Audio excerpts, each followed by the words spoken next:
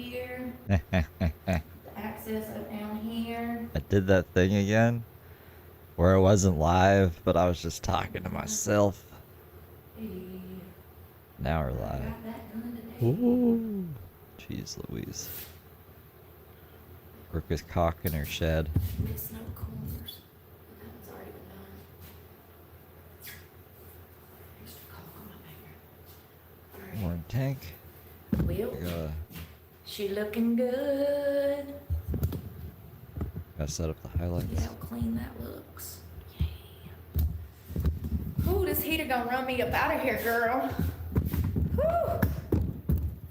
Either I'm going through menopause or this damn little thing from 1980 something works good on my back. Oh, I ain't worked out in like 3 days. My lower back hurts when I don't work out. Damn it. Shit. This girl is on fire. I thought I was about to get lit up. Alright, coffee break. There's paint in there. There's paint in there. It's a piece of paint. Listen, I spent 2 days huffing paint. I think the least of my worries is gonna be down. Are you set up for autopilot now? Oh, shit, Welcome to the day. damn it. Time is it? It's 10. Of course they're wrong. It's 10 a.m. I gotta get those holes I have chips and salsa soon. Right? Tinkerbell jerked me out. She changed her picture, and I swear to God, her name was Tink the Lesbian. So, like, They got like lines. thought I was an imposter for a second yesterday. It's hard to even get in here. Shit's all uneven. Who? Can you see right here? Sorry. I ain't written down.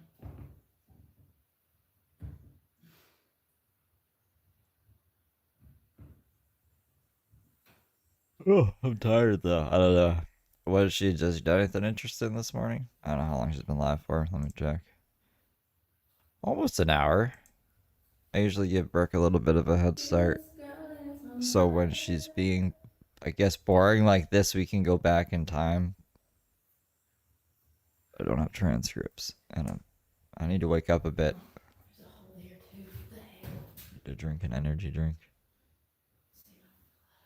And every time I turn on the PlayStation, it says, it's Black Ops 7. And I go, no, it isn't. Not yet. Hey, short stack.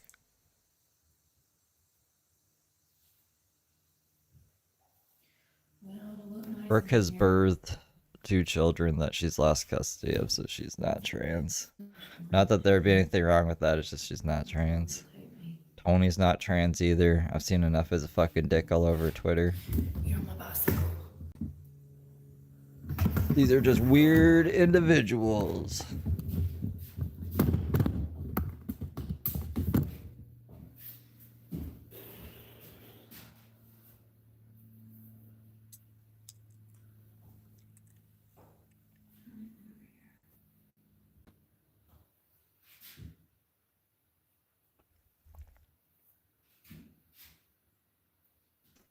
Kinda. That's for the same effect.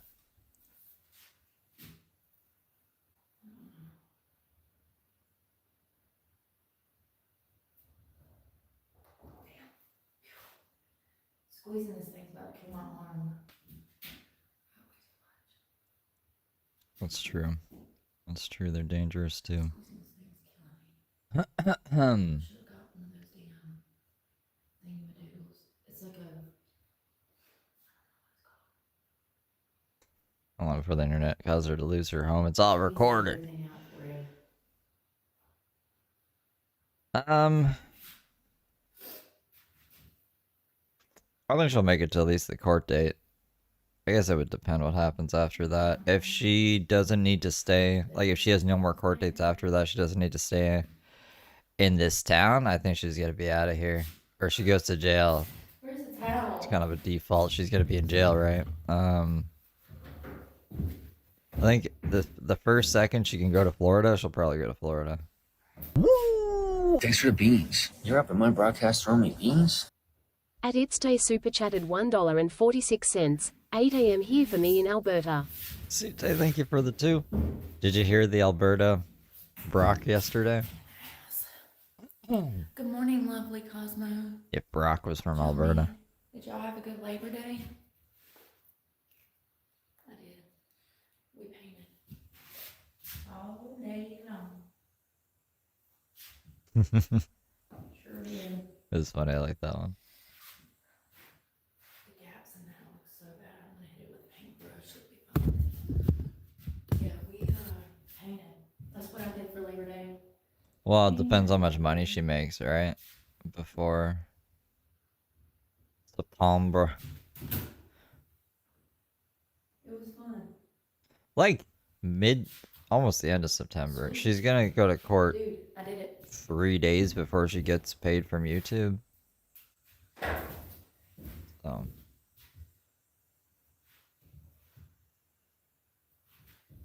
And I think she already has a vehicle. I don't think she's like borrowing someone's vehicle. But that's just me. Brooke likes her own things. So, yeah, I just can't see So we were caulking. her doing that. Because I've got to do another coat of paint. I think that's all I'm gonna caulk, y'all. The holes at the bottom for sure. And any holes, I think that's all I'm gonna caulk is just so like when you're at eye level, it looks good. The rest of it'll be fine. You know what I mean? Cause like, this is eye level. So I think just caulking around that is fine. Cause that's the only thing you're gonna be able to like really see. You know, there's no reason to like caulk the roof and stuff like this. And that would be expensive. I went through half of that tube already. So, almost half. So it wouldn't be practical to caulk all of that.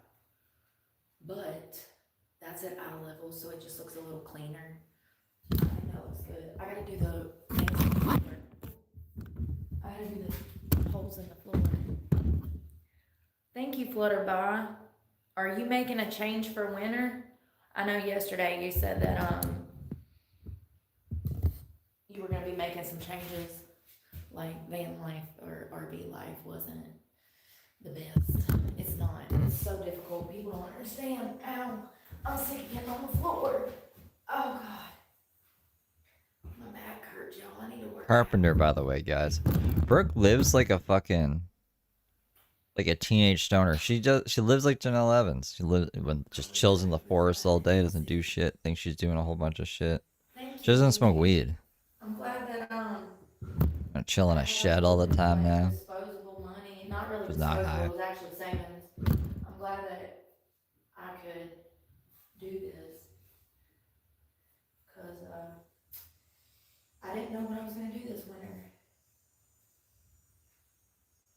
Good morning, Sunkissed. Things sometimes go from bad to worse. Oh, God. Yeah, I guess she vapes the weed, but she's sneaky now about it. Damn. I want to see the I just got caulk on my bicycle. the turning point in that, because she used to not give a fuck. She used to just Caulking today. smoke her Delta 8 on camera Ready? and be like, "I'm smoking Delta 8. It's great for you. You should too." Effort goes a long way. It's my paintbrush from yesterday. We're gonna have to do a second coat. I'm still trying to figure out how I wanna do that. If I wanna roll it and then trim, touch up the trim, or Truther just cried on stream. I have no idea. I guess I'll come up with a game plan. Is he listening to music? I have to have the first coat on. It's not perfect, but it was amazing. Well, actually, Yeah, he's listening to music. Fuck. It's I want to see him cry. That's not bad, right? All these holes are Yeah. any kind of holes I see. I wish I could just take away Truther's music. One day, probably soon, we'll have an AI that can just do it in live time. Take music out in live time. It'll only need like a fraction of a second that won't be noticeable to the human mind or some shit, and will be fitting with between like the 15-second buffer time on YouTube. Please like this video Streaming. for Freeway can see it. Thank you. I can see it in the future, but when that day comes, I'll be so happy because I can finally watch Truth or fucking live. Alright. Looking for the wood screws. You're surprised you're gonna do that now? I bet you there's the technology for it. They just haven't figured out, I don't know, a way to monetize it or some shit. One. I'll look No. it. Let's see. One, Let's one, just see. one.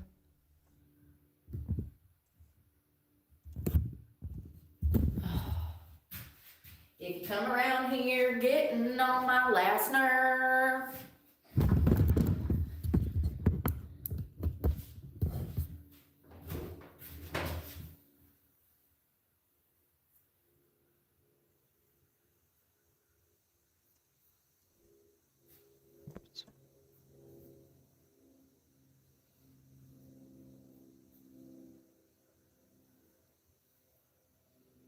Making sure to shove it down in there. Because if you don't fill up the hole and an air pocket gets back there, when it starts to dry, it'll just open back up. So you gotta make sure you shove it down in there, okay? Make sure to completely fill up the hole. I'm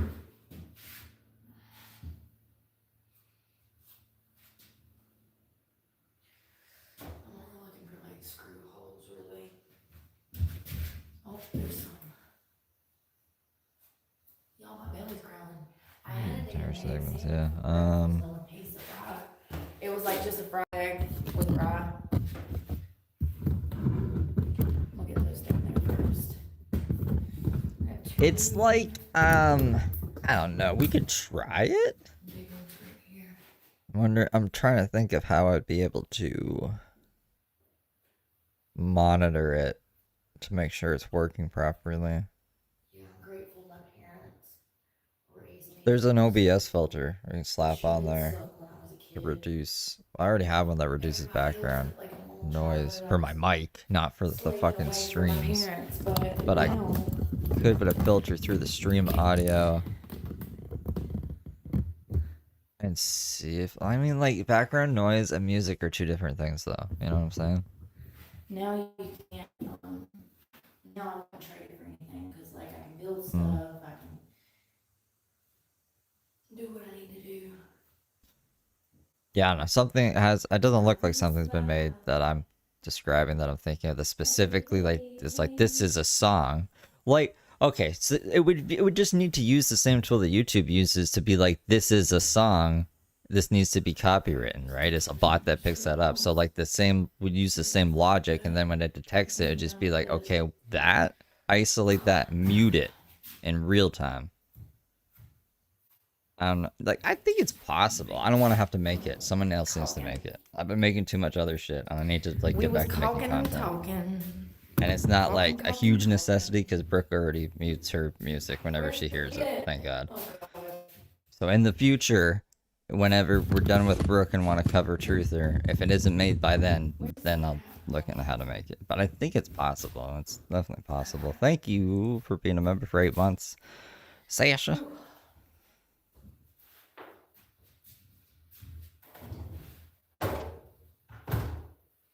Well, that went well.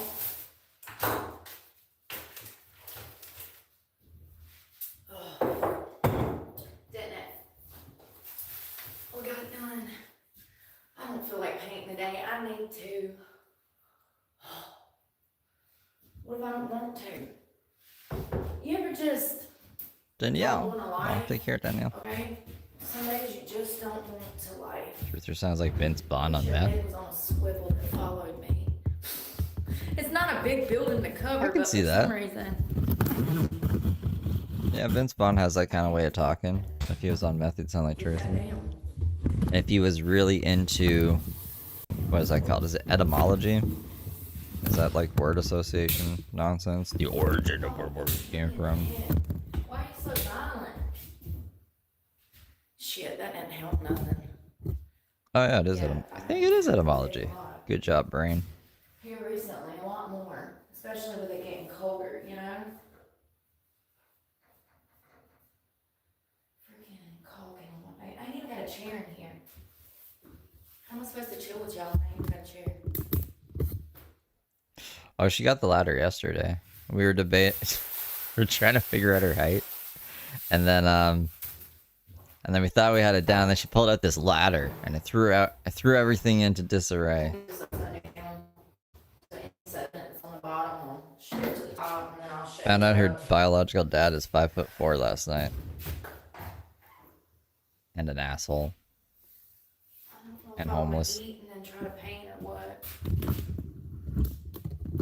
She's 5'4" too. It's a nice I can day. see it for Let's dad's see what the weather's 5'4". gonna be. Is this gonna hold my ass up? If I sit on this.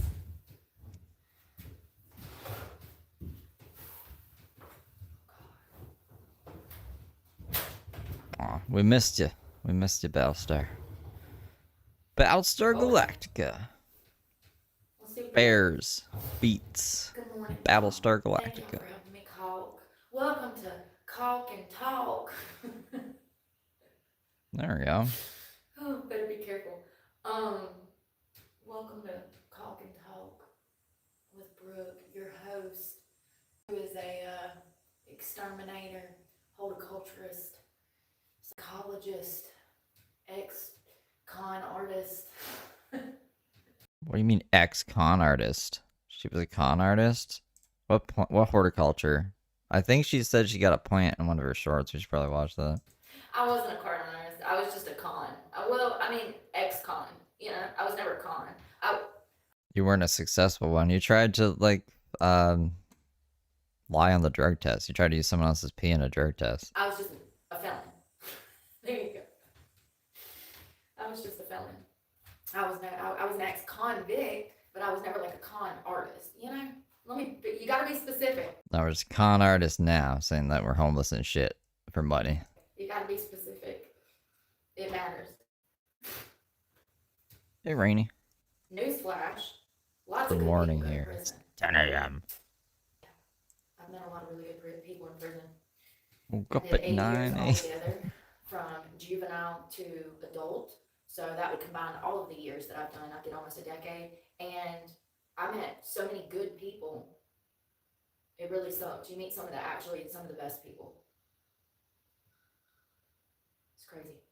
It's really crazy. So it's gonna be 75 today. 60% humidity, sunny. It's gonna be beautiful. I need Wait, to cook am some I food crazy? and get in the mood to live life. I'm just stressed. I guess we all are.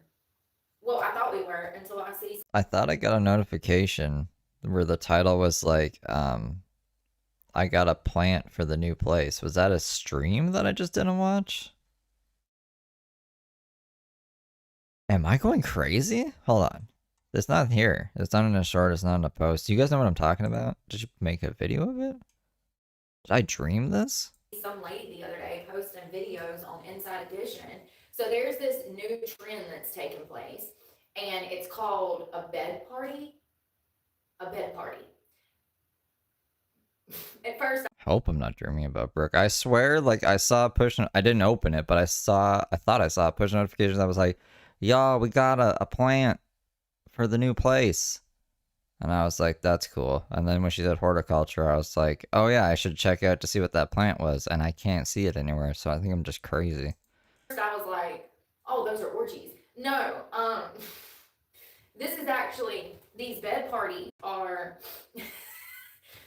we couldn't have called it like the college versary, or I don't know. So it's about students going off to college. Why they decided to call it a bed party is because what they do is seniors who are going off to uni, the parents decorate their beds with thousands of dollars worth of university merchandise to where the student's going to be going Did you guys see this plant? Do you know what I'm talking about? Did I really make it up? I swear there was a plant. to, but also balloons, flowers, gifts cards, money. I've seen some over the top elaborate bed parties. First of all, I thought we was all struggling out here. Second of all, why does society constantly come up with shit for parents to do and spend money on? Like, parents are already broke. We stressed about birthday parties. We stressed about Easter baskets. We stressed about Christmas. And then they literally, college, do you know how expensive school is? It's just such a stupid, fucking boring dream if I dreamt it. Why the fuck am I thinking? Why did my brain put that in there? I'm gonna try to find the push notification. If I didn't click on it, it should still be there somewhere. And society just comes up with more frivolous spending so that they can take pictures for Instagram and look cute. I know what happened. Okay, so my brain is bad at reading in my old age, and it read paint as plant. Paint for the new place. I saw as plant for the. Never mind. It's just me. It's a me thing. I'm crazy. I would not recommend any parent feeding into this behavior. You're actually breeding a demon, okay? It's my bad. They do not appreciate shit anymore, okay? They're ungrateful, okay?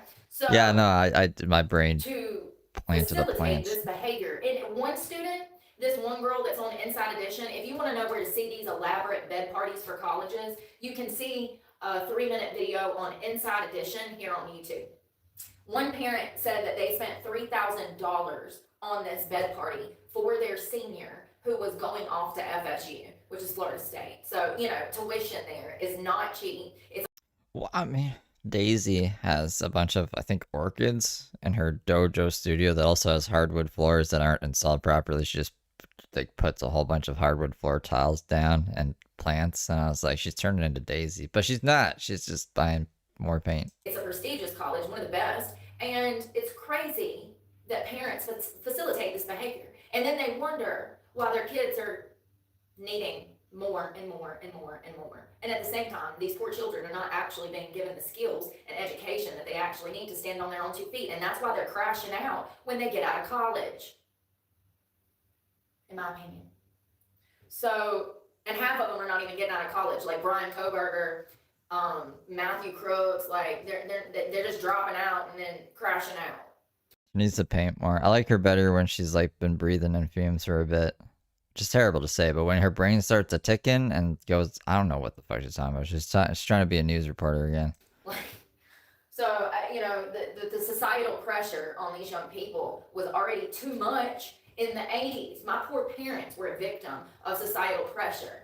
You're 18, time to get married, time to get knocked up, time to get a job, time to go to college.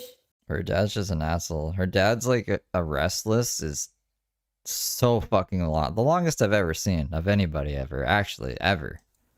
Let me tell you something. It didn't end well for my parents, okay, taking society's advice. It didn't end well for them. And it didn't end well for me either. So maybe don't take society's advice, think outside of the box, and don't facilitate raising a hellion. I mean, $3,000 for balloons and t-shirts? You got me all the way up. Yeah, all the way up, okay? If I wish, do you understand that I couldn't even have went to my parents and asked for something so ridiculous. They probably would have whooped my ass. Like literally, like punch me in the face type of shit. That's crazy. It's crazy talk. Crazy talk. Then we wonder why we have little gangs of 10-year-olds rolling into Sephora, messing up all the samples, destroying all of the displays. Parents are raising their children to be brats. I'm sorry. It sucks. You know why I say this? Because the government says that I'm not allowed to be a parent. So since the government says that I'm not allowed to be a parent, I'm going to put my 2 cents in.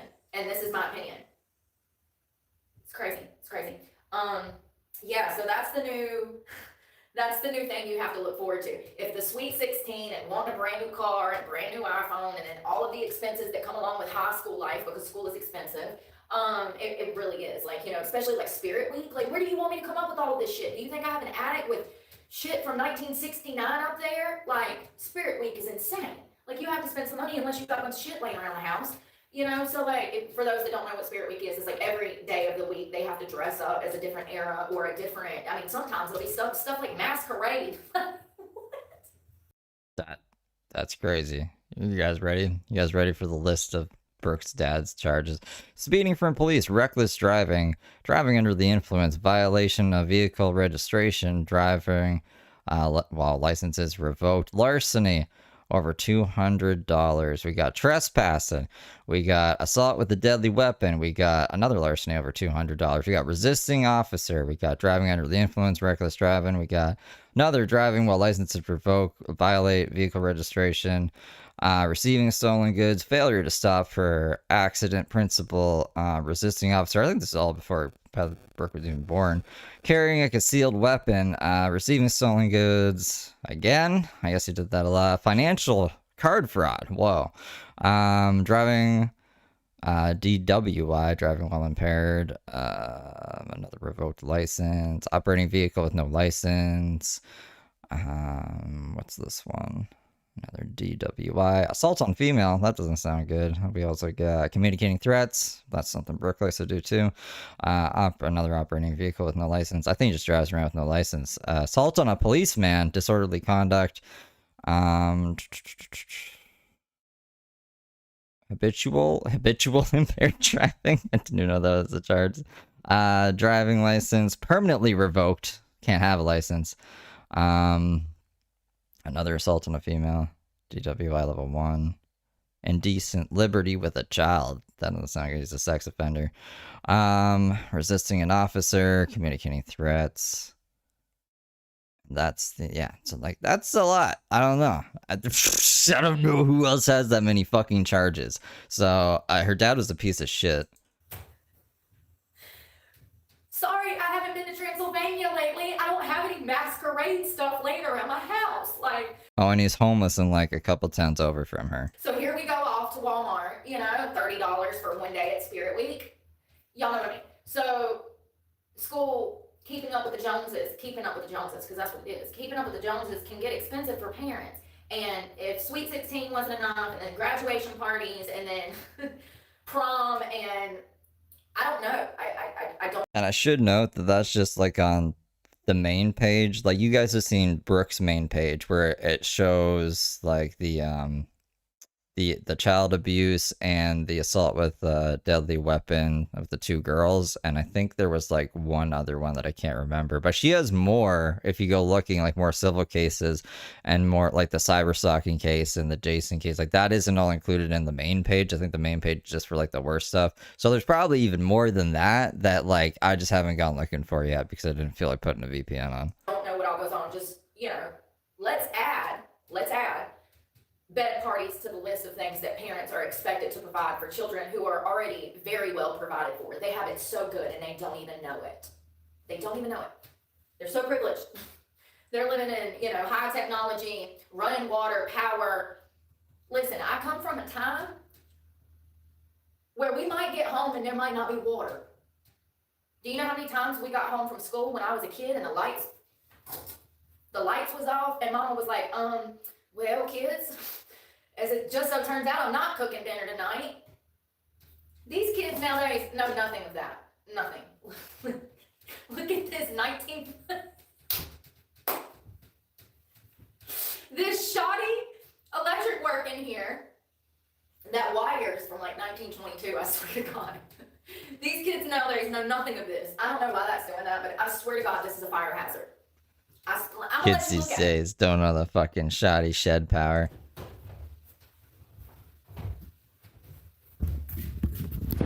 It is beautiful weather. Oh, congratulations, Tammy. First of all, this thing is literally got paint falling off of it. That wire, here, I'm gonna show it to you. It's dry rotted. Look at that. Look at this. Dry rotted. Do y'all see that? Do you see what I'm talking about?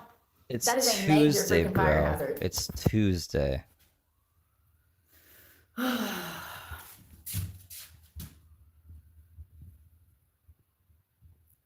I'm just not in the mood for this shit. Yeah. I might have to make mods again. I might have to give mods out. That light, and that part up there is like literally rotted out the top. And people will just have to deal with it. Like, if you don't like how mods like mod shit, like, I don't know. Like, just get over it. It's the fucking internet. It's a YouTube channel. Life will go on. Did you see that hole? It's crazy. I'm gonna go get some food. And I will call you later. Bye, y'all. Love you guys. Cops?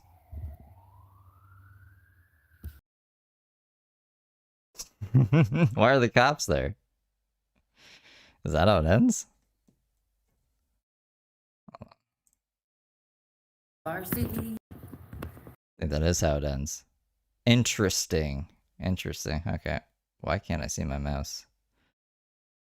Because I'm blind. Alright, well, we missed, like, the first hour of that, so let's find out what happened while we wait for her to get back, I guess. I don't need any fatalities. Good morning. Y'all, why do I curl my hair and just end up looking like a fucking father?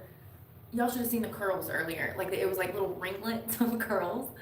I look like George Washington's great granddaughter. I did my hair because I had to wash it. Good morning. We're in mi casa. Mi casa, welcome to mi casa. Oh man, I don't feel like painting today. We're not gonna paint today. Oh, wow. Unless I decide later to do some painting. However, last night I went to Lowe's. I got more paint. Good morning, Stephanie. Mistress Melly, hello. Aaron. You guys are good little angels. It's just fucking idiots, man. They're like, you're fake, Steve. Not that I care about that, but he's like, you're all so gullible. It's like, you're fucking gullible. Just because I haven't looked through everything, and I don't want to, I don't know, possibly dox shit that I'm not supposed to, so I'm not putting this up on screen. Like, you think I'm just making shit up off the top of my head or something? I always end up showing receipts, so shut the fuck up. You're gullible if you believe any of Brooke's bullshit, and I'm just not in the mood for it this morning. I'm just not in the fucking mood. So that's what I was saying about. None of you guys, just fucking little stragglers that get in here. Good morning, sunshine. It's gonna be a beautiful day. It's nice already. I got more paint. I'm gonna leave it upside down.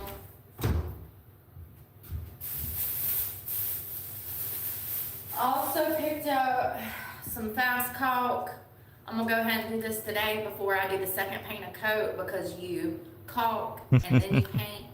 Also picked up I said it's Tuesday. They're all supposed to be back at work right now. Like, the weekend was pretty rough, but I was like, don't worry, it'll be Tuesday and they'll all be back at work. It'll be fine. And so I'm like, fuck that. It's only been one guy, so I should really calm down, but fuck that. a 2-inch trim and edging brush to get around the gaps. I got hair, I'm sorry. I'm under attack. I got this to get in the trim and to clean this up real nice. Do you see these cracks down here?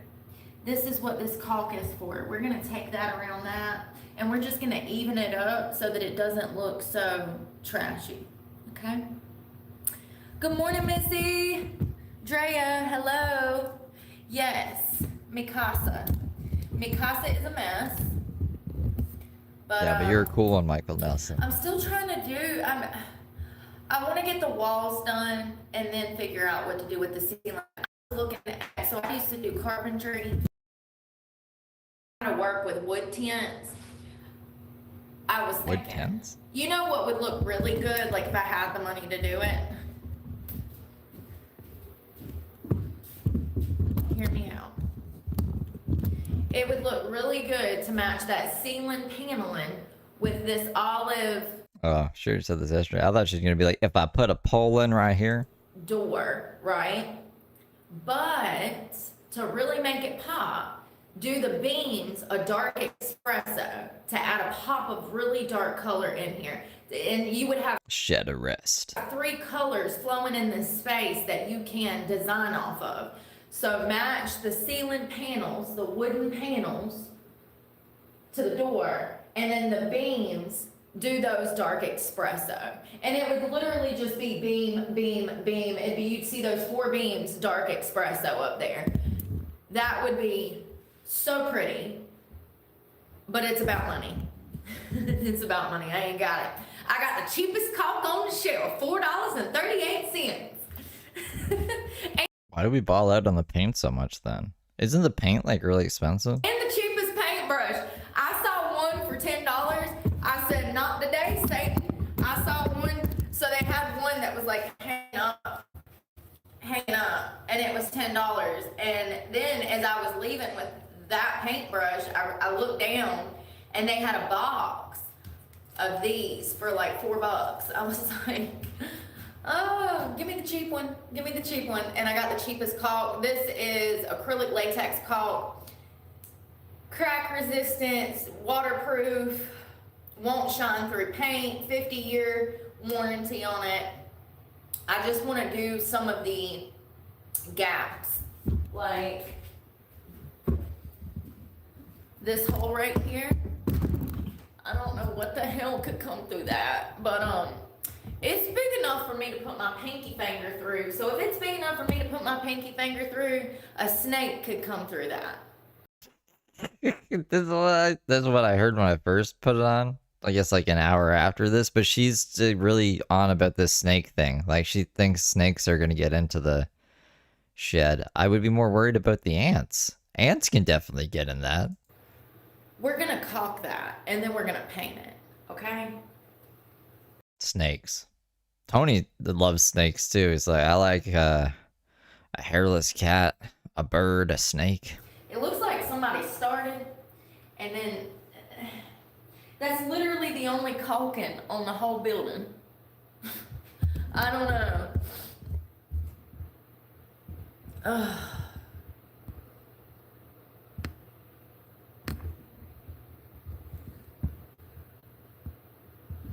Anyone coming Really? here that I can tell is a fake account, you'll be blocked immediately. Good morning, Christy.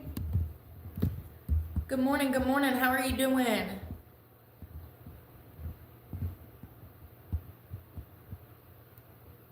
You missed the spot. I didn't caulk this. If I would have caulked this, there wouldn't have been no spots missed. It's my she shed. I bought a car yesterday. Oh, congratulations. That's exciting. Honestly, you want to hear something funny? Things like buying a car used to be exciting. It's not anymore. The economy has stolen the joy out of purchasing luxury items such as a home or a car. Like when I started Luxury items. Those are the bare essentials. What you talking about? Luxury items would be like, I don't know, Gucci belts and a Roxy fucking towel and like all this weird ass clothes and shit. first started buying cars, 7 phones. good morning, Lafayette. Fast food every day. Lobsters that you throw at the birds. I could go on. Like there's so much shit she's wasted money on that I would say are luxuries that aren't the bare essentials. You could get finance rates for like 1%. Do you know these youngins are out here signing for 20-25% on these cars? Let's think Trying to think of like a better, like a spin on She Shed. about that. Let's say it's $100,000 Escalade, because that's what they cost now. Let's say it's $100,000 Escalade and they're signing at 18%.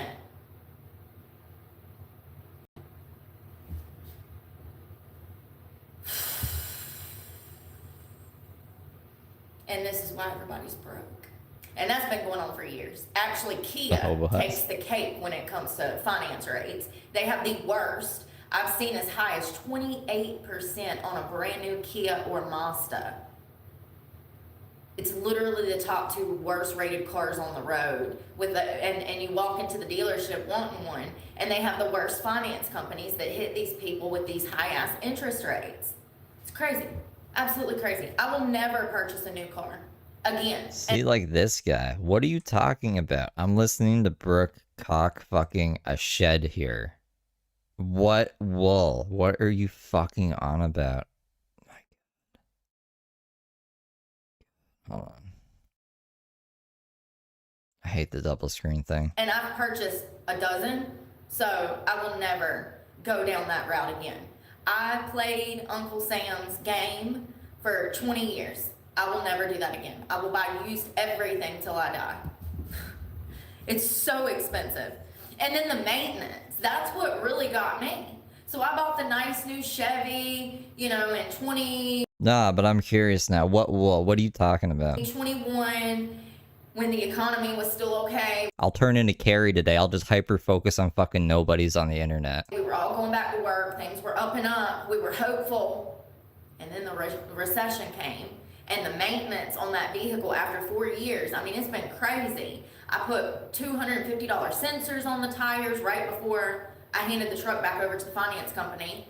A $1,200 AC unit.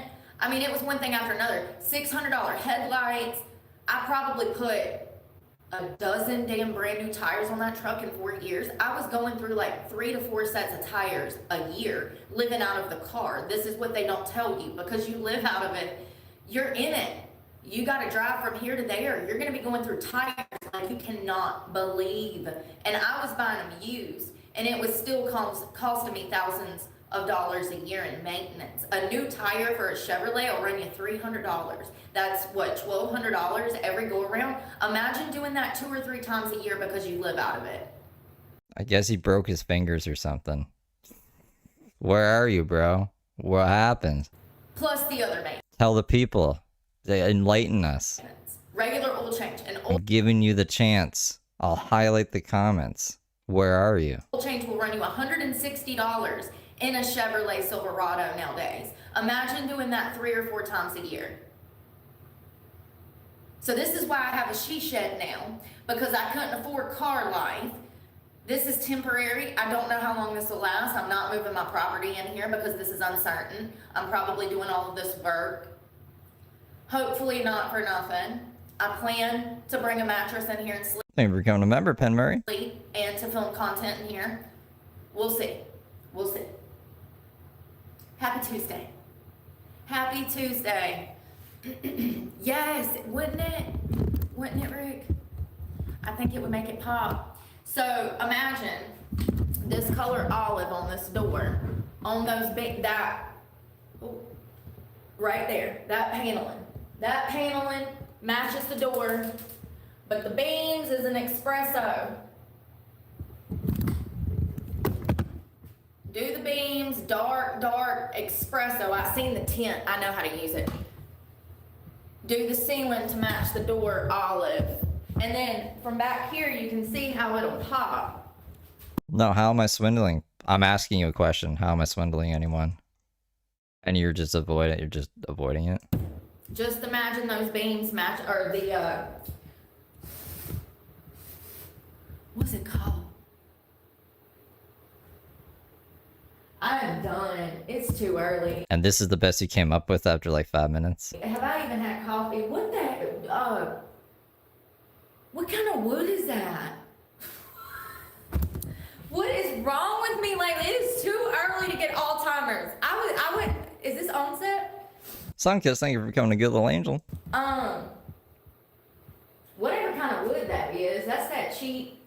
What is wrong with me today? What is wrong with me? Hopefully you'll be okay there. Clearly I'm already breaking down. Hey, Miss GT500. I don't know what that wood's called, but anyway, imagine that painted the olive and then those beams, those rafters painted espresso. What the hell is that wood called, y'all? Plywood. Thank you so much, Israel. Thank you. Plywood shed. I used to build skate ramps out of plywood. Plywood. I don't know if I would build a house out of it. Yeah, the shed's probably fine, but like, I don't know. Brooke wants to pretend to live in here. Imagine the plywood matching the olive door and then espresso beams. Yeah, I don't know. I mean, the damn can of espresso, I would need a big one to, because I would have to tint those. It's a wood stain, so I'd have to get up there and stain it, which I've done before. I know how to work with stain, but like, I would need the big container, and it's gonna run about $30. Plus some other materials, like the thing you need to apply the stain, any kind of rag. Thanks for the beans. You're up on my broadcast throwing me beans? At Slick Pinkwood super chatted $10. Steve, you low down dirty swindler. Anyways, thanks for the laughs. Long live Steve to live. Thank you, Slick Pinkwood. Thank you for the time. I'm just a dirty swindler. I still would like to know how I'm swindling, but I guess we might never find out. It's just being said. Yeah. I don't know, it'd be like a $50 project to do 1, 2, 3, 4, 5, 6, and I'd probably actually do that half, which sucks that I painted that. Fuck. I wasn't thinking about it till after. I guess I could paint it, well, actually, I like the white. I like the way that it actually reflects, never mind. I'm gonna keep that white, so it'd just be 1, 2, 3, 4, 5 beams for damn $50. Who got that? Who got that? What the hell? Lord have mercy. Okay, I need coffee, y'all. Yeah, I might start on this caulk.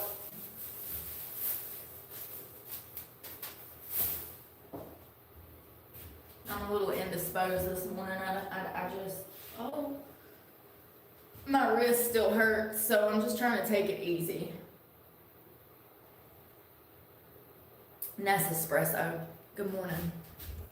Yeah, definitely gonna need a dehumidifier if it works out long term, because I've already had a mold problem. This paint is specifically designed for a kitchen or a bathroom, and I did that intentionally to try to not let the mold in, okay? There's been a mold problem in here. This was a storage unit for 20 years, over 20 years, because I pulled clothes out of here that were from the early 2000s. So, and I modeled them on my channel. You can go see them. There was a lot of Hollister, American Eagle pants, Timberland, True Religion, Tommy Hilfiger. It was kind of cute, actually. I haven't put vinegar on those clothes yet. They're bagged up in a different bag. I dried them and then backed them up in case they did still smell. So anyways, yeah, this was a storage shed, and everything I pulled out of here, even if it was wood, had mold on it. And the thing about that is, if you take something that is moldy, let's say that a couch was in here and it had mold on it, and then you go and you take it in a home, well, that entire home, now you're risking exposure to mold in the home, because you just transferred. That's what cross-contamination is. You've just transferred something. It's like roaches, okay? You go into a laundromat, you set your laundry bag down on a communal laundromat floor. The person next to you has roaches out of their bags, then crawl into your bags, lay eggs, and then you take it home. Yeah. Mold is just like roaches and eggs. It's spores, but like, this is an interesting comparison. So exciting. Now So fucking exciting. you have an infestation in your home. It's the same thing. So everything that was in here went in the trash that had mold on it. Cake Mix, thank you for the 5 and this racing hippo? Is that a hippo? That stunk. I got this paint as a preventative for a kitchen and a bathroom, hoping. So there was an infestation of ants, so I had to get that out. That was fun. Then I bombed the place 3 times. Then I bleached everything, washed the walls, come And then found a spider. Freaked out about that. back with Fabuloso, and even like drenched the floor. I've scrubbed it, I've swept it, I've everything. And I figured that It's funny because like last year, October, when she was in the shed, she kept finding heroin. She's like, this is heroin, that's heroin. See this stain on this, that's heroin too. And now it's just been like super fucking bleached and chemicalized. I wonder if there was any heroin she found. this paint for the kitchen, where does it say it? So it's mold and mildew proof. It's supposed to be kind of like a 2-in-1, but it acts as a sealant as well against moisture, in my opinion. Listen, I'm not a paint expert, okay? I don't know. I'm not a paint connoisseur. That would be my best guess, judging by the packaging. So it's got 5-year mold and mildew proof paint film. Like I was saying, kind of like a sealant film, paint film. So withstands moisture and stains, scrubbable, washable, self-permanent. And this is satin. Oh shit, I could have got this dyed. I think you can probably get all of them dyed through the Lowe's department. We don't read directions, we just, yeah. Pretty self-explanatory if you know how to paint.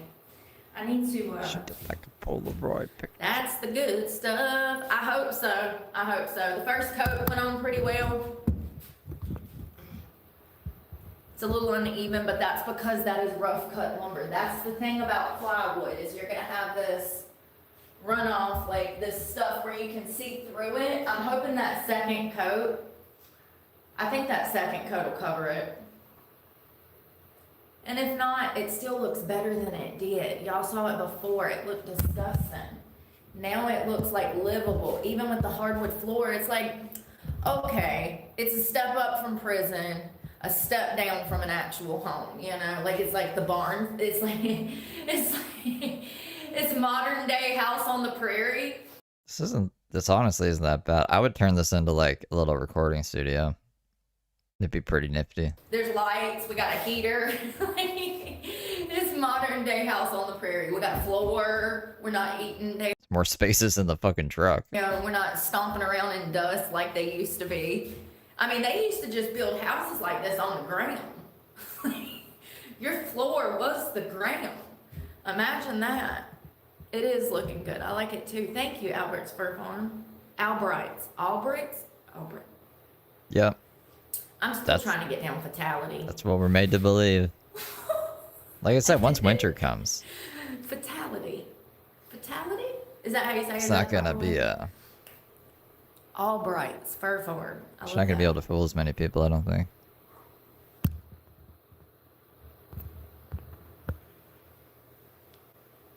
Let's see if we can get the end off of this. I'm joking. I'm joking. I got a knife. I don't know if it'll work, but I'm wondering where I should start. And I'm wondering if I want to do the ceiling. Like, do I just want to do, how far is this going to go? How much will this do?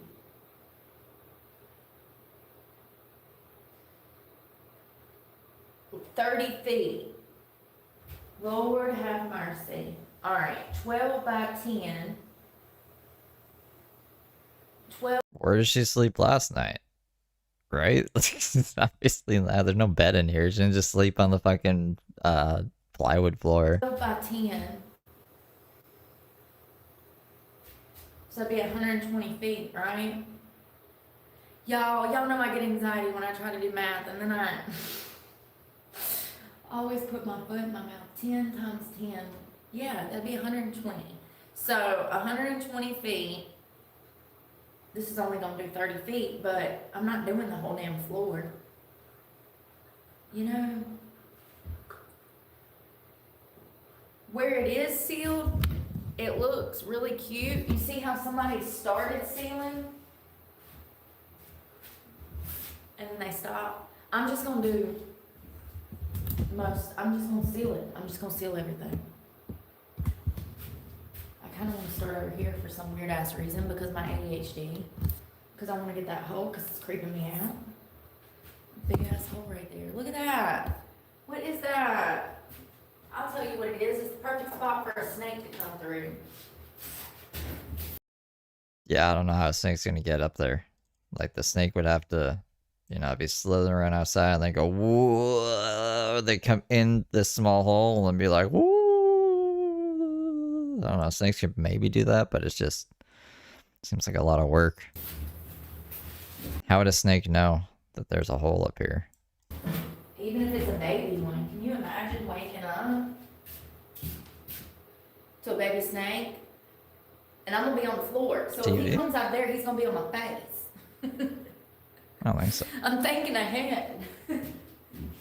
Let's see, I wanna go at an angle.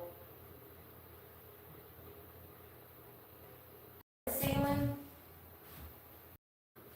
looks really cute. You see how somebody started where it is sealed?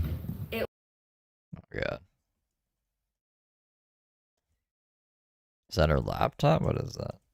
Might be a box. Wait, is that a TV? That does look like it's a monitor. It's either a monitor or a TV. It wasn't until, because you can tell by the back of it that is a monitor or a TV. That's a good catch. Who caught that? Pepsi Nye. Good catch. The fuck? Why she got a monitor or TV in there? So I took it at an angle, but I actually took it at like a cake angle, like a piping tool. We're roughing it, guys. Ah! I'm gonna stick it down in there and just squirt Sweet home Alabama. an artificial backline and then come through, like I piped in like little pockets of it, and then I'm gonna come through and do an actual one. But Whatever this thing- games Brooke would play. Ooh. It's kind of, I need one of them piping kids. Piping kids. One of those guns. What's a stabbing game? I don't know where it went. This shit ain't coming out. I ain't got the hole wide enough. Let you play Grand Theft Auto. Lord.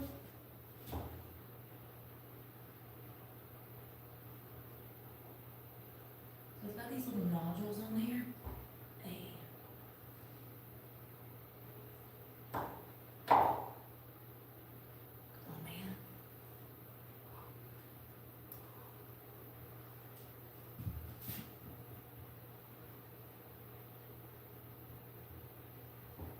Yeah, I'm gonna need that gun thing, y'all. I forgot. Never mind. Sometimes it's been a long time since I forgot. Yeah, so that looks better. I am gonna go up with it, but right now I'm gonna leave it. So you can always use your finger. Well, I fixed it. Go me. I got this extra caulk. I'm gonna fill in that line right there. That actually looks fine, so I'm probably not coming through here. Cause it looks good. I am gonna go up once I get done with all the bases, the baseboards. I'm not a psychologist, but she seems like a narcissist. She seems very self-absorbed and only thinks about herself. Canada, hey Dan, good morning. Yeah, I was panicking because the opening wasn't wide enough, and then I'm like, it's been a while since I caulked. I forgot to just throw my finger down there and even it out. I was looking for it. They make a tool where you can even out corners, and I'm like, damn, I need one of them tools.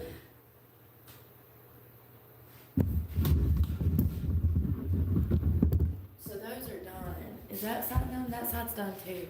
Okay, so, here we go. I guess I'm gonna start down. See, you can see down here, somebody started a caulk down there in that corner, and then they quit. You're supposed to use water?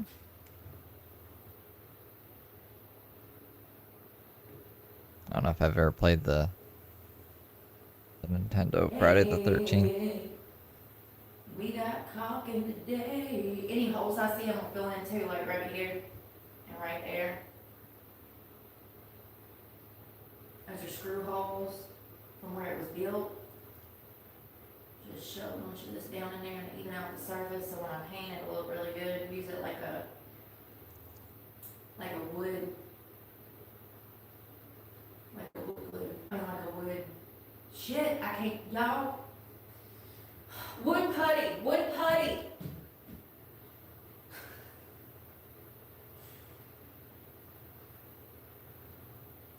Redneck renovation.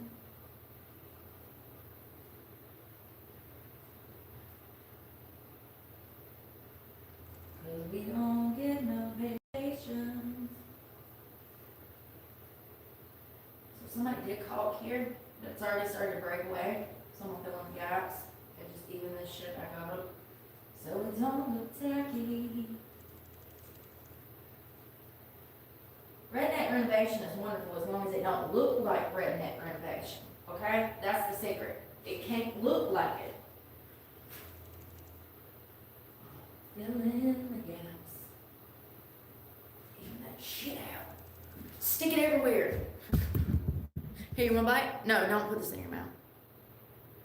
I'm a bad influence. And this is how the Tide Pod Challenge started. I mean, legally, yes, I'm still homeless. Don't do the Tide Pod Challenge, it's bad for you. It's really crazy to me how modern society doesn't understand homelessness. Even though this is a roof over my head, I do not have a bathroom. I do not have a shower. I do not have a kitchen. I want. But you do have a shower that you can use in a bathroom because you go to the bathroom, you run off there, and a kitchen and your workspace closet. I don't have any way to cook food. It's still going to be difficult. I'll have this place to sleep at night, but this is not somewhere for me to be 24/7. So, I'm still homeless. I won't freeze to death this winter. She's got more options than most. She's got a storage shed, a trailer, and just this shed, her she shed. There's people out there who are just renting a room, like Tony was in Auburn. He was just renting a fucking room. He had to share the bathroom with everyone and go to the laundromat and shit. He didn't have a fucking anything. He just had one little room with all of his bullshit in it. Because I'll have this place when it gets super cold, but by law, I'm still homeless. People don't understand that, like... She has an address. She has an address listed on her fucking court shit. Currently, right now, I could not enroll in school. I could not, there's certain things I can't do because I don't have an address. Because I'm still homeless. I do not have a mailing address here. I cannot receive She does have a mailing address. She has an address she can use. mail here. I cannot put this as a residence on a driver's license in order to obtain a driver's license so that I can look for a job so that I can get a car. Do you understand? What address is currently on her driver's license?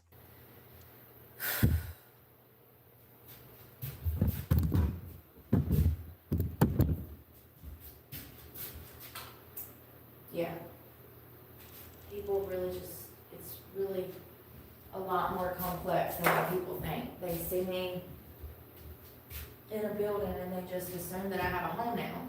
That's not the case. That is not the case.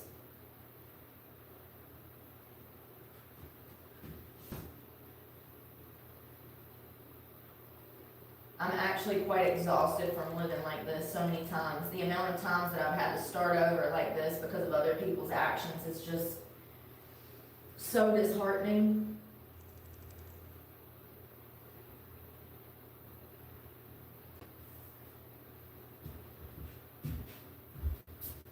Good morning. Yeah. Good morning, Derry. Yes, I have shelter, not a home. Big difference. Thank you, Colleen. Thank you. And like I said, I can't even receive packages here, mail here, nothing like that. So I'm filling in these holes from the screw, the wood screws. All right, we're gonna come back through and do these gaps in a minute. I want to go to the other side because my ADHD makes me just bounce around. Yeah, I'm trying to. I think I was looking at this side and I did so good on that side. Like, and then like over here, you can see like that's where I first started. And then come over here and look how bad it is.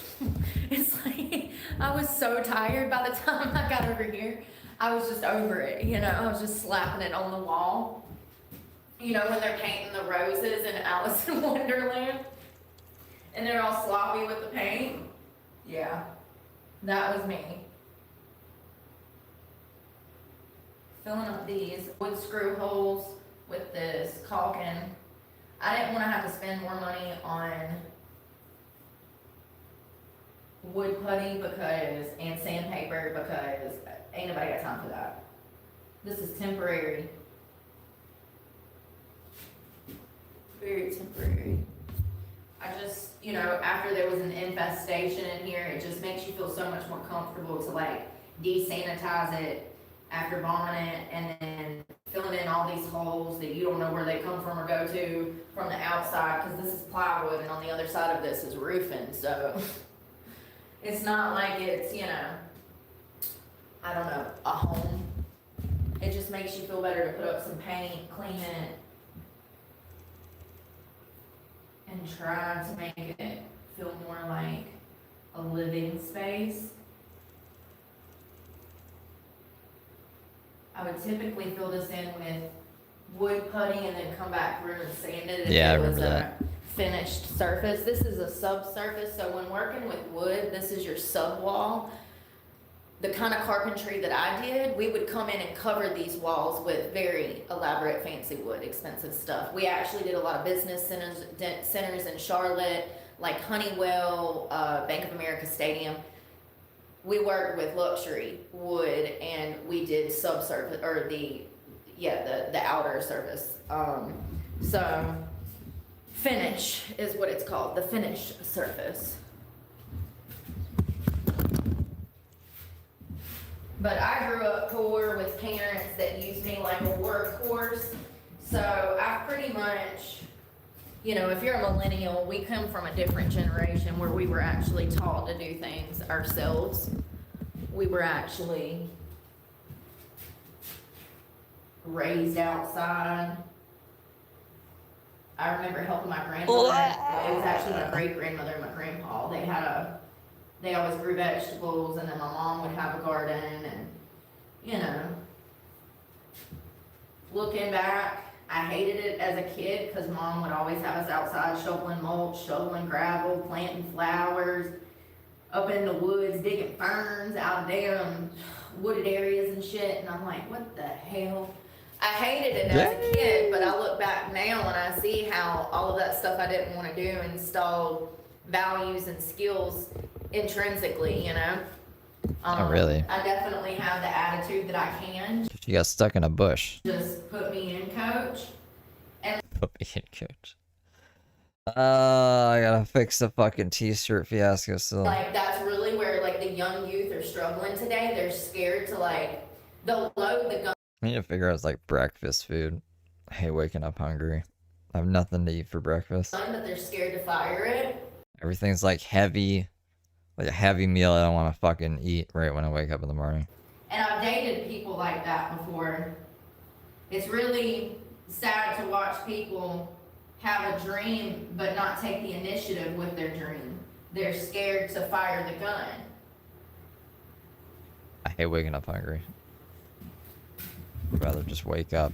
I mean, they're taking their mommies to job interviews. Because then I get cranky, really and then I start get that fighting conversation, fucking y'all. idiots. I swear to God. But I don't Listen. know. We gave that guy a shot, and he took that shot to be like, you're all just gullible, ha ha.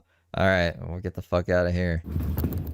I would not be able to hire somebody that brought their mommy to a job interview because I'm gonna be laughing, okay? I'm gonna be on the floor, literally rolling It's a good thing you're not an employer. I mean, like, I don't know what you'd be an employer of. with tears and snot coming out my face because I cannot control my laughter. I'm gonna sound like a mix of a hyena and an out-of-breath elephant, okay?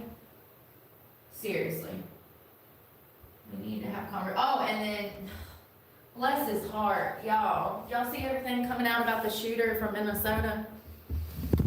Bless the shooter's heart in Minnesota. Listen, I'm grateful. So if you've been here from the beginning, you know that I've been one of the people. One of the things that kind of got my channel off the ground was talking about how trans children are being abused through the medical industry.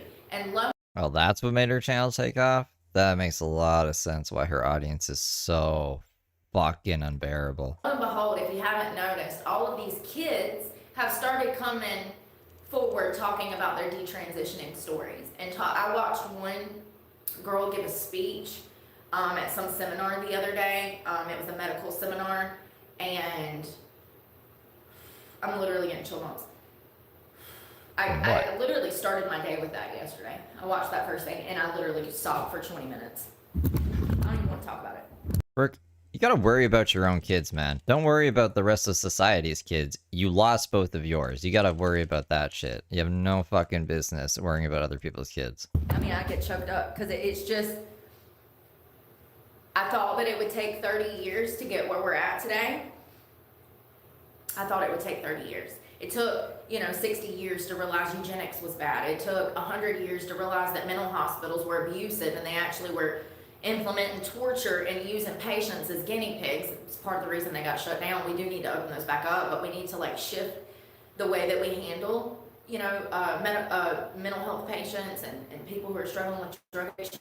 But look how long it took to realize that a lot of things were really bad. I thought that it was going to take Asbestos. 30 or 40 years for these children to grow up to start telling their stories, but as it just so happens, they are screaming from the tops of buildings all of a sudden come the middle of 2025. It's been detransition story after detransition story that has popped up. It's like the gate has opened. It's like someone gave the green light to go ahead and start putting these kids in the spotlight. A lot of these children are still children. We're talking about 17, 18, 19, 20 to 30. Brooke doesn't give a fuck about children or about trans people. She's gone on many transphobic, homophobic rants, and she's also, she's fucking threatened all of the kids in the city, and she's trying to get Dylan put in jail. She doesn't give a fuck about kids. She doesn't give a fuck about trans people. 30-year-old people talking about how the medical Like she said, her channel blew up because she talked about shit like this, so she brings it up from time to time because she's fucking grifter. industry, how psychiatry, clinical psychologists, teachers, how the government brainwashed them into having a sex change, and now they are dissatisfied. Oh yeah, beheading I don't kids. know who I forgot about that. Yeah, decapitation. That's a really good point. gave the green light for this, but I am here for it because I really thought that it was going to take 30 or 40 years for these children to have a voice. I will literally cry right now. It makes me so angry. And the longer I watch this take place, I realize what the plan was all along. In my opinion, my generation was the first generation for them to see, them being the government and big farm and the medical industry, how far they could go with medications. When I was a child, I was pumped full of medicine from the age of around 4 to my teenage years. Most of my childhood, I was in mental health facilities, foster care, group homes. I was moving every 6 months to a year.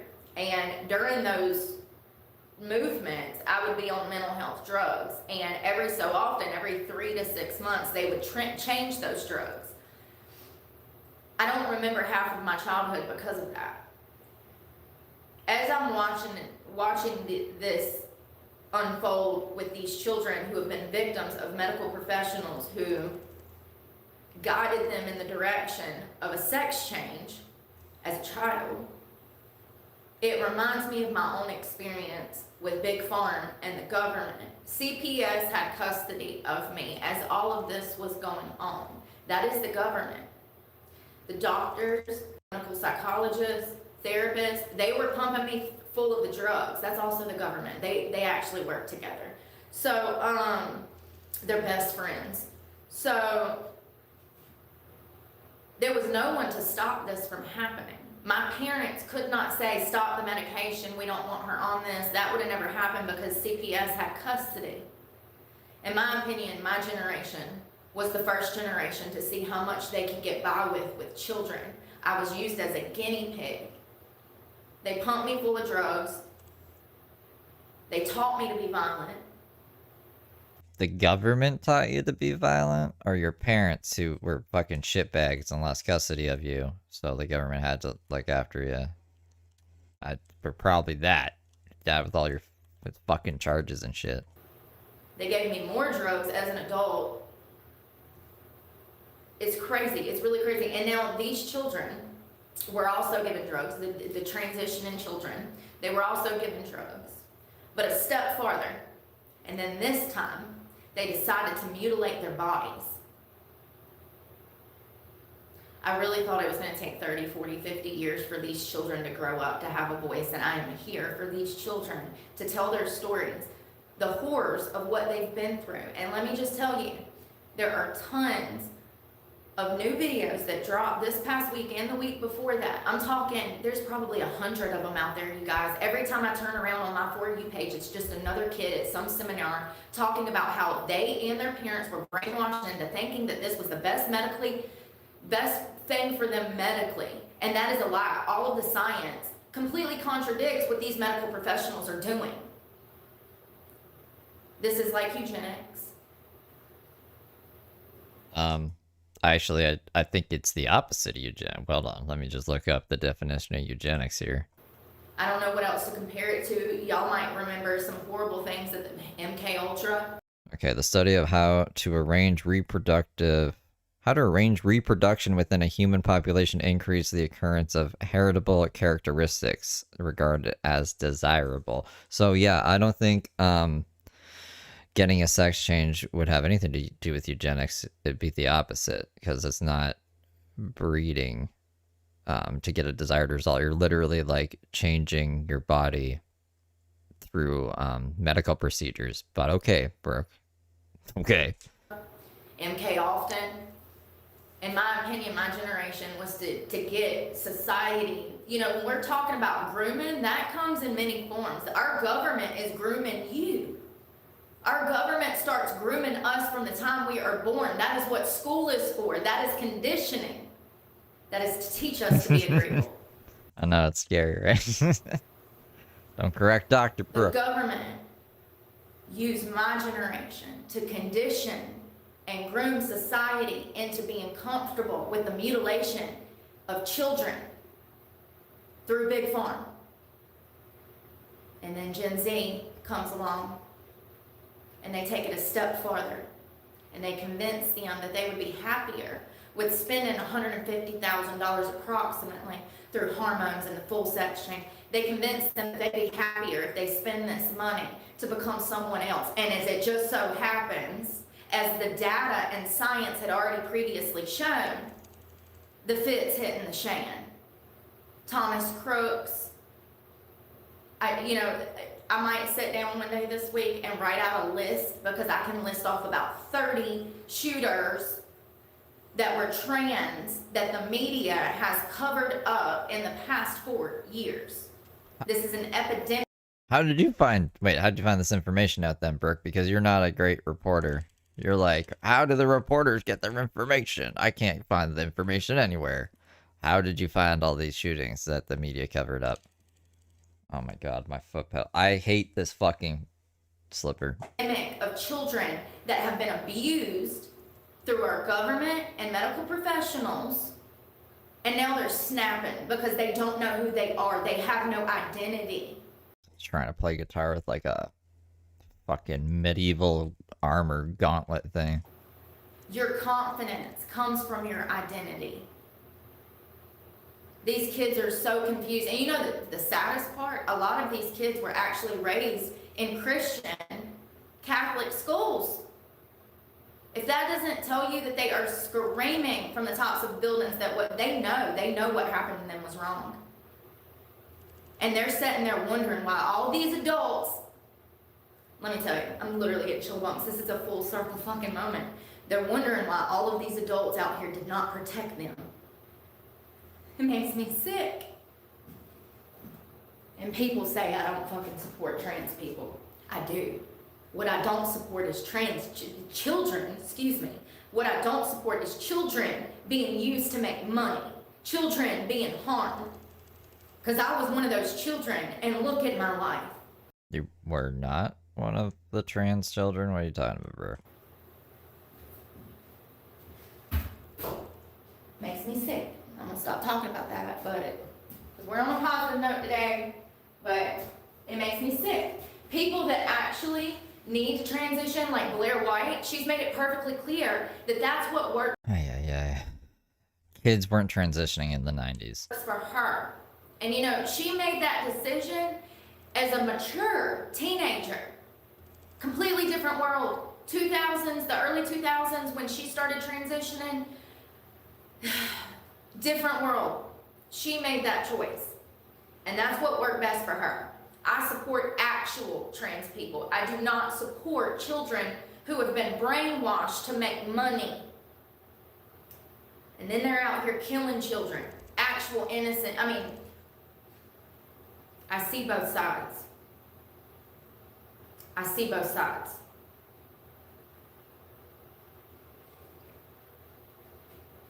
And this is what I was worried about last year. And I really need an editor because last year I made the prediction that this was gonna happen. What would we need an editor for then? What the fuck? I need an editor because I made a prediction this would happen. What would the editor have changed or had any effect? Like, I don't get how did that make it make sense? Specifically, trans kids were gonna snap and start committing mass shootings. I said that. Makes me so mad. You know how I know? Because when you become of age around 18 and you've been toyed with your whole life, you don't know who you are. And so you get mixed up in the wrong things. And sometimes on a bad day, you mix a little bit of Xanax with some alcohol and you decide to get into a fist fight with two girls. You go over to their house, you kick in the front door, you stab them almost to death. You die yourself. You're in a coma for a week, and when you wake up, the FBI is in your face. Yeah, but you weren't trans, Brooke. Yeah, that was me. When I was 18, and I had no one, and I felt so used and abused and alone, and afraid and behind. And all I had was drugs and bad people and bad influences. And I made poor decisions. And I'm glad that, I'm glad I didn't grow up with Gen Z, because I would have been one of those girls that cut off my tits and took hormones. 100%. I'm already a tomboy. I've always not Already shooting up testosterone.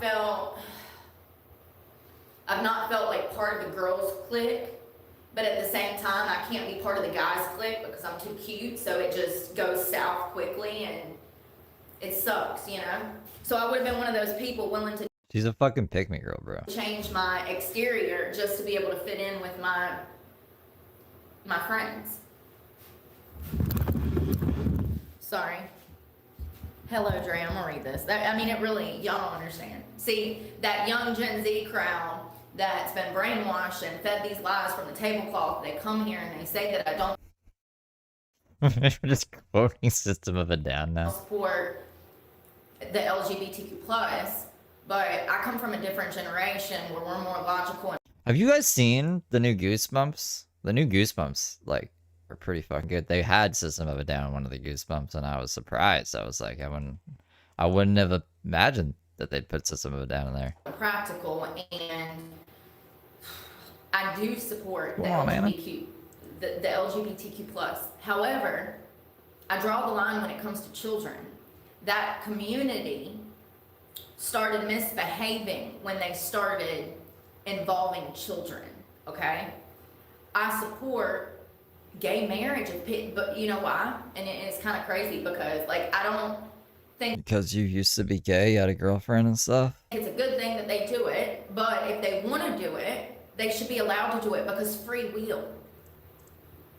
My channel got some credit from the Madison Mayadanian Messenger. Really? I would have thought that they were up Reddit's ass and that they hated me and everyone hates me. So that's pretty cool. I should go try to find it. That's the whole point of us being here, is to have free will and to make our own decisions. And so if they want to get married, whatever. I think it's stupid to overturn it. It's been on the books for how long for them to be able to marry each other, and now the Trump administration, listen, we got real problems. It really bothers me. We got real problems. That's another thing, Colleen. These shooters' parents are now coming into the light. A lot of them have BlackRock ties and other ties to huge companies. A lot of these kids come from privilege, actually. They're not hurt, Ugh. I really need one of those. My hair's in my face. Hey, I really need one of those that's me. piping tools. We're just gonna wing it, boss. Hold on. Hey. Sometimes I really don't know how I'm not in prison for life. Brooke, now claiming to have lost her truck, explains in detail how she's going to booby-trap the woods by Uncle Randy's house to protect herself from the evil ATV bandits. Things are getting wacky. I'm also gonna grab. So they re-uploaded this video to the Facebook and said, video from Steve DeLav. Steve is one of the many that are chronicling Heather And I can't really read that because it's too far away, and there's white over white kind of for the public to see. That's nice of them. That's cool. Cool beans. Cool beans. I don't want it to really look like there's Good morning, smoke Amber. there, but I want it sealed just like whoever did this to start with. Whatever. Here, I'll show you. You know, it sounds like I gotta start editing more stuff.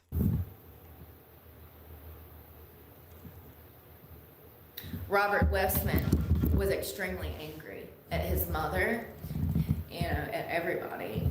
He was not happy about his transition, and the reason I'm calling him a him is The because fault he room's was gonna not be happy cut. being Robin. Bombastic side eye. Okay? He How's it wanted to going? be Robert, but they had turned him into Robin, and then he was so damn confused. And this is exactly what I predicted. Somebody please, like editor, please. I could be making bank this morning. I told you so. I told you so. I mean, there's literally like 10 videos of me talking about how this could happen. These kids snap. I thought it would take 30 years. I said in 30 years, when all these kids come out, damn, I'd really be ahead of the curve.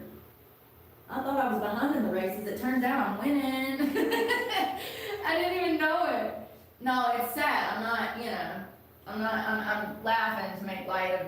It's not even her take. Like, she found some other fucking, I don't know, transphobic right commentator make this take, and then she made the same take, and then she's like, oh, I'm Nostradamus now. I predicted this. Yeah, okay. My Nostradamus prediction. Oh my god, I just fucking hate when that happens. I hate when I say shit and she says it right after. I'm turning into Burr. I gotta, like, go on some retreat or something. But like, you know, I'm laughing at. He's the burn. Sad. Like he was screaming. It's bad. It's bad. And Thomas Crooks, Audrey, damn, I can't think of her name, the Covenant Tennessee School, female shooter. There's been a bunch. Like I said, when I get time, you can't tell I'm a little preoccupied. When I get time, I will come up and compile a list of the ones that have been confirmed to be trans identifying Could you imagine? shooters. It's just, I mean, it's sad. It's like, you know, a lot of these people, if we look to the parents, we can see exactly why this took place because, you know, the parents are the primary reason that these people are getting wrapped up in this. You know, that one, damn, where is that? That one, Robert, ain't it crazy to see how his mama was a school teacher, like a Christian school teacher? How does that happen? I'll tell you how, media. Do you know most of the women in this town, I'm in a mountain Eat? town. You guys These want me women to eat? are all liberal around here. That's why I was kicked out of the bank and Food Line, and that's why they don't agree with me politically, okay? Like, I'm a pretty conservative. They're the complete opposite. Of course they're gonna hate me. I just really didn't want to think that adults behave that way, but I've learned These that they psychotic. do. Yeah, maybe. It's Maybe. really Oh, sad. yeah. I feel bad for people. Imagine having a job, a good job at the bank, and you're chasing some homeless woman down the street. That's what, I got that on camera.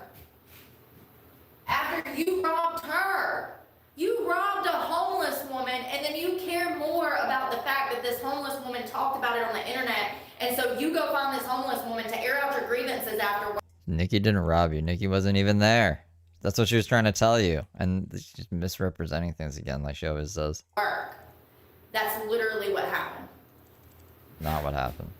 I just was under the impression that when I grew up, adults were gonna act like adults.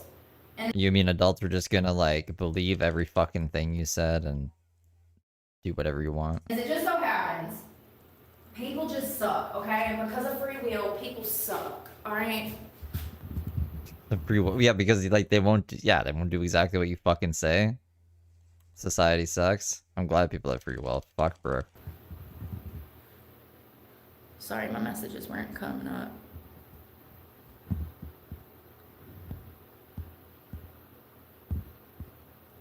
Sorry, guys. Why can't everyone just agree with me? Why can't I just grift in peace? Why does there have to be channels that call my shit?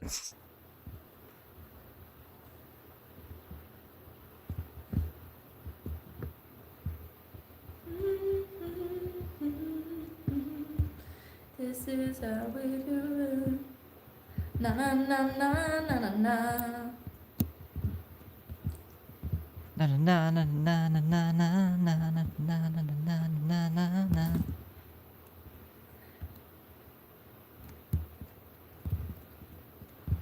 Yo, hey, good morning, Flutterby. Weirdly, that David guy was a student at the school, shoot, and ran for Democrat leadership. At the Dollar Tree, they have a rubber edge for that. Yeah. I honestly don't feel like going into the Dollar General today. Dollar Tree. Hey, Angie, good morning. We caulking. Doing a little caulking. Yeah. We caulking. Caulking and talking. I'm actually killing it. It blends really good. I picked the right color because you gotta make sure you get the right color. I'm actually killing it. I don't know if you can see, but that's even. Even Steven. I gotta get in here. Even. I need one of them damn thingy-madoodles. So I just do a line, and I go through and even it out with my finger and take off the excess. I come over here, the excess up down here.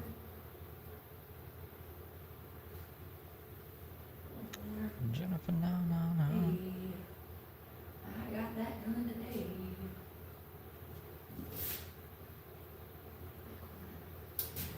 Miss no corners. That one's already been done. There's the caulk on my finger. Alright. Well, she looking good. See how clean that looks. Yeah. Ooh, this heater gonna run me up out of here, girl. Whew.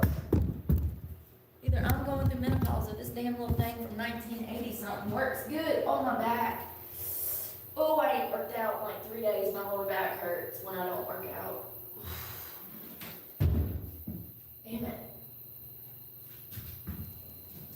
Shit. This girl is on fire. I thought I was about to get lit up. Alright, coffee break. There's paint in there. There's paint in there. It's a piece of paint. Listen, I spent 2 days huffing paint. I think the least of my worries is gonna be damn. Oh shit, there's wood screws at the bottom. Damn it. Shit, of course there are. Of course there are. I gotta get those holes down there.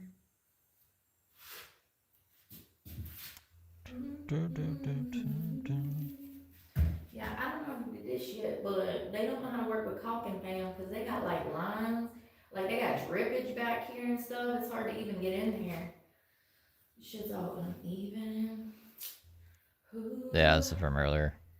This is the hour that I missed. We're coming up on where we came in at though. Oh, I think they might be the same shorts from the Paul video.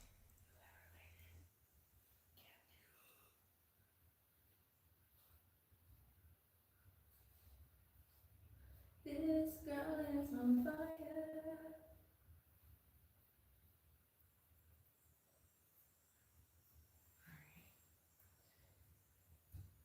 Oh, there's a hole here too. What the hell? See,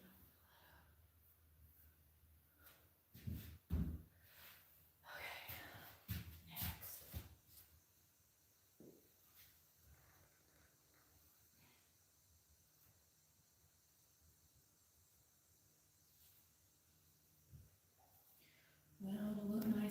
Sorry, let's catch up in chat. Bum bum bum bum bum bum bum bum. Oh. You're on my bicycle. Oh God.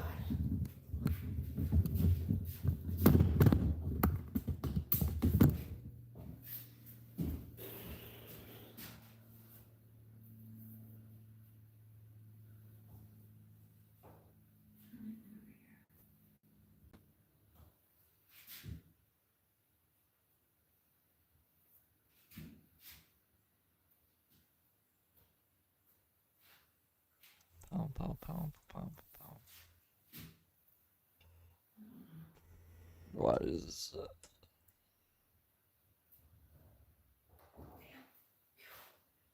Squeezing this thing's about to kill my arm.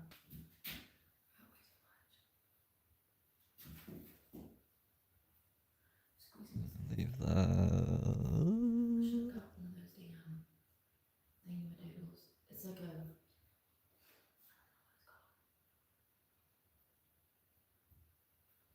It squeezes everything out for you.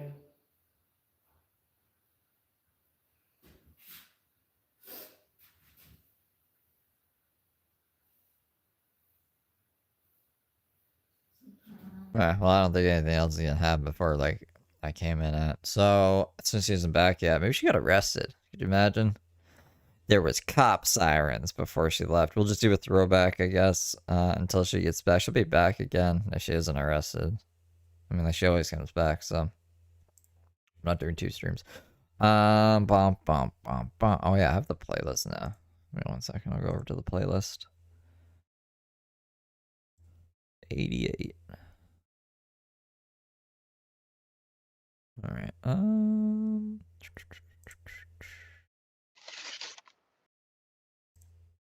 Close that. Pull this up here.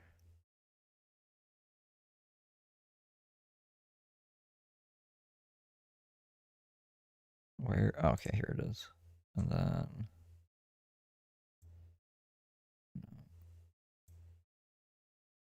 No. God. There we go.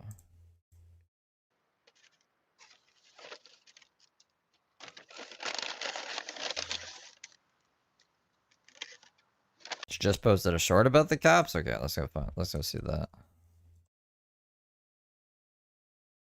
Dun, dun, dun. Hey, girl.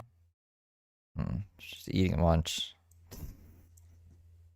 The filter on. Friend, I made us some lunch, but I owe you an apology first because I was on live with you earlier and I Fucking, I hate this music shit, bro. just ran off the phone. If you couldn't hear in the background, it was It was cops, yeah. cops coming. So I must have PTSD Because they weren't coming for you at all. I have to keep pausing so I don't get hit with fucking copyright claims. it's natural for me to just stop whatever I'm doing and start running. Yeah? Like a fucking felon usually does?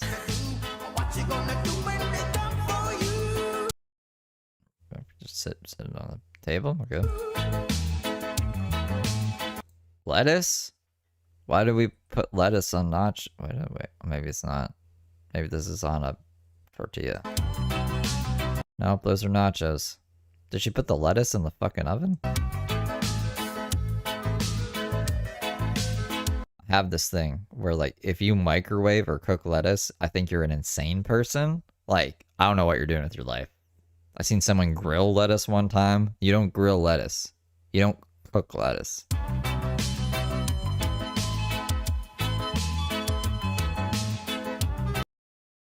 Just gotta pause that. Ay. I jumped into a huge spider web. So she went running with the fucking nachos in the woods? The fuck is this? Hey, girlfriend. That was weird. That was one of the more weird things I've seen Brooke do. Run through the forest with a fucking plate of nachos because she ran through a spider web. On camera.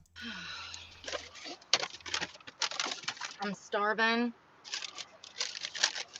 I ordered, Jesus Christ, he gave me so much yum yum sauce. Oh, yeah, I do have to eat And something. yum I yum gotta go sauce, grab like salsa or Japanese. some shit. Also have hot mustard. I'm dying over here. I ate at work, but it wasn't Ugh. the best experience. I had a burger at work from the strip club. Listen, Oh yeah, so if you haven't been keeping up with the old times of Brooke back in the day, she's a stripper and she's traveling to all the strip clubs and not making it more than 3 days at each one. funny about me. I've talked about this before. It wasn't the best burger. It was so big. I don't like big burgers. Like, I don't like big burgers. I like the teeny ones that I can just like eat in like 4 bites because that fills me up. But I went and grabbed some takeout. I got white rice and mixed zucchini and onions.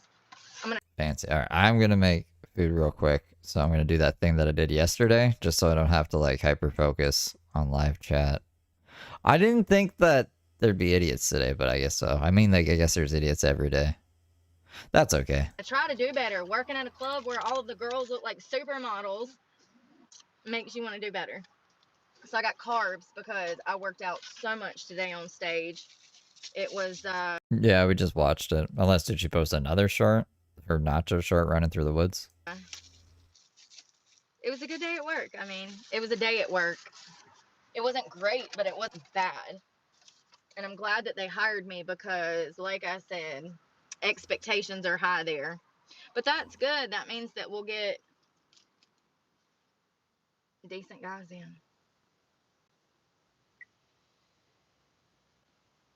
Yeah, a burger from the strip club does sound iffy. That's a fact. It was just too big. It was so big I couldn't even get my mouth Well, on it.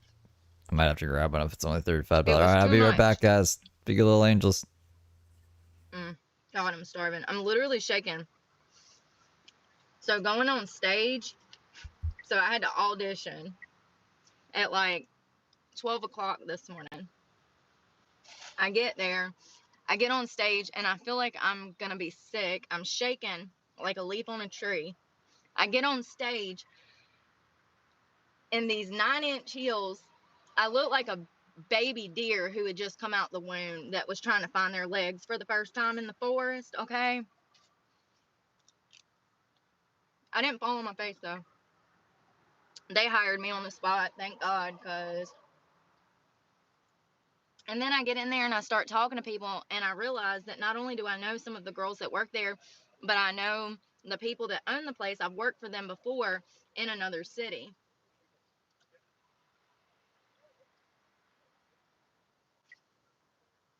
No, you don't have to sit in the naughty corner. That is definitely... I don't think I've worked at a lot of strip clubs where they serve food, but I didn't eat there. I would always bring my own food.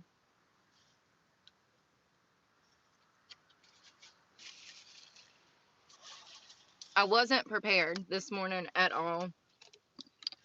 So yesterday, I had to get 2 front tires in order to like drive to where I am to audition for this club because I live out of my car full time. I don't want to be on the road and get a flat and be stranded in some city. So I was just trying to prepare in advance. I had noticed chunks missing out of my front tire of rubber. So I was like, oh wow. Like I knew they were bald, but I didn't know that there was chunks missing. So I went and got new tires. Well, while I was in the area, ironically, there was a strip club across the street that I used to work for. So I went over there yesterday and hung out with some old friends of mine, saw some old faces. I had a really good time.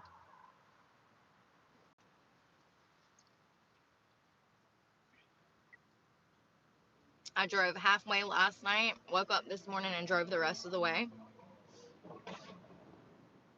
I got there super early, auditioned. They hired me. I wasn't expecting for her to ask me to work, which I'm glad I did. I'm glad I did.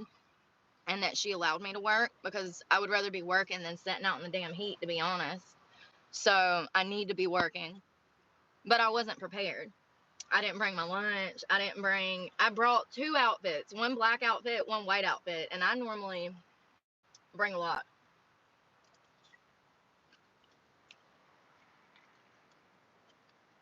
I don't really care about the outfits. I just wish that I would have brought my trail mix and my hummus and my pita chips and I don't know, granola. Like, I have a very specific diet.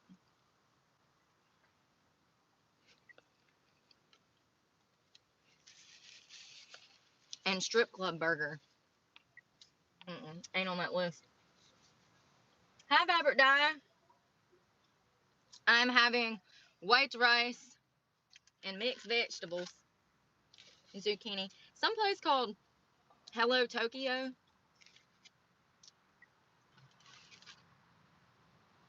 I walked in there and was like, yeah, can I get a side of rice and some veggies? It was $9. I kind of wish that I would have went before I went into work today because this would have lasted me all day. I could have took half of it to work and ate half of it when I got off. In the morning, I plan to be prepared. I mean, surprisingly, they got a huge lunch rush. Not huge, but it was more guys than girls. They got a lunch rush. And that's usually what happens at the daytime clubs that like serve food. You'll get like a 12 o'clock rush where you get all of these business guys in that want to grab a quick lunch, maybe drink a beer, get a lap dance, and then they go back to work. And then midday, around 3 o'clock, when some people get off, you'll get another rush. And then 5 o'clock, when most people get off, you'll get another rush. And then if you're lucky, you'll get another rush at 7 before you leave. But I actually left out of there about 7:30. I worked from 2 to 7:30. They require 6 hours, which is fine.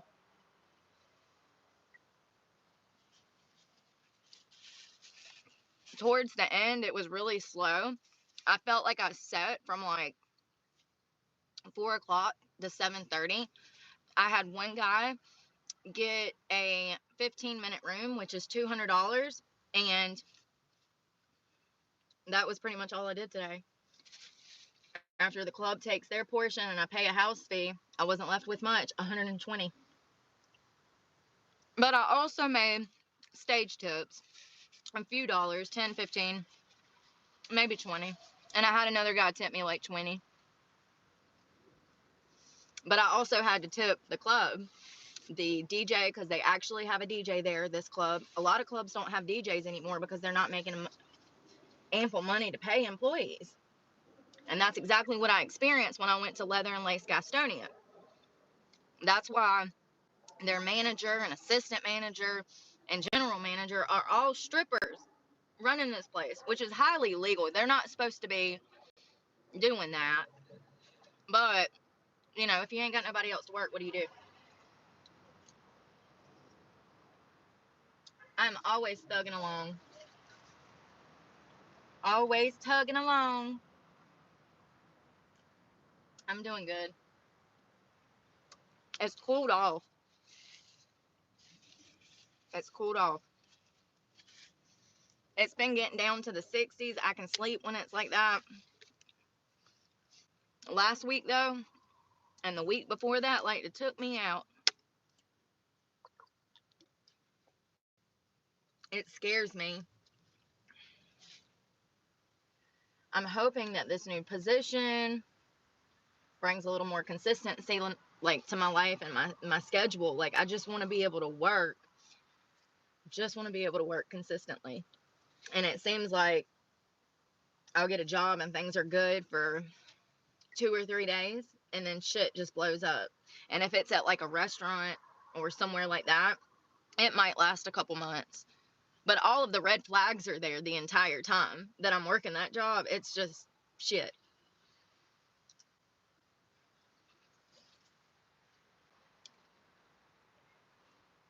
I wonder what's in Yum Yum sauce. I wonder if that's a mayonnaise base or like, I can't Google it because I don't have a phone.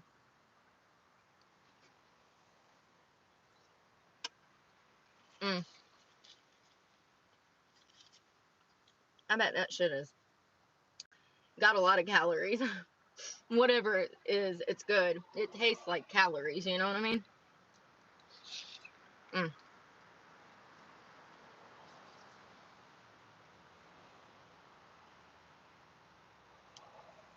Can I just say, though, that when you come into a club, you should be kind of considerate about how dirty you are. Like, I understand that guys work, you know, blue-collar jobs, and they're outside a lot. But if, hypothetically, you were a plumber, and you've been standing in a ditch full of shit all morning, please don't come in there, please. Like, and like, you know, I know that not everybody wears deodorant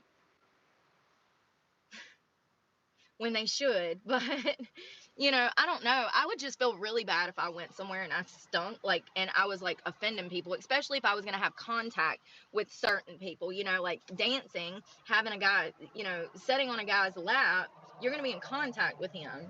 And a lot of people don't wear deodorant, y'all, and you can tell. And that's what I'm saying. I would just feel like a piece of crap if I did not wear deodorant and I went in somewhere smelling like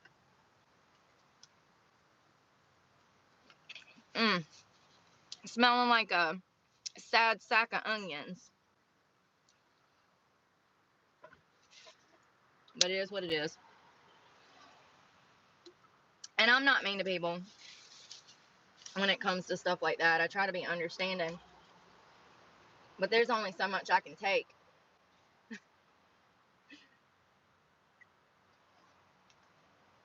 There used to be this guy that came into this club down in Charlotte that I worked at one time, the Gold Club. He's all nasty son of a bitch. He would literally get so drunk that he would go to the bathroom and dribble on himself and then come back and sit down like nothing happened. You could literally see a piss stain on the man's britches. He'd act like nothing happened and expect girls to dance on him like that. It's disgusting. I refuse. Absolutely refuse. I didn't want nothing to do with that man. I would run. Every time I saw him come in the door, I would go hide. Don't let that son of a bitch know I'm here. You know, and people, some places be so desperate for money that they just don't say nothing. But I'm hoping this new job works out because it seems to be a classier position, like a classier place. Like, there's room for growth, and then there's room for like making regular customers. A lot of guys that come in there are regular customers, and they have their favorite girls, and it looks to be not so shady, you know. I didn't have to really wonder where my money was going, and when I've worked in other places, I have to wonder where my money's going and why half of it's missing. It doesn't make any sense. The math is not mathing. I don't have to worry about that here. I've worked for these people before, and I actually bartended at one of their clubs for like a year. When they purchased it and remodeled it, I went down, moved to be a bartender there, and it was really nice in the capital and a beautiful club, and I made great money and people were respectful, and these are the same owners, so I'm looking forward to it, and I'm really excited to be able to just work. Can I just say though, they got this one girl there, y'all, she got a freaking six-pack, and when I saw her, I said, damn, I wonder how many days that girl trains, you know, because she's gorgeous, absolutely gorgeous, long dark hair, six-pack, gorgeous, could be a model, okay, and she dresses as such, and I said, I wonder how much she trains. And then I saw her get on the pole doing these like one-handed inverts upside down. Y'all, I was like, there's that girl's abs right there. That's how she gets those abs in her arms. Like, man, that pole though, that's a full body workout. If you can put you a pole in the house, honey, and start swinging on that thing, the pounds will just start shredding off. Like, it's so much fun too. I just today was just trying not to die up there. I did a couple of pole moves, but like I wasn't trying to be fancy. I was just trying to survive and not break a leg. We had a good time though. Good time. Yesterday was a good time. I like when, you know, it really surprises me when like people are nice to me and like at all. because that's not the response that I get from most people. So when people are nice to me, I really appreciate it. And yesterday was one of those days where I woke up in a bad mood. My PMDD was setting in, and then I got around some old friends and things just got better. And I'm really appreciative of that, because we are our own worst enemies when it comes to like mentally. We are our own worst critics. That's hard. Oh. So I guess I'm gonna go back tomorrow. It's gonna be really hot this weekend, and I don't have to work on the weekends. I get to work like Monday through Friday, normal shift. So mayo based, huh? I wonder what else goes in it though, because this is something sweet. It tastes like sweeter than mayonnaise. Like it's got like honey or like agave or something in it. The yum yum sauce. But yeah, this weekend is going to be so hot. I'm probably going to end up on the water somewhere away from work. I'm going to work Monday through Friday, and then I'll get the weekends to myself. And hopefully everything works out. It seems like it's going to, so I'm just being positive. That rice was pretty good. The vegetables and rice, I'll probably snack on it some more. I'm actually about to start packing my bag up to go into Planet Fitness so that I can freaking take my makeup off and put my moo-moo on. I'm not technically back, but did you hear? She gets the weekends to herself. She's going to be the daytime stripper. And the rushes come in at 3 p.m., 5 p.m., right? So why was she so angry that the other strip club said she couldn't come in on Saturday? This has always been her approach to it. It's like, I'm a daytime, weekday stripper. So her whole anger towards, I can't remember the lady's name who she accused of stealing the $100 from, made no fucking sense to me. But yeah, I just wanted to point that out. I'm smoking a ball. I'll be right back.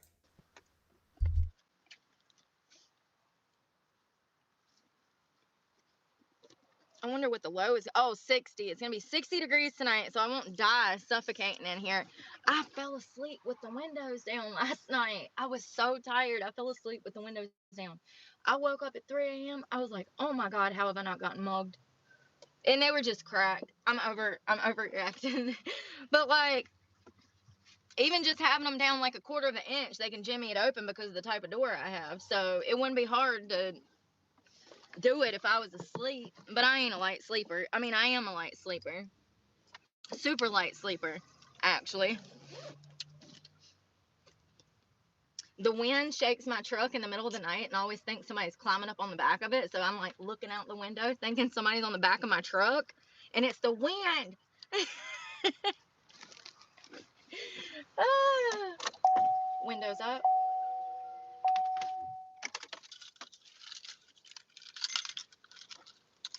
Go wash my makeup off. Ooh.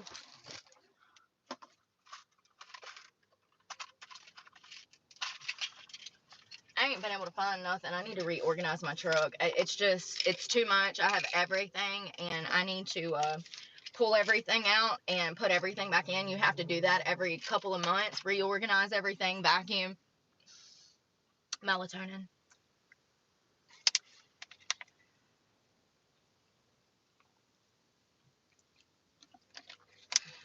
So I usually go in, brush my teeth, wash my face. I'll find my phone.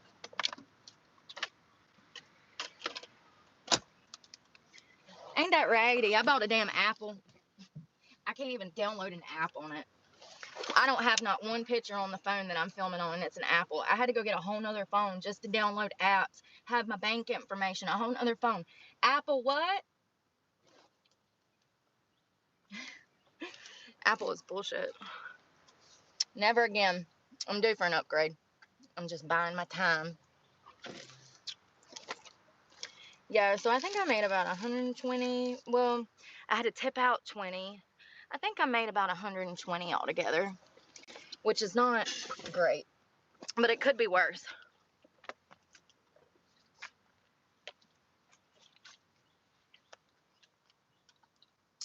But I hope you guys have a great night.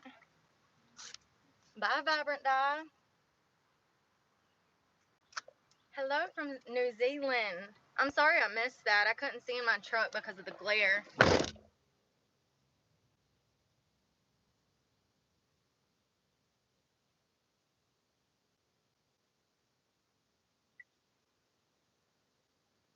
Woo! Alright, I'm back. Why is she muted? Must be connected to like our Ooh. Bluetooth. Alright. I think I timed that pretty good. So when I I can got turn off that work thing off last now. night, I was so tired. It was after 9 o'clock. I literally got to work yesterday at 10:30 a.m. I worked, what is that, 13 hours? I don't even know. I'm really upset right now. I'm debating whether I'm going to stay at this place because they're ripping me off. They're ripping her. This place. I thought she liked the place. How are these ones ripping her off? So there used to be this really fancy club, and I worked there, and I stripped there, and they had hot tubs, and you Oh god, the fucking hot tub thing. Hot tub rant. go, the guys come in, they pay for you to get in the hot tub. I've got to get this makeup off, it's aggravating me. They pay for you to get in the hot tub. It's $1,000 an hour. It's $600 for a half an hour, and then $1,000 an hour. Okay, great, wonderful. We can make some real money. For the life of me, I couldn't figure out why I never went back to that club that had the hot tub, other than the obvious. Okay, I've said on this channel before, I don't Brooke said that when she said she owned a strip club, but she was just dating someone who owned a strip club, and that there's hot tubs at her strip club. prefer that. I like, So this whole naivete towards hot tubs is kind of nonsense as well. I don't really care for limos or hot tubs or whatever, but it looks as if I'm going to have to work somewhere that has those things because all of the clubs have put them in there. Just because they're in the club doesn't mean that I have to behave in a certain manner just because it's there. I can go in and do whatever I want, hold myself to a higher standard. So here's the issue, though. I had a guy come in yesterday. First of all, I sat there from, like I said, I got there around 10:30. And I worked till about 9 o'clock last night. I checked out at 9. I sat there from 11:30 till 7:30 before I made any money. I sat there for, what is that, 8 hours before I started making money. 30 minutes before I'm about to leave, a guy walks in from the area, and we end up doing a hot tub. And he asked me what I wanted to do, and I said, well, let's get in the hot tub. It should be. I can't see her like taking it down. If not, I think I've been downloading like the latest streams, and it'll be on whatever. I think it was 2 days ago, maybe 3 days ago. Might as well. I was thinking that it came with a bottle of champagne and we'd be able to hee and ha and drink in there. No, it doesn't come with champagne, but it gets better. You can get champagne if you want. Listen, y'all. So he goes to sign his credit card, and we go to pay for the hot tub. There is a surcharge. This is how they get you. A $200 surcharge for the 1,000. So it's a 20% surcharge. So that comes out to $1,200. When I tell y'all what I get out of this, it's going to be unbelievable. And I done the math. When I got off work last night, that's part of the reason I don't have my makeup off, is because I started doing the math, and I literally had an emotional breakdown. What? She didn't take her makeup off because she started doing math and had an emotional breakdown. That doesn't sound good. Uh-oh. Let's see how this is. How they're fucking her over. This is a money trap. They have a name for it, and it's very known in sex work. It's where you spend your entire career trying to get on your feet financially, but a money trap is set up to where you always come back for more money. You're never going to have the amount of money that you need to actually stand on your own 2 feet, and I'm going to talk about this in a minute. What? Isn't that like every job though? You need to continue to work until you retire. Like that's everything. What do you money trap? So $1,200 off the gate for an hour with Brooke in the champagne room. I think she just doesn't like that, she doesn't get 100% of the money that the guys are throwing out there. how's the club gonna make money and stay afloat? Okay. So then they I've also never ran a strip club. Maybe they could just get by on drinks, but I would have always imagined that the owners of the strip club get a little bit of whatever the strippers make. ask for a tip. On the receipt, there's a place for customers to tip the floor guys, the bouncers, the guys that are going to be cleaning the hot tub once we get done with it. Okay, whatever, fine and dandy. I understand.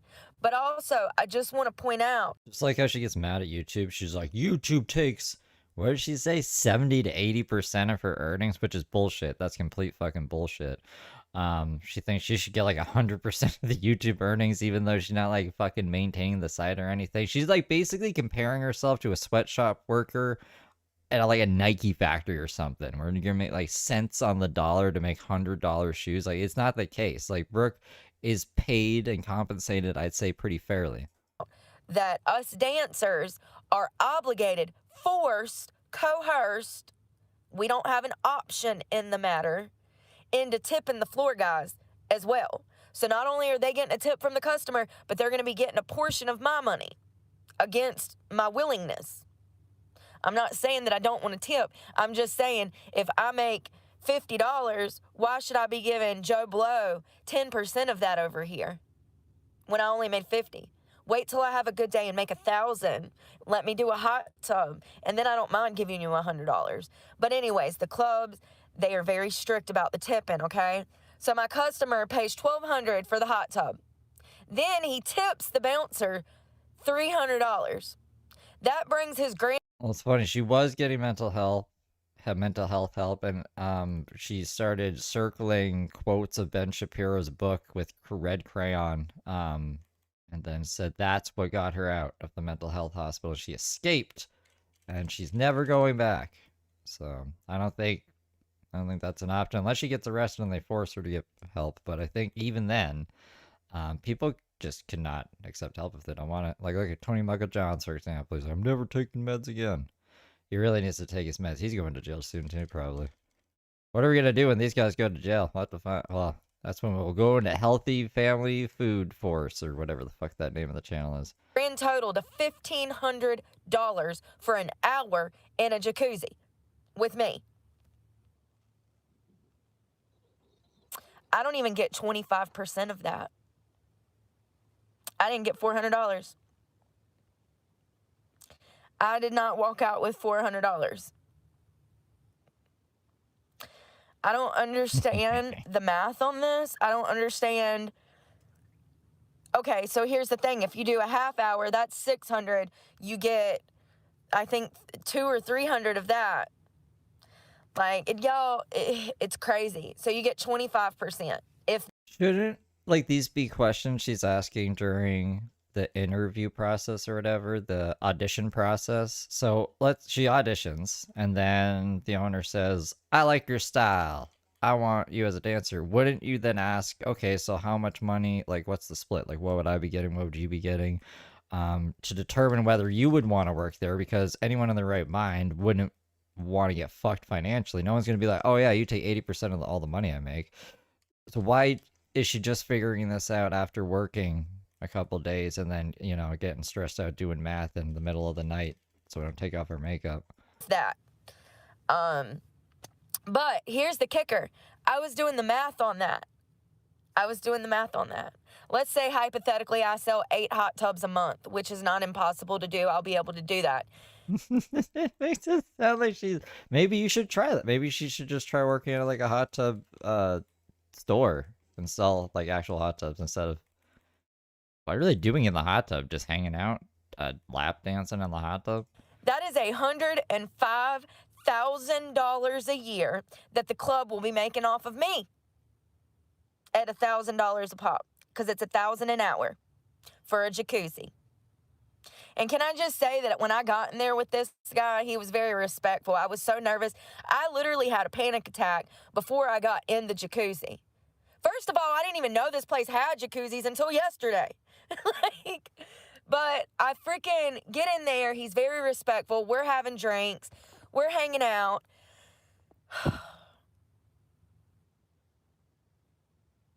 So it was $1,000 for the hour plus an additional $200 for a 20% surcharge on a credit card.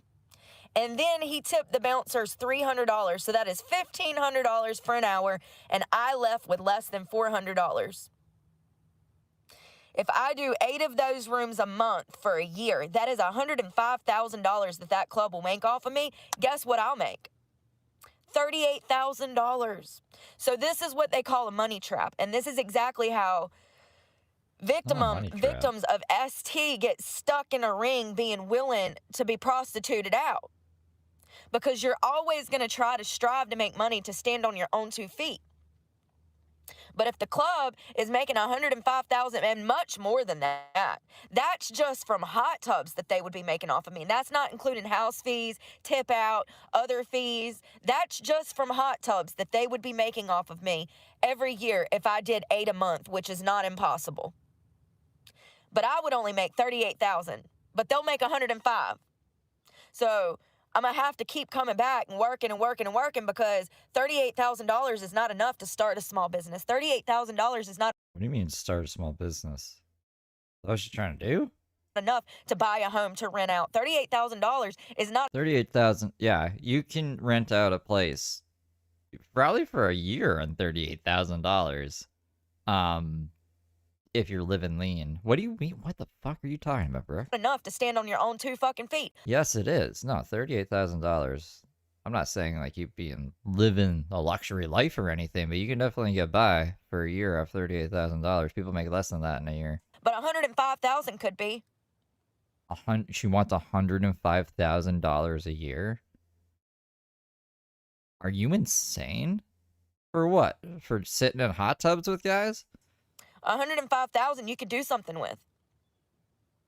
And then they wouldn't have a fucking employee because you'd be off doing other stuff. This is so fucking scammy. And it really upsets me to know that I did the fucking work and they get all the fucking money. I'm just so confused. Who bought the hot tub again? Who, I got the strip club and, paid the inspection people and, has bouncers to make sure you're okay and DJs to play the video. Who put all that together? Was it Brooke? Was it Brooke? Go buy a fucking hot tub then and run your own hot tub business. If you think it's like so scammy and evil, you can take 100% of the profit. And for the life of me, Go put a hot tub in your shed. I'm so rough this morning. For the life of me, I couldn't figure out why I stopped working for this franchise. This is why. Because they take all of the money. I said Just subconsciously was like, I can't work for these guys, but I don't know why. I can't put my finger on it. And then she started doing math and was like, oh, this is why. What do you mean you didn't know why? there for 8 hours yesterday before this guy walked in, 30 minutes before I was ready to go home. And then he's like, oh, Old Brooke is fucking wacky. I miss Old Brooke. I mean, I didn't even know her back then, but like, I wish she was more like this these days. well, what do you want to do? He was getting like a tour. And I said, well, we can do a hot tub if you want to. I said, I've never been in there. I said, it's been about 6-7 years since I've been in one of those. And you have to sign like a waiver saying that if you drowned, it's your own damn fault and you can't sue the club. So I see this, and then I see them run his credit card, and I'm looking at the slip as he's filling it out, And it says $1,200, and I'm like, what the fuck? And then dude asked for a tip, and like the way that the bouncers are here, they're very scammy. Everything's a fucking scam. That's crazy. That's what I don't know a better word. They're forceful.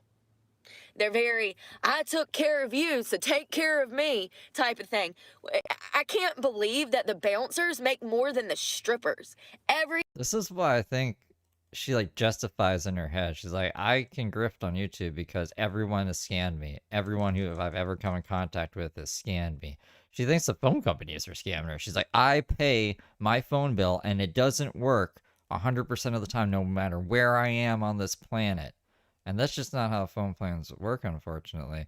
But but she wants to like either sue them or get some kind of brand deal where she doesn't need to pay her phone, or she thinks that they'll turn the service on for her if she's sponsored or something. It's crazy. It's fucking crazy. But that's why I think she doesn't give a shit, or it's like doesn't morally bother her. Everybody in there makes more than the girls that are actually doing the damn work. $1,500 and I get 400 out of 15. That's not even 25%. I couldn't remember why I stopped working for these people, but now I remember. This is a brand new club. They just built this club this past year. It's the nicest club, in my opinion, in the state.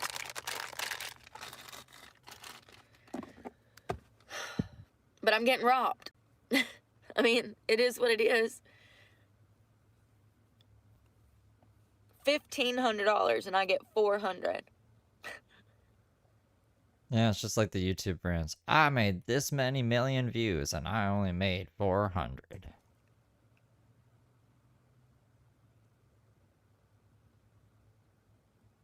It's absolutely unbelievable. You know, and this is why strippers can never stand on their own 2 feet anymore. The clubs are literally taking all of their money. You know, to make $1,500 and only get to keep 400. I've never in my life heard of a cut like that. That is so fucking illegal. And there's nothing I can do about it because I have to go back because I have bills, because I need the fucking job. So I have to go into work every day and get robbed for money that I work for. And it's called a money trap debt. It's a whole thing dealing Money trap get. with sex work. They give you just enough to be. What's the average income of a person? Like, she said she only made 400. Do people usually make $400 for 8 hours of work? That would put you at, what was it, $50 an hour? And like, she's all cash, right? Like, she's not, she paying taxes on this? Let's just say she is not paying taxes on this. I think most people probably don't make $50 an hour, but I'm a poor, so I don't know for sure. Be able to feed yourself and get back to work. But they don't never, you won't ever make enough to actually stand on your own 2 fucking feet I think $50 an hour is pretty good. and open a business or take yourself back to school or pay off your fucking bills. It's just enough to pacify you. And these girls are not smart enough to sit down and do the fucking math and say, oh, wait a second, in 5 years, these motherfuckers will make $1 million off of me. I'm so mad. I really am. And the more I think about it, the angry I'm getting. It's bullshit. I am a poor. It's true. It's true. Absolute, Whoa. utter bullshit. And that's why I'm like, me and Brooke are doing the same kind of gig here, and I'm in a fucking apartment house thingy. For like basically $1,600 a month.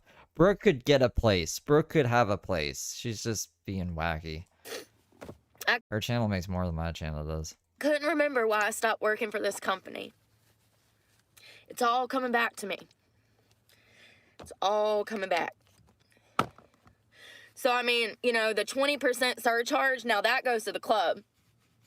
The $300 plus the additional $100 that they took out of my money to forcefully make me tip these guys. So my customer tipped the guys $300. And then when I'm leaving to check out, they go to pay me. The club goes to pay me. And she says, well, she said, I'm also going to take your tip out of this. And I said, well, what happened to the $1,200 and the additional $300? I'm like, it was $1,500. What is going on? She's like, well, it's $1,000 an hour to get in the hot tub. She said, but there's a 20% surcharge, so $200 goes to the club. And then I said, well, he tipped him $300. And she's like, yeah, that goes to the bouncers. They get to split that, the DJ and the one bouncer. So 2 guys split $300, but they also got an additional $100 out of my fucking money. So they made more than I did. when I did all the work. They made more than I did. My customer tipped them $300. It reminds me of fucking, I don't know, people at the, fellow retention agents. They'd be like, oh, the company makes so much money. I sell so much stuff for them. And they only give me this much commission. It's like, they probably don't need to give you any commission. You're a retention agent. You're not a sales agent, right? Like, that's pretty cool that they even give you commission. Like, what? But, I don't know. Brooke does not like she should just go find another job then, right? Just go find another job, another place with a better pay structure. And you know, it's not like I was the only girl to do a hot tub yesterday, you know? So you think about that on a bigger scale. These bouncers are walking out with thousands of dollars a day. The dancers are walking out with $200-300 fucking dollars. And the club is making anywhere from 100 to upwards of $250,000 per girl a year. That's what they're making off of us.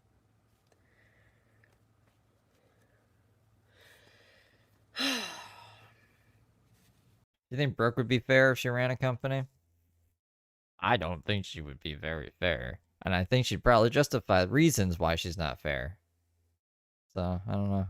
It'd be interesting to see. Brooke wants to own a bunch of clubs. Or not clubs. She wants to own a bunch of businesses. And have them all kind of go into each other, right? She wants to have a bar and like a liquor store. And then also have a rehab. So when you get too much of an alcoholic, you can go to rehab. And then if you don't have money to pay for the rehab, you can work on the farm that she's also going to have to pay for the rehab. And that's all just kind of goes into each other. When she's running those hypothetical businesses, if she ever starts running a business, I'd love to see how fair she is and how she treats her employees. I've literally been stewing since I woke up at 4 a.m. Like, first of all, last night I couldn't fucking sleep. It was so hot. It was 74 degrees at 2 a.m. this morning where I am. I can't run for the heat. I can't afford to fix my heat. I can tell you this. If I would have got the 1,000. Oh, she also wants to own another strip club and a pole dancing studio to teach the women how to pole dance to go into the strip club. It's all going to go into each other. It's, I don't know. It was pretty thought out. This is all while she's waiting for Randy to pick her up one day. $1,000 that I was owed that was stolen from me yesterday. I called it Brooke's Empire. Maybe I could get my AC fixed. But not with $375 can I get it fixed. I can't do that. But it was so hot I couldn't sleep last night. Then I finally get a couple of hours of sleep and I wake up this morning and I'm just... Thank you, Ice Bleach, for becoming a good little angel. Steaming, y'all. I'm steaming. I really am. I'm pissed. It's not fair. It's not right. It's so fucked up. Where's my other phone? You know, here's the thing, though. Here's how they gaslight you into, like, feeling like you're the problem. Like, I like working there. That's the crazy thing, is that I like stripping there. I like the level of sophistication that place holds. Like, I do like that. But, the money, taking $1,500, you only get to keep $400, that's an absolute shit cut. And that's over $105,000. 33%. If I do 8 of those a month. So if I do eight jacuzzis a month, which is not hard to do, that's 2 a week. That comes out to $105,000 a year that the club is getting out of me, and that's just from jacuzzi money. That's not including the other fees. But guess how much I would make? 38. So the club will make $105,000. I'll make $38,000. But this is just jacuzzis, right? Like, you're doing other stuff. You're doing, like, lap dances and, I don't know. I don't know how else the stripper makes the money. Oh, when she's on the stage and they're throwing ones at her. It didn't used to be like this. What did it used to be like? Just don't do jacuzzis then. You used to actually have shit to show. When you left work, you'd walk out with thousands of dollars. The clubs have made it to where they have aligned themselves to steal from girls. I mean, that's what it is. It's what it is. I don't care that you built this club a year ago. I don't care that it's new. That has nothing to do with me. Nothing. I didn't tell you to build the damn thing. That has nothing to do with me. I am simply an employee who is coming in to make money. The whole purpose of me being there is to make damn money. And then y'all take it? And like I said, a lot of these girls are young. They don't even realize that this is highly illegal. I can't do anything. Was you saying that, like, there's a 2 for $40 dance thing, and we broke it down, and we were like, it's probably around, like, $10 a minute? Right? $10 a minute? So, like, $600 an hour. So, like, really, if she's getting $400, what'd you say, $400 for an hour in the hot tub, then just don't do the hot tubs. You're making like $200 less than what you'd make if you just did like the lap dances then. If my math is mathin'. I think she might have even said that it's $1,000 for an hour. Did she say that? Then like just don't do the jacuzzis at all. Just don't do them. Anything about it because I need the damn job. But it's highly illegal. And this is the way of the world. And, you know, it's not like they have the damn Tiffany, thank you for being a good little angel for 2 months. ATF out here that give a fuck about us girls in these clubs. They don't give a fuck. Nobody gives a fuck. So I'm stuck dealing with it. Coming home and crying every fucking night. I mean, to think that I made $1,500 yesterday and I walked out of there with $375. I'm gonna shut up about it now. She changed the number? I thought she said But 400. it's the same process that prostitution, like that's STers, traffic.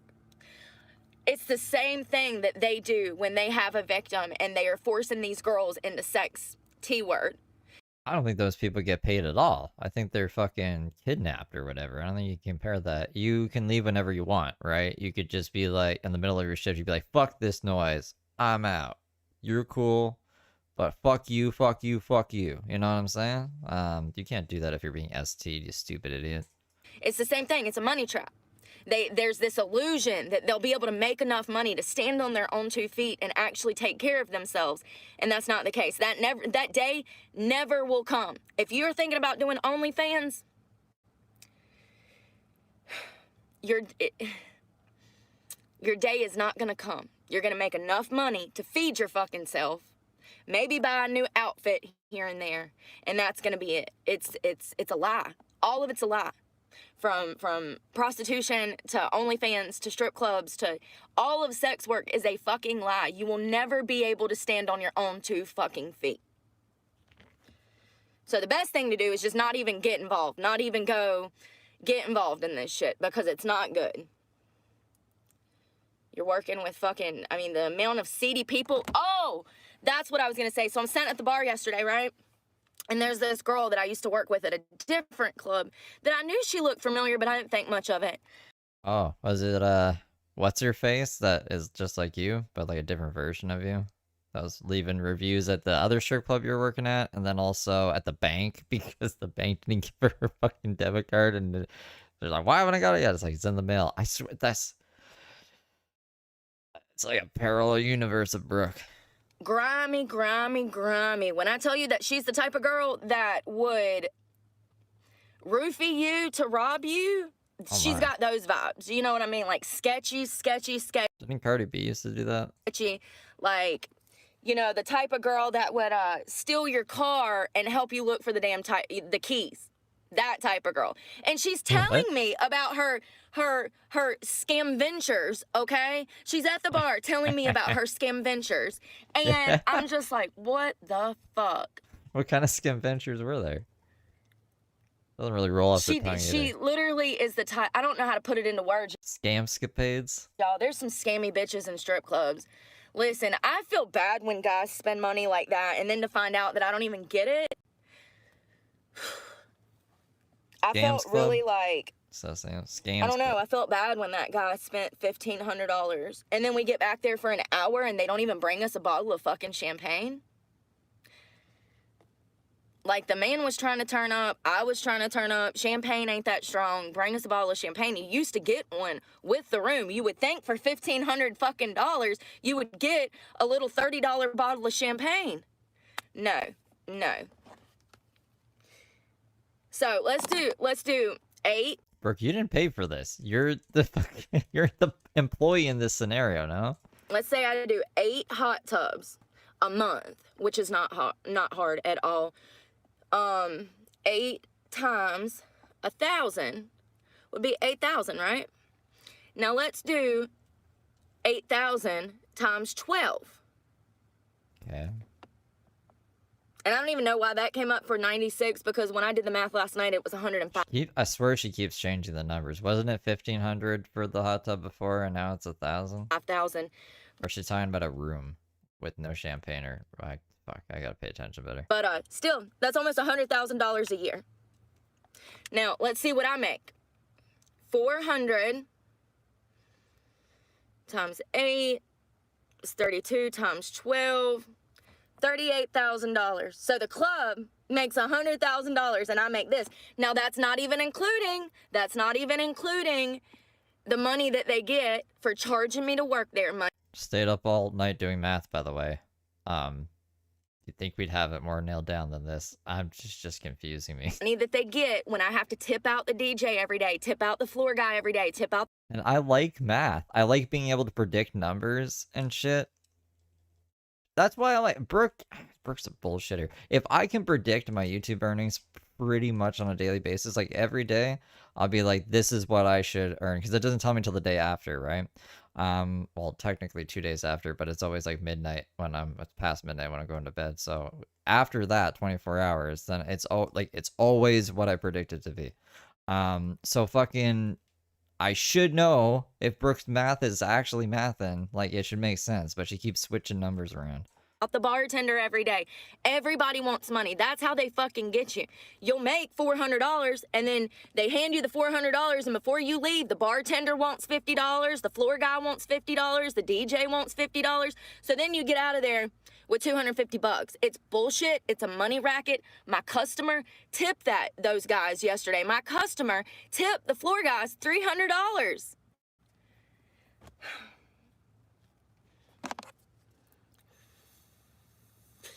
I don't trick, sweetie. If I was tricking, I wouldn't be here. I actually am against tricking. I don't believe in prostitution. I think that it's horrible for the human condition. I think that it's horrible for people. And I'm not a trick. I've made that perfectly clear. And one of the reasons that I work where I work is because I don't trick. So, you know, I will say that it seems as if this club is a clean club from the A what? A clean club? Or a clean club? girls that I know. Now, I'm talking about as far as like the sex scene. It's a clean club. They don't Clean. allow none of that shit. If they catch you, this is the same place that I worked for when I caught this girl giving a blowjob for like $25 in the VIP room a couple years back. Well, it's been about 10 years. We fired her. So she's gone through all the other strip clubs. We're going back to the ones from our past on the spot. Now this that we've talked shit about. She was talking shit about this club. She was like, it was really bad. It was seedy as fuck. This is the same franchise. I actually bartended for these people at a different club in a different state. Didn't realize it. Went and got hired on here because they just built this place. It's right now. Oh, okay. So it's like a franchise, and it was in a different city or some shit. It's in a great location. It's in the capital, and it's in a great location. It's literally the top club in the state. But I've worked for them before, and they do not allow any funny business. But if you're in a hot tub, that camera can't see what you're doing in there half the time. So I'm just saying that from some of the girls that I've met that I know are schemy, scammy, grimy, I'm sure they do. I mean, you know, I don't know. But I know that the club tells you not to do no shit like that. They say, hey, if we catch you, we're going to fire you. So the club is not okay with you doing stuff like that. And I'm very appreciative of that. That makes me feel like I'm not competing with a whole bunch of extra shit. So, you know, you do get your dumbass guys that come in and they're like, well, what do I get for $1,000? And I understand that. What you're getting is the experience. I mean, it's literally a 5-star luxury fucking club. It's not the bottom of the barrel, it's the top of the top, and you're paying for the experience. Luxury strip club. Listen, it's nice in there, y'all. It's so nice. Beautiful jacuzzi, lots of room in there. They've got steps built up and like flat screen TVs. You can put on your own music, freaking lights everywhere, stuff that'll like vibrate your back and your feet. And like, I mean, it's nice. You know, you're paying for a massage essentially. Like I gave the dude a back rub yesterday, and I remember the last time that I did one like 10 years ago, I literally was feeding dude French fries in there. We was drinking champagne and eating French fries, and you know, we had a good time. I thought that was a bad experience too for some reason. Didn't she say like she was mad about that? There, you know, the guy that I did a jacuzzi for yesterday, he was really chill. He didn't ask for any sex stuff. He was chill. But also, guys can kind of tell with me because I'm very open. I'm very blunt. I told them from the gate, like, listen, this is a fantasy. It is what it is. If you don't understand that, maybe you're not the one I need to be dancing for. So I'm very open with guys about what I offer, what I do, and it's strictly dance. So it's very interesting to see how things have changed in the past 10 years since I worked for these people and I did a hot tub for them back in, it would have been like 2016 maybe. So not quite 10 years, but yeah, I did one hot tub at another location they had. And the same situation, I left out of there with less than $300 out of $1,000, and I was Why do we keep doing the same things and expecting different results? pissed, and I've not been back since. And then I heard about this club because it's super fancy, huge. I said, well, let me go check it out. They have a huge interview process. It's not like you can just walk in and get a damn job. You have to have multiple yeses from multiple owners. So it's very stressful when you're getting a job there. It's almost like a competition. I felt like I was all Sounds like they're just vetting people to make sure that nothing shady happens. I guess if you can't see what's happening in a hot tub, I'm assuming because of the bubbles, right? But I still think you'd be able to see if they were like doing stuff in the hot tub. Like they'd have to be on top of each other or something, or like, I don't know, have a rule. Your hands got to be visible at all times or some shit. auditioning for America's, you know, like fucking model show, you know, like America's Top Model. That's what I felt like because of the pressure that they put on you when you're auditioning and when you go in there. It is a very high-end 5-star, if you know, like 5-star Michelin type place. Like it's fancy, y'all. So, you know, and I'm happy to be there. However, what I'm not happy about is making, you know, $1,500 yesterday and only walking away with $375. $400 essentially. That's bullshit. That's complete bullshit. Like, but what I was gonna say about the girls being scammy is I had this girl that I was talking to, and she was pretty much saying like that, you know, that I don't know. I see a lot of girls that it seems as if they're trying to get customers drunk so that they can run their pockets.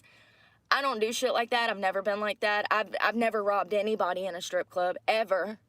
And matter of fact, there's a lot of times where customers spend large amounts of money and it makes me feel uncomfortable. Like yesterday, the man dropped $1,500. He can't even get a bottle of champagne and 2 shots. And Brooke the empath. then I walk away with less than 25%. When I did all of the work, I sold myself. I'm the one that said, hey, let's do a jacuzzi. But this is why I left them. And I couldn't figure out why I stopped working for them. And this is why. I mean, yesterday, day before yesterday, my first day there. So the way that they have it there is they don't even sell single dances there. You can't go in and just buy one dance. It does not work like that here. This is a high-end club. They don't even sell single dances. I didn't know any of this before getting hired. These things are not on the internet for you to read. It's not like I got a fucking encyclopedia of strippers and stripping over here. You have to go in and find these What? things out. These things are Could you imagine? There's no Glassdoor reviews for strippers. An encyclopedia of strippers over here. kept close to the vest for a fucking reason. Probably because they're illegal, but what do I know? What do I know? There must be some site, right? For fellow strippers that give their experiences on clubs. There is Google reviews, because I've read the Google reviews on the places that Brooke's left reviews for the strip clubs that she's worked at. So like, you can get somewhat of a sense of it if it's like what you're getting yourself into. At least you gotta take it with a grain of salt, I guess, too, because there's people like Brooke who will write insane stuff with a skewed perspective on reality. What do I know? So I didn't know anything until I got in there day before yesterday. So I get in there, I get dressed, I get all of the yeses, okay, from all of the judges that are watching on the cameras from other places, okay, the owners. It's a process, and I'm nervous as shit. I feel like I'm gonna throw up. I get up on stage. I do not fall and bust my face open. I land a couple of pole tricks. I get down. I go get dressed, and she said, yeah, do you want to work today? And I'm like, well, I really wasn't planning on it, but I was like, fuck it, I'm here already. Let's just work. So I worked Tuesday. So this club is very cutthroat. That means that if I'm sitting down with a customer let's say I'm sitting down with a customer, I end up having a Modelo, we're talking, and I get up to go to the ladies' room.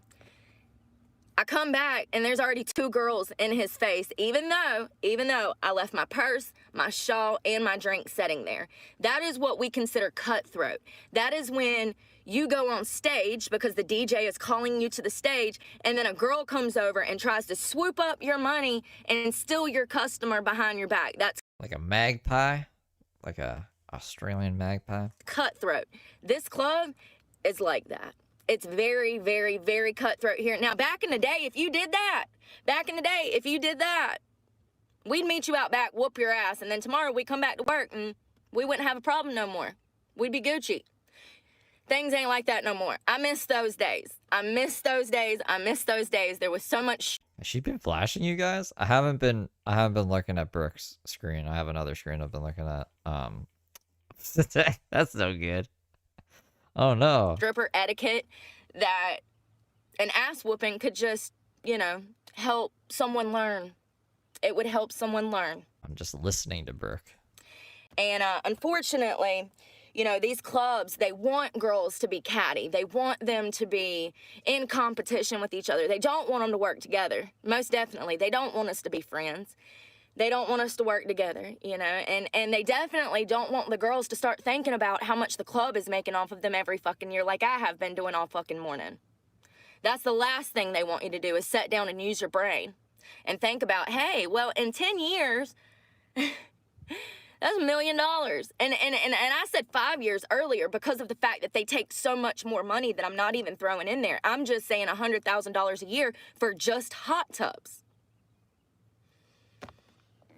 So anyways, cutthroat. Got girls trying to cutthroat me left and right. Several times I had it happen yesterday. Whatever. If that's how you want to do you. But I know not to fuck with you. I know you're grimy. I know you're not trustworthy. I know you have no character that's worth a damn. And that's fine. Do you. But I'm not like that. So Tuesday, I end up doing a dance for 15 minutes. Now, the way that this works is the cheapest room is like 10 minutes it's 10 minutes for $100. That is a no contact room. I have to stand feet away from you. I'm not allowed to dance on you, grind on your lap, none of that. You have to spend over $200 in order to get contact. For me to be able to sit on your lap and grind my booty, okay? You have to spend $200 in order to even have contact in this place. And then it just goes up from there. It just goes up from there, and it keeps going. So, Tuesday, I did one 15-minute room for $200. I left out of there with $90.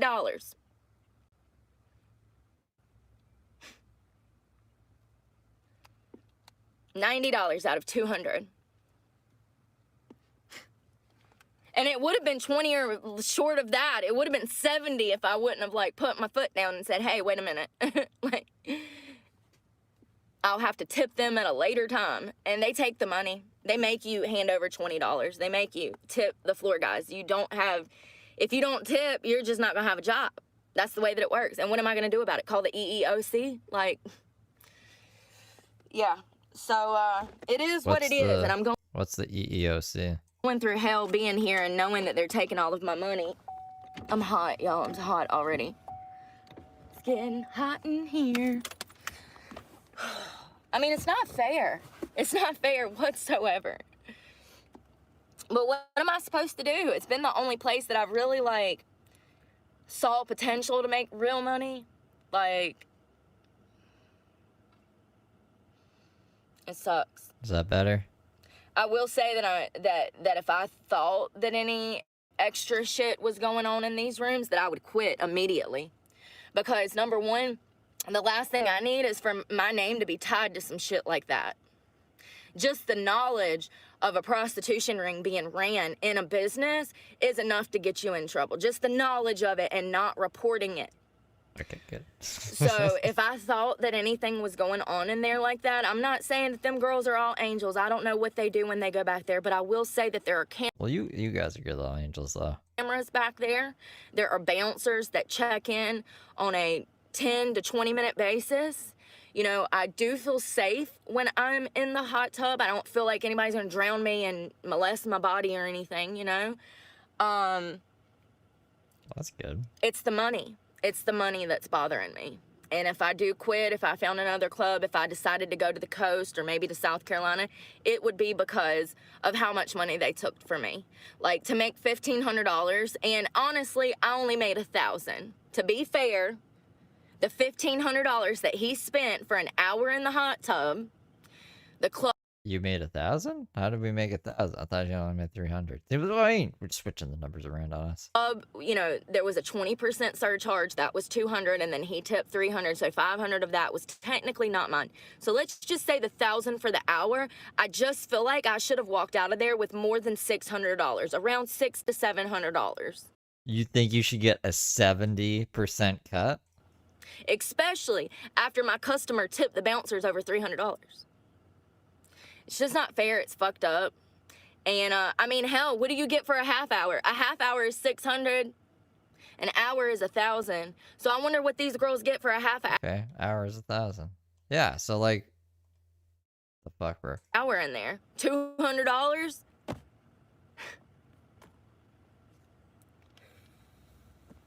Yeah, that's what you would get because it's $400 for an hour.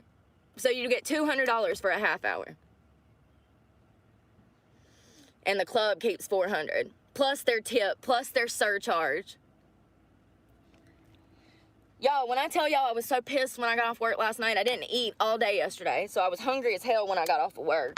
I had protein and like some snacks sitting at the bar, but I didn't eat at work yesterday because it makes me feel bloated and then I feel heavy and then I don't want to go on stage.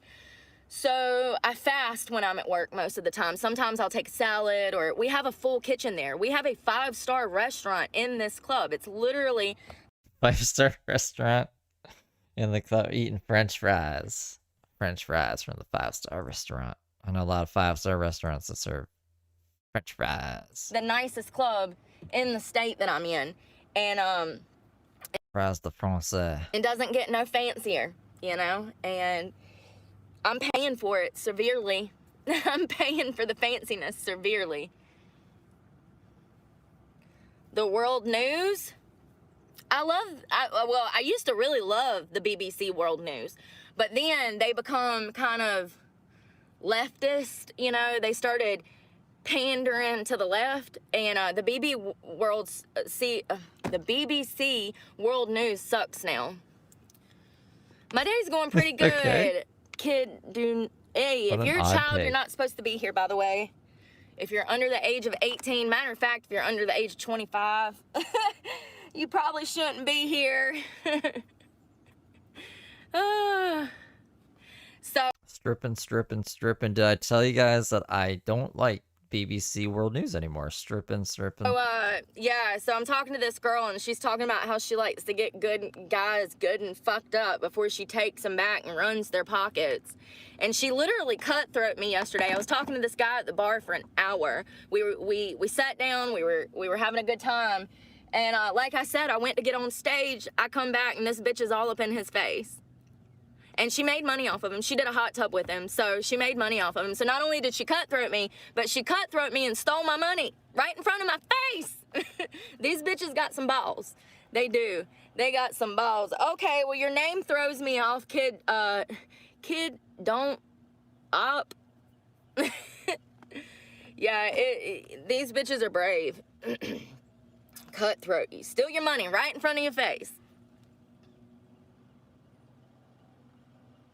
There was so many notes that I took that I wanted to talk about this morning, and it's on the phone that I'm filming on. It's not on this one.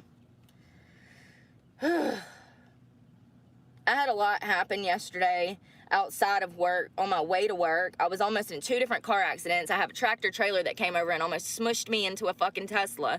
The amount of people that don't know how to drive nowadays and navigate the road is unbelievable. Like, how... There's people out here, I wonder how they're still alive. Like, how are you doing this every single day? But they do. So Hunter Biden was found guilty. Did y'all see that? Yeah, I wonder what kind of punishment he'll get. Probably not much. Another little slap on the wrist.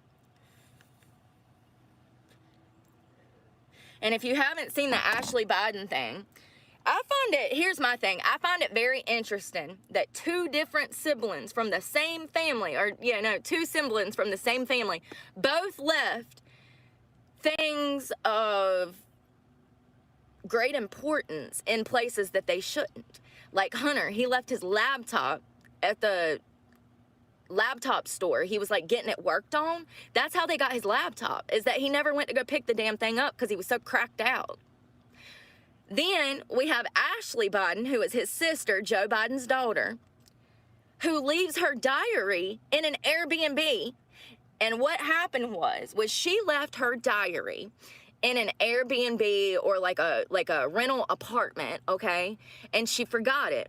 She calls the people. She says, hey, I left my stuff there. Can you hold it for me? At this point, the owners of this establishment had found that diary, and they had sold it to the press. They read everything. They sold it to the press, huh? That Ashley wrote in her personal private diary, which is so wrong. I'm not saying it's right. Who has like a written diary anymore? Why wouldn't that shit be in your phone or something? Maybe they're scared about getting hacked. This is why they were charged with stealing and distributing this diary. Keep your thoughts in your head. That's a crazy concept, huh? These people were charged with misdemeanors, if I'm not mistaken, for stealing Ashley Biden's diary and selling it to the press, journalists. They sold it for it to be broadcasted. The sad thing is that the media has not picked it up because the media doesn't care that Ashley Biden said that Joe Biden used to shower with her. Ashley Biden wrote in her diary that she used to take very inappropriate showers with her father, and she talks about in her diary how not only uncomfortable she was, but now that she's had children, she realizes that this is not a normal occurrence. And she was questioning herself in her diary. It sounded like she was having a heart-to-heart with herself, trying to figure out if her daddy was a pervert. And I think that Ashley knows that her daddy is a pervert, but she didn't want to admit it to herself at the time. Been there. So, but here's my point. What are the chances that 2 siblings both leave something that important that has tons of secrets in it in public places? I really think that Ashley left that diary behind on purpose. That is my belief. I'm going to believe that till the day I die, until I mean, if this was Trump, she would be fucking going to vouch for him, saying that, why would he just leave these things in public places? It's obviously a setup. It's obviously someone trying to frame him. But I love that, like, since it's not someone she likes, she's like, obviously, they were trying to tell us something, and they wanted the world to know. No, like, fucking was on crack, and, like, I think they just forgot the diary. If this is even true, I don't know. Never looked into this. I don't really give a fuck about this. America, sort your fucking problems out. I see other evidence. I think that Ashley Biden absolutely left that diary behind. I think that she wanted that information to be told to the press. I think that both of them, Hunter and Ashley, have been trying to tell people for years what they went through in their childhood. Let me tell you right here, anybody that had a normal childhood is not going to be out here living like Hunter Biden was. That's not normal. That's not normal. I mean, you know, it's really crazy to me that there's so much smoke and illusion, like smoke and mirrors behind this. People saying, oh, well, the diary wasn't real. Yes, it was. It's been verified. You can fact check it. It was. It was absolutely Ashley Biden's diary. She even says on a video, on a recording, this is Ashley Biden. That is my stuff. Please hold my stuff. I'm coming to pick up my stuff. And she keeps reiterating, this is Ashley Biden. That is my stuff. Okay, but like I'm saying, if you wanted to frame someone, right, she could have actually left, like, I don't know, her belongings there, but a diary not being there, being like, yeah, my stuff's there, please hold it for me. And then you just say, hey, this fucking diary, this is totally Ashley Biden's diary. And look, I have a call out for her asking for her stuff. And there's a whole bunch of crazy stuff in there, yo. Sold it to the press, right? They might have been just trolling, you know? Maybe they just wanted to make money off of the press. Press seems pretty gullible at times. I think she left it behind on purpose, and I'm going to feel that way till the day I die. You know, she's not in a position where she can come out and say, hey, yeah, my father did this to me. He's a weirdo. But what she could do is leave a journal behind and call back. And here's another thing, her calling the hotel or resort and saying, hey, that's mine, she kept saying, this is Ashley Biden. If you listen to the video, you can find it here on YouTube. If you listen to the video, it's almost as if the phone call itself was planned for her to be like, yes, that is my property. Almost like it was planned. It's wild, y'all. It's wild. But, you know, it's a no-brainer for me. I think that everybody that is in that White House right now is absolutely a pedophile. It's a no-brainer for me. We have video proof of Joe Biden smelling, fondling children. You're not going to convince me that he's not. And I just wholeheartedly feel like Ashley was trying to warn everybody. And Hunter. And Hunter. I mean, how careless do you have to be to have pictures of yourself smoking crack on your laptop? You got to be pretty damn careless with hookers, you know? And you leave that at a computer shop for months. For months, the computer shop, so Hunter dropped his laptop off at a place where it could be fixed. She has 2 kids, but she's lost custody of them. Something was wrong with it. We don't know. Hunter, in his cracked out state of mind, forgets to go get this damn computer. So the computer sits at the computer shop for months. And the computer guy that fixes them, he keeps calling Hunter saying, hey, are you going to come get this damn laptop? So then he was just too busy smoking crack. hears nothing from Hunter, so he decides that he's going to get nosy and see what's on the laptop. Lo and behold, At least Hunter Biden, he was like, yeah, I did a bunch of crack, and I was pretty crazy. There's a stigma against crack. You know what I mean? Like, there's videos of him saying that shit. Like, he's done interviews and whatever. He finds all kinds of shit. So he calls the FBI. He calls the FBI and he's like, hey, I think you'd like this computer. It's the president's son's computer with him smoking crack and fondling hookers. You can't make this shit up.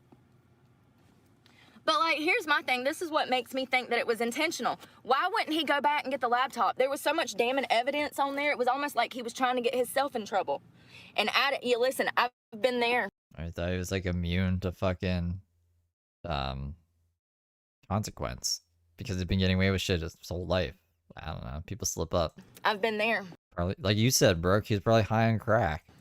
I've been there where I literally was so miserable in active addiction that I would do things, you know, and hope that I would go to jail, or hope that you know, I was asking for trouble because I was miserable in active addiction.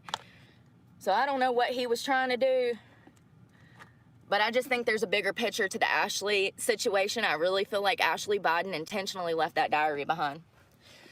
Oh, sorry, I'm trying to fix my seat and get everything set up for I gotta go to work. I don't wanna go. So they can steal all my money.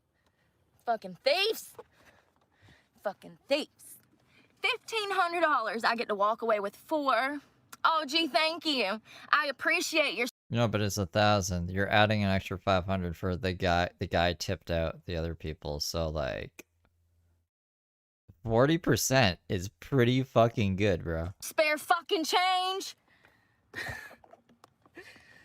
Appreciate it. Appreciate the spare change. Spare change.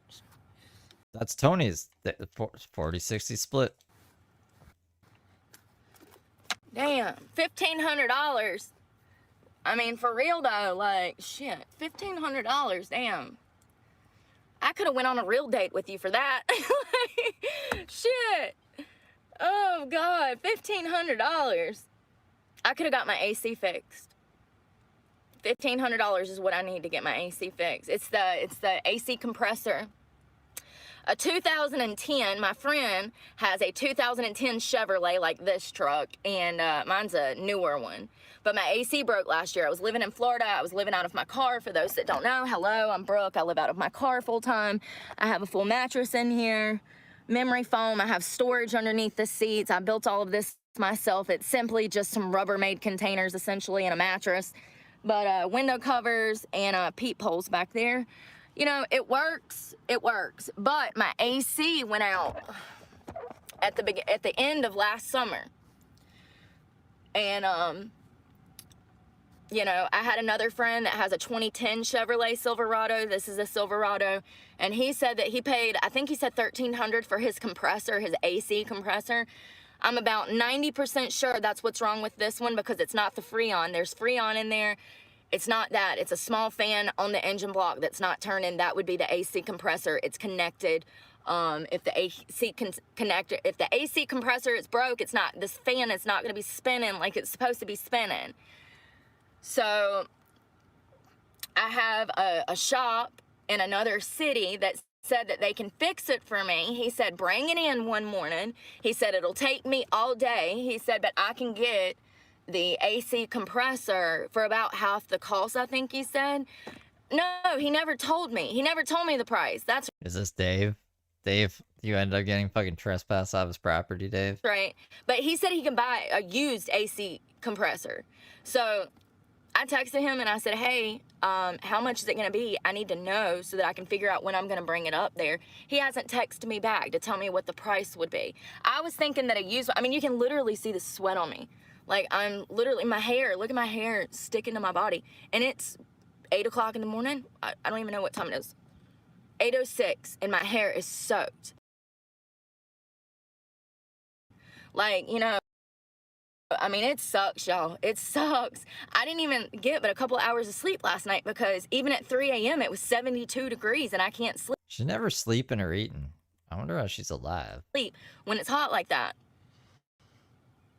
It sucks. It sucks so bad. It's literally my biggest struggle right now. But hell, even if I had AC, I couldn't afford to run the damn thing all day.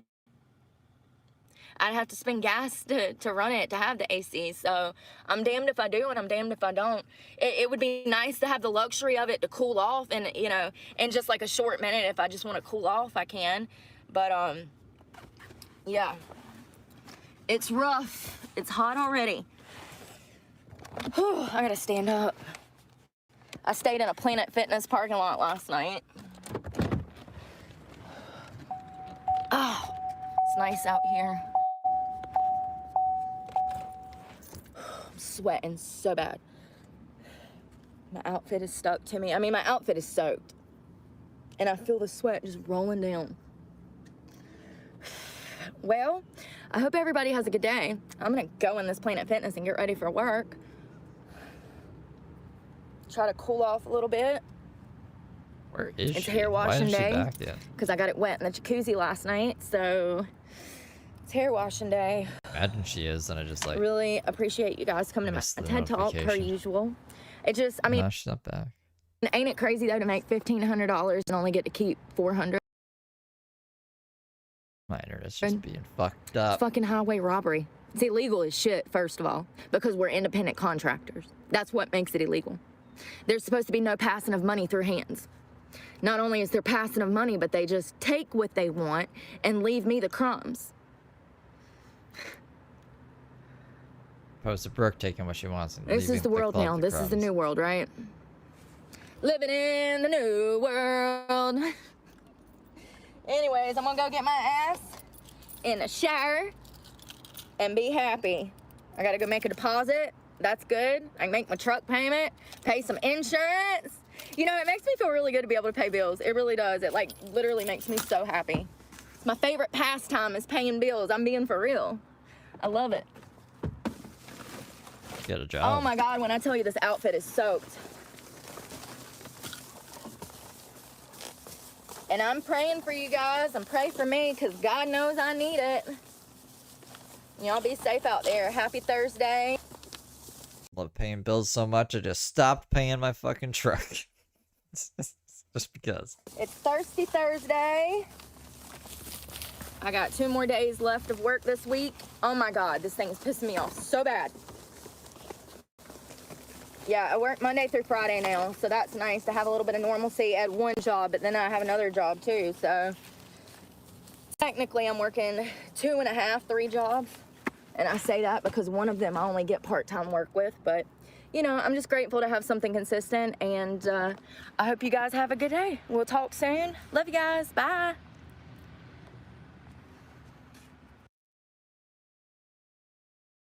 Oh. There we go. It's like, it should just play into the next one if I did the thing right. You know, She seems angry though. Look at that face. That's her fucking angry face.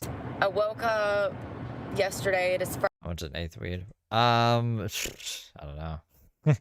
I would never buy just an eighth. I guess like can vary. It shouldn't be more. I think if you just bought an eighth, it'd be like $30 probably. Between $20 to $30. Probably wouldn't be able to find one for 20. Just get like an ounce. An ounce you usually get for 100 from a legal dispensary. So what's trying to do the math in my head here. So that'd be like what, $25 a quarter? That's pretty good. And then so that'd be like what, 15, less than that actually, wouldn't it be? $12.50 an eighth. Friday, June 14th, I think. I think it's the 14th. Anyways, I worked yesterday. I've been stripping. Your girl been stripping. Okay? So anyways, before I go into work yesterday, I decided to call and pay a bunch of bills at once. I made my truck payment, I did my insurance, I paid my storage facility, and I'm gonna have to pay my phone bill today, but She plays music in that though. And I have to keep pausing it. I can show you it without the music, I guess. Hold on.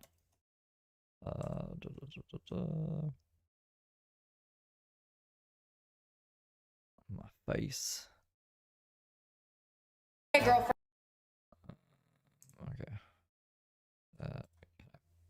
Okay. Picture it.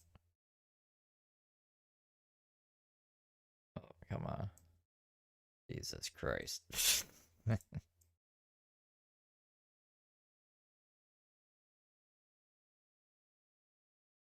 on.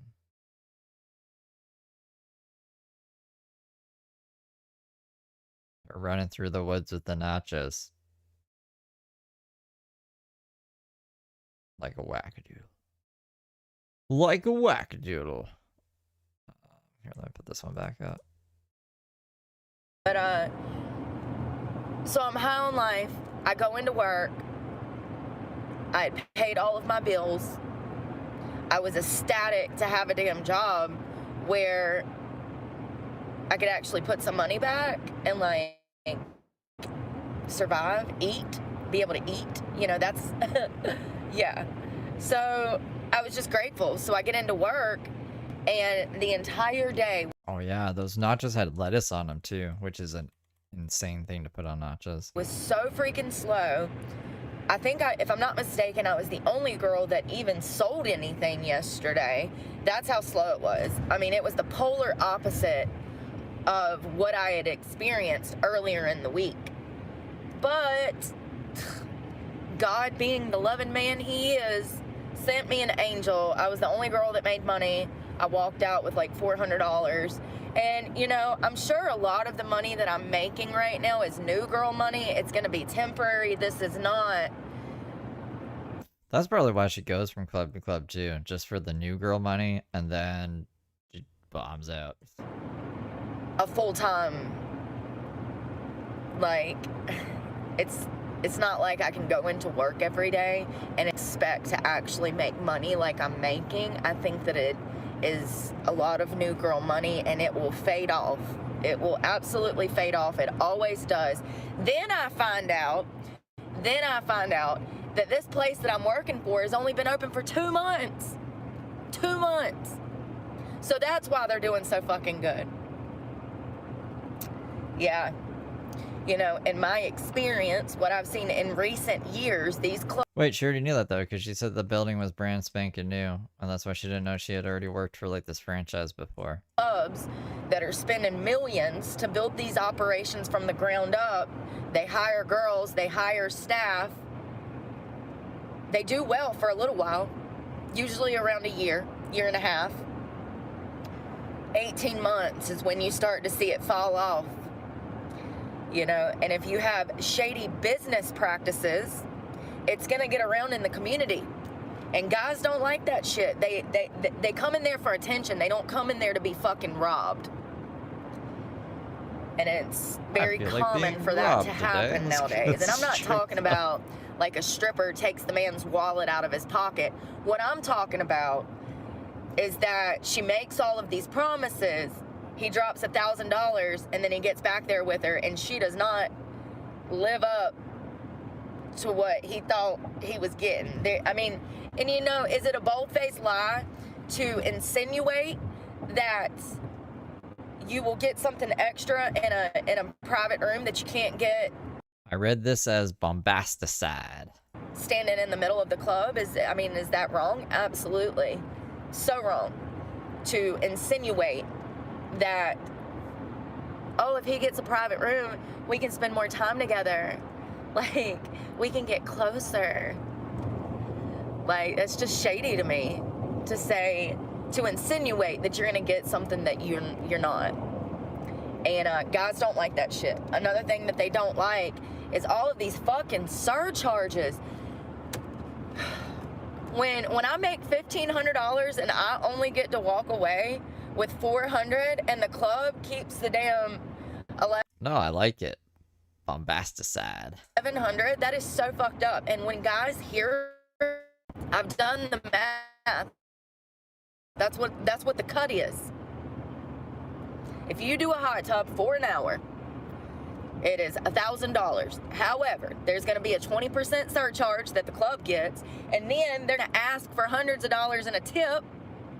I had this happen day before yesterday. And I mean, I was genuinely so fucking shocked. I couldn't believe it. I'm still shocked. I'm still shocked. How do I make $1,500 and walk away with $400? That's the cut. That's what it is. These places, and listen to this. All right, so they're making $1 million a year off of me. Just me. At least, you know, like between house fee, tip out. Wait, $1 million? I thought it was 100,000 last time. Now it's $1 million? That 10 times multiplier sneaked up fast, huh? Where the fuck did $1 million come from? Hold on, did I mishear that? I must have misheard that, right? These places, and listen to this. All right, so they're making $1 million a year off of me. No, okay, so I did hear $1 million. Brooke is wacky. Just me, at least, you know, like between house fee, tip out, and everything else. Okay, it's $100,000 a year if I do 8 hot tubs a month, which is not impossible. That is so doable. That's $100,000 a year, and you know what I make? Less than 40.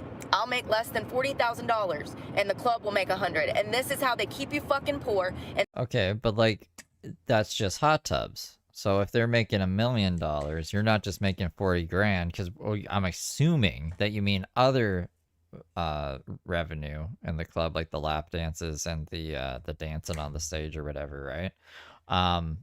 So that if we're going to put a 10 times multiplier on their fucking revenue from you or profit, then we got to put a 10 times multiplier on your end if the cut's the same, right? So we go from 40 grand to $400,000 a year. And this is how they keep you fucking coming back, thinking that you're gonna make a lot of money one day. They're making a fucking $1 million off you. It's not possible. It's not possible nowadays. They've aligned things to where they keep you poor. They want you poor so that you're stuck in that club for 30 years running in fucking circles like I would say $400,000 a year is not poor. I have been. Living out of a car. I've made millions of dollars in my life, and I'm living out of a car. And this is what they want. Who's they again? Heather Gillespie's they? Demon up? It's absolutely ridiculous. But anyways, I'm not going to work today because I'm tired. And last night... And it's been 3 days, and we never last anywhere 3 days. So that's it, guys. That's that for Club. I drove an hour just to find somewhere that was 20 degrees cooler because it's been so hot. I can't sleep. I got 2 hours last night. 2 hours. And the night before that, I got 3, 4. Like, I'm barely fucking surviving. So I'm on the way to go see if I can get my AC fixed today, since I made a little bit of extra money yesterday and I paid my bills earlier in the week, because I am literally about to die. My face feels like a cherry tomato, like it's gonna pop off my head. I am extremely hot. Extremely. So it says that it is 69 outside right now. And as you can see, it's like overcast. The sun hasn't come out yet. It is every bit of 80 degrees in this car right now. It's a black truck with blacked out windows. And so it draws heat. I mean, when I bought the damn thing, my plan was to not live out of it. Am I grateful for it now? Absolutely. But it was not my plan to live out of this thing when I bought it. So I'm going through it with the I mean, 72 degrees on opiates can feel like 100. heat right now. Like, I'm dying from heat. Yeah, it's been, imagine it being so muggy and hot like that, and you're shoved in your car like a damn sardine. You know, and here's another thing, for safety reasons, I can't just sit around with my windows down, y'all. That is asking. Is she holding the phone in one hand and talking with her other hand while looking at it? I hate when she does that shit. To be robbed. That is asking to be mugged, kidnapped, whatever. You're asking for it. In some of the areas that I've been in, you can't sit with your windows down. I mean, you can, but you're asking for it. I'm just at a point in my life where I don't put myself in dumbass situations. Don't put yourself in a bad situation and bad shit won't happen. It's as simple as that. I slept in a Chick-fil-A parking lot. I drove to Eflin, North Carolina from Raleigh because it said on the weather app that Eflin was like, it said, so it was last night at 11 p.m. it was 78 degrees where I was in Raleigh. So I found somewhere called Eflin, North Carolina. They said that, Google said that it was cool out there, that it was 69 degrees in Eflin. So I drove an hour just to try to get 2 hours of sleep. So I've got to get my AC fixed today. Here's the thing though, I might be wasting my time because I've texted the guy several times saying, hey, how much a roundabout do you think it's gonna run me? The part itself, it's more than likely the AC compressor. That part is gonna run you $1,000 to $1,300 just for the part. That's not including labor. The guy said that he could probably get me a pre-owned AC compressor, which will cut the cost significantly because it's not new, it's used. So it's gonna die faster. He has my number. He got my number, and I asked him, I said, hey, when do you want me to come by? Like, I need to get this done. And I haven't heard anything back. Why get my damn number and tell me to contact you for a service, and then I contact you for a service and you're missing? Maybe he hasn't found the used compressor yet, or he's shopping around, so he doesn't want to give you information he doesn't know yet. I'm hot. I need you to fix my AC. Please. People like this are fucking annoying. Like, I'm sorry, I'm not trying to skip over comments, but hey Liz, good morning. Oh my god, that exploded. Did you hear that? Fucking bomb just went off in my hand.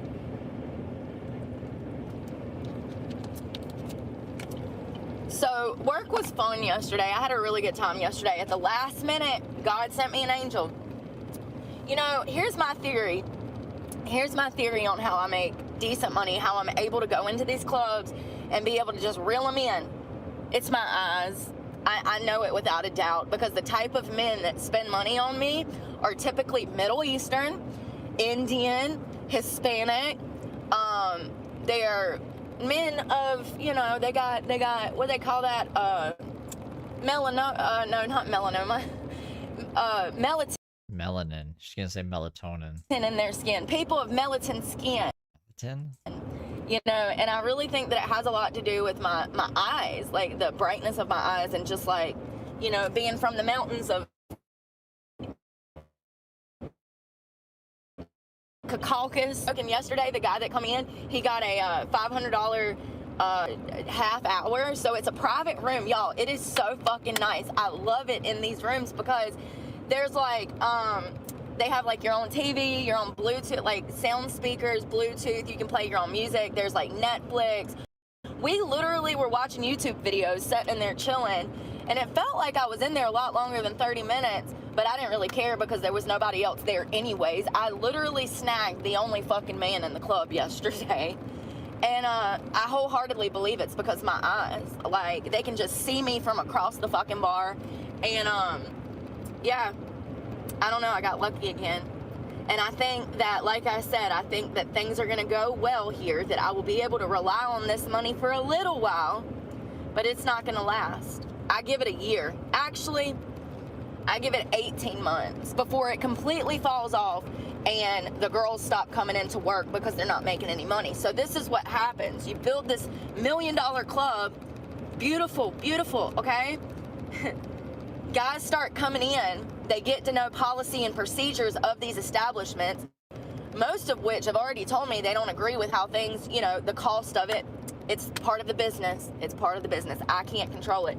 I understand, Kevin, that you miss your $25 lap dance, but we're in the middle of a whole new fucking world. It's a whole new world out here, Kevin. You know you have to drop $1,000 just to be graced with the presents. For an hour. It's crazy. That's not how I feel, by the way. I think that it's highway robbery, and it makes me feel like a dirty human to have to go and essentially play on motherfuckers' heartstrings. Yo, She said that she built emotional connections with people, and that was worth more than, like, I don't know, blowing them off in the back. I just realized, sorry. Which would be taking advantage of them. It's grimy to me to play on people's heartstrings like that. Or play on people's heartstrings. That was the term she used. All this guy talked about yesterday was a girlfriend. I understand people are lonely. But anyway, so you'll get these guys, they'll come in, they'll learn policy and procedure. You'll have a whole bunch of girls, things are going great, everybody's making money. But then, like I said, the guys start to realize how expensive it is. Also that we don't get to keep, at least, we don't even get to keep half. We get 24%.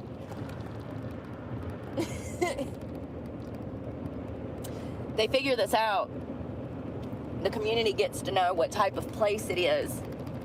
And before you know it, guys are not coming in. And in return, women stop coming in because they're not making money, but at the end of the day, they're still having to pay to work.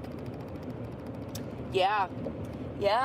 If you don't make money, oh well, you better come up out your savings for that damn $50 house fee and the tip out for everybody. $50 here, $50 there. Before you know it, you just spent $300 on tip out for 6 people. And you didn't even make a dime. That's what they expect. Absolutely. So what I'm saying is that it's gonna die off. this is a temporary thing.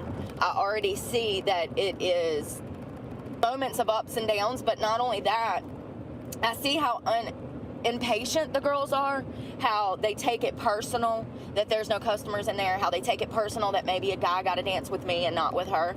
And you can't do that. You have to understand that these things come and go, and it's going to be great for the next year, but then it's going to be set in like Capitol Cabaret, a very beautiful club who's ran itself in the ground. So the girls stop coming in because there's no customers. So they're coming in, they're spending what little savings they have just to work. They get pissed.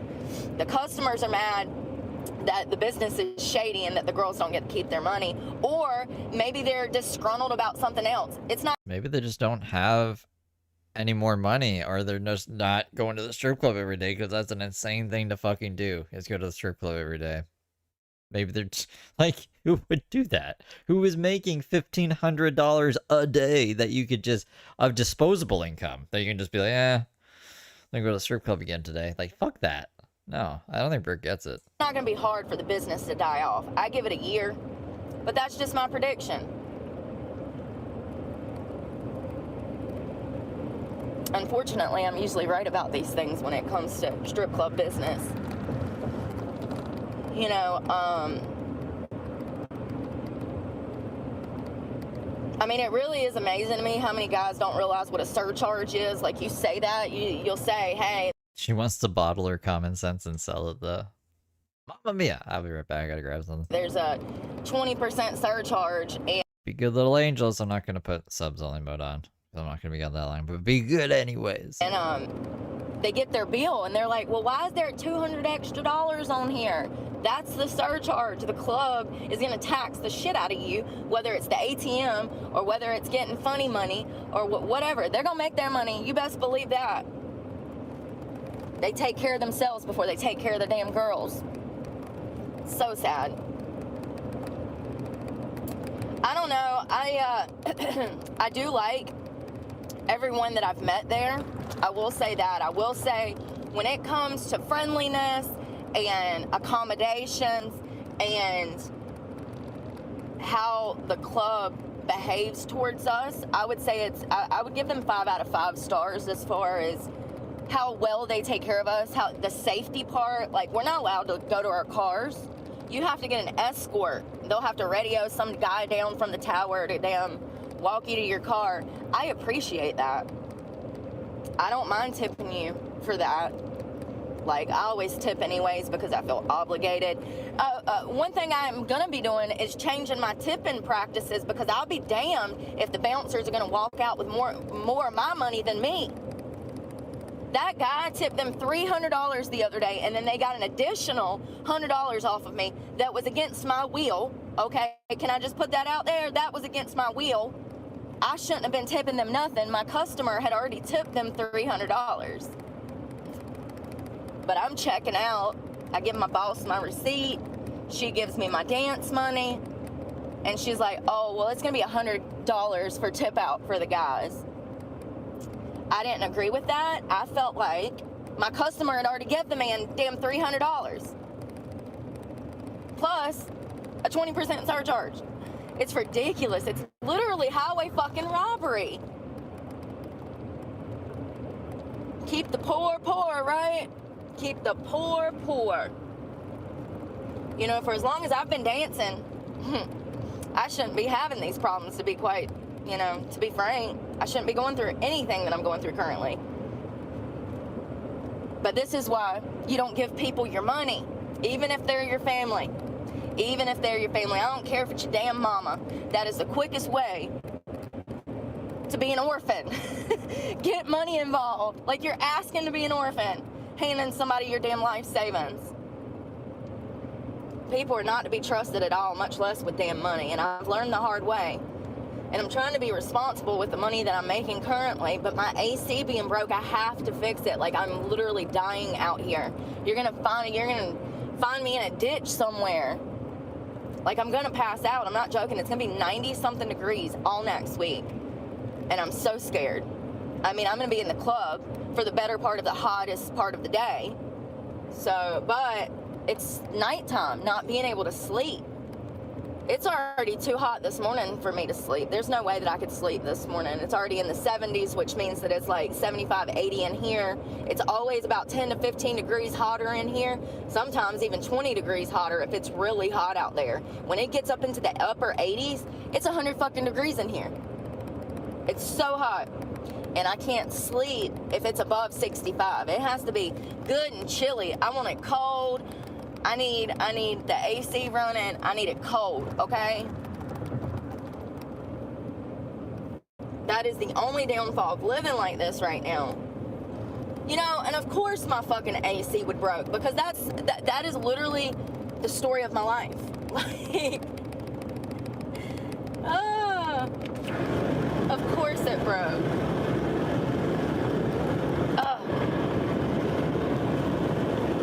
I need to get it together this morning. I look rough. I'm running around vizierless. I ain't got no bra on. I'm fucking rough. I'm surprised I don't feel worse not getting any sleep like I haven't been. Hey, oh my God, y'all want to hear something crazy? This truck right here, this is my family. My family owns this multi-billion-dollar fucking company, Kirkpatrick Paving and Grading. You want to hear a crazy story? What is she talking about? Her family owns this company. Crazy? This truck right here, this is my family. My family. I was gonna smoke a bowl, but I'll just smoke the vapes. What? Hold on. We gotta pay close attention. Owns this multi-billion-dollar fucking company, Kirkpatrick Paving and Grading. Kirkpatrick Graving and Paving? You want to hear a crazy story? So that my grandmother, Brookie Kirkpatrick, runs that place. My dad, my stepfather who raised me, he's such a piece of shit that he comes from millionaires. And he literally had burnt all of his bridges by the time he met my mother. And yeah, he worked.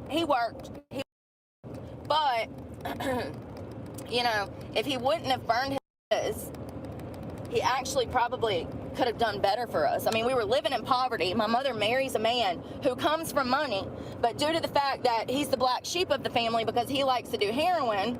He's a fuck up and he's only 5'4". What a loser. Yeah. Your mom thought this was a good guy to marry. His family disowns him, so we live in poverty because of that. Now, it's called Kirkpatrick Paving and Grading. That is family.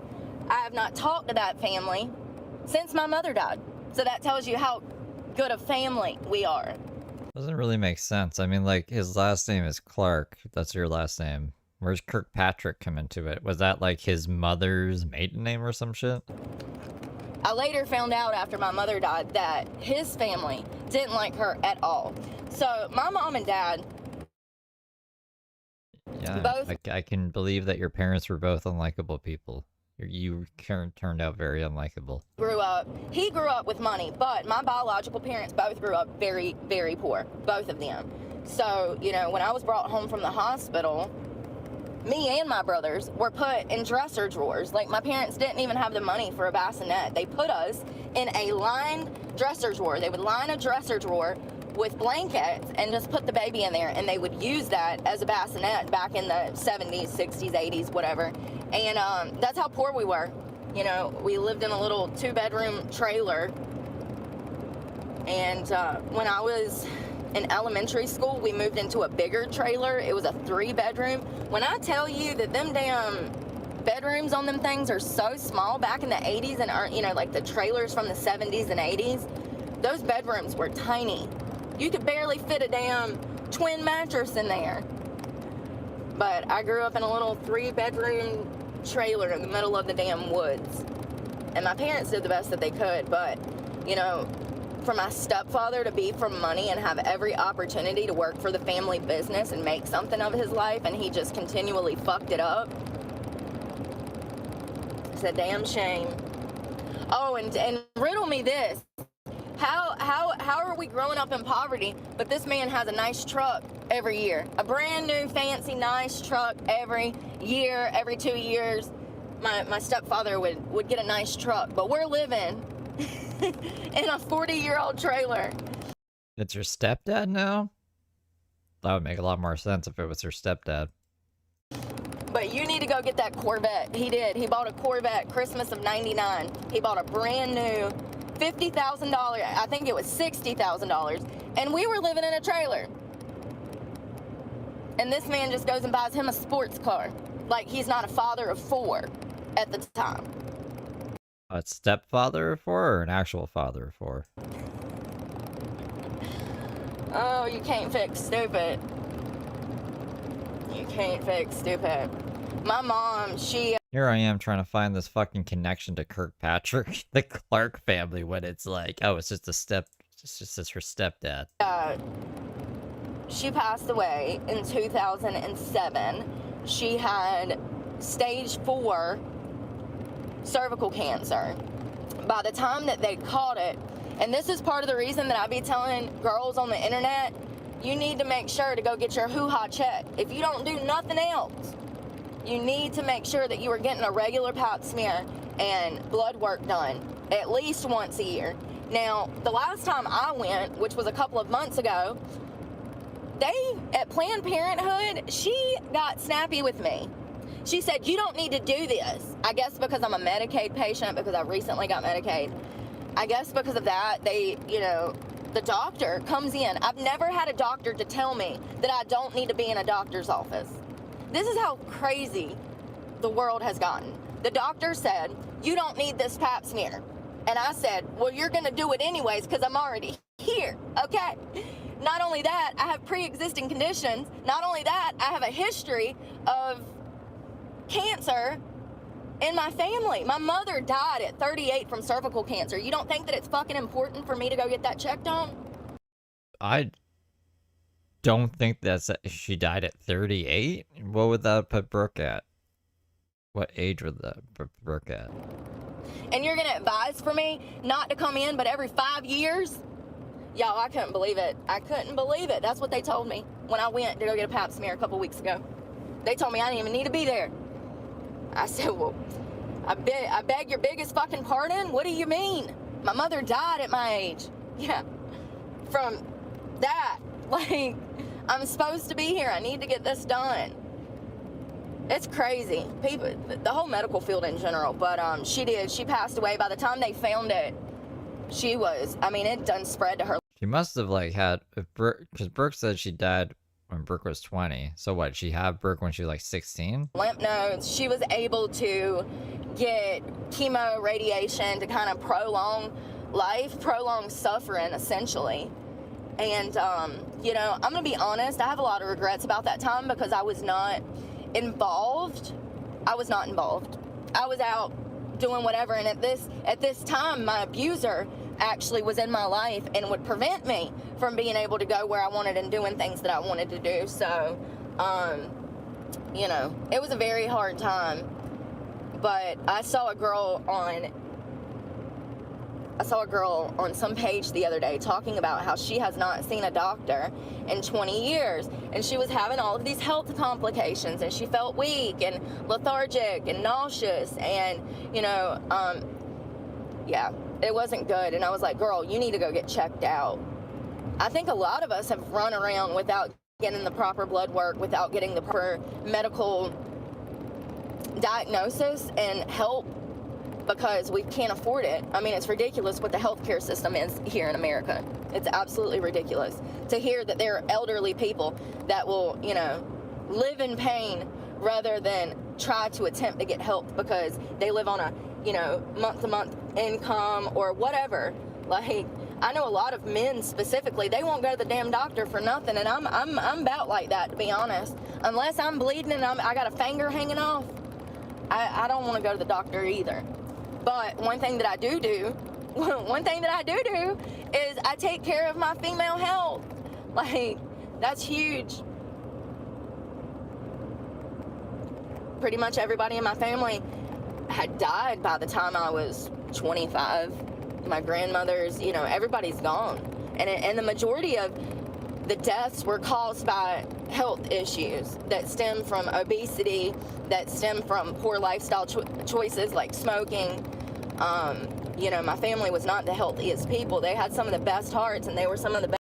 I think your mom did die from cancer. I don't know about the last name of the father or anything like that, but she already lied about having, like, she lied about herself having cancer on her face when she had that zit. Remember that? The zit that she thought was cancer. Us people, but they didn't take care of themselves, and they were from a different generation where people just didn't care. And I think that people did care back then. I just think that people didn't know any better.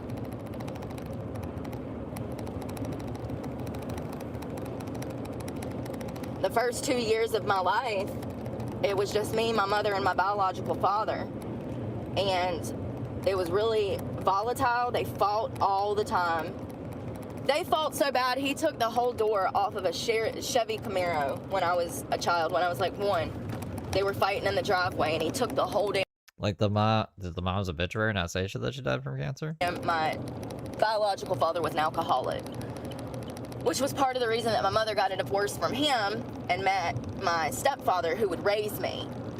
And they fought bad. There was absolutely drug use going on.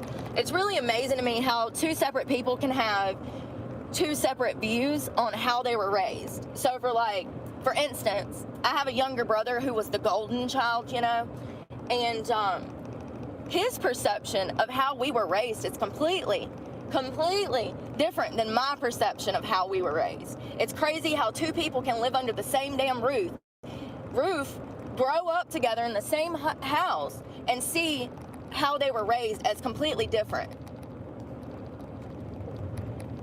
I grew up in a very, very, very abusive household. Very abusive. And when you're teaching your kids through discipline and teaching them to fight, it's not good. What do you think they're gonna do when they start school? I don't know what my parents were thinking, turning me into a trained killer by kindergarten, but that's what they absolutely did. They raised me to be me. My first fight, I was still in diapers.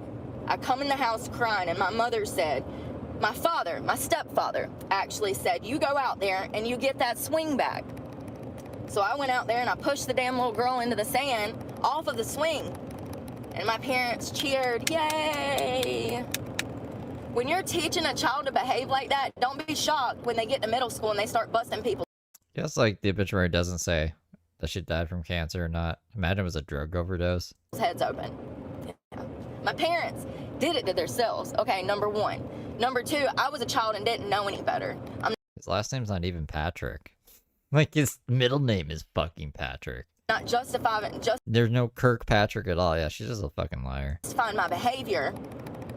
But what I am saying is that it's no surprise that by the time I was 18 years old, I was facing 2 counts of attempted murder and looking at a life sentence of 24 years.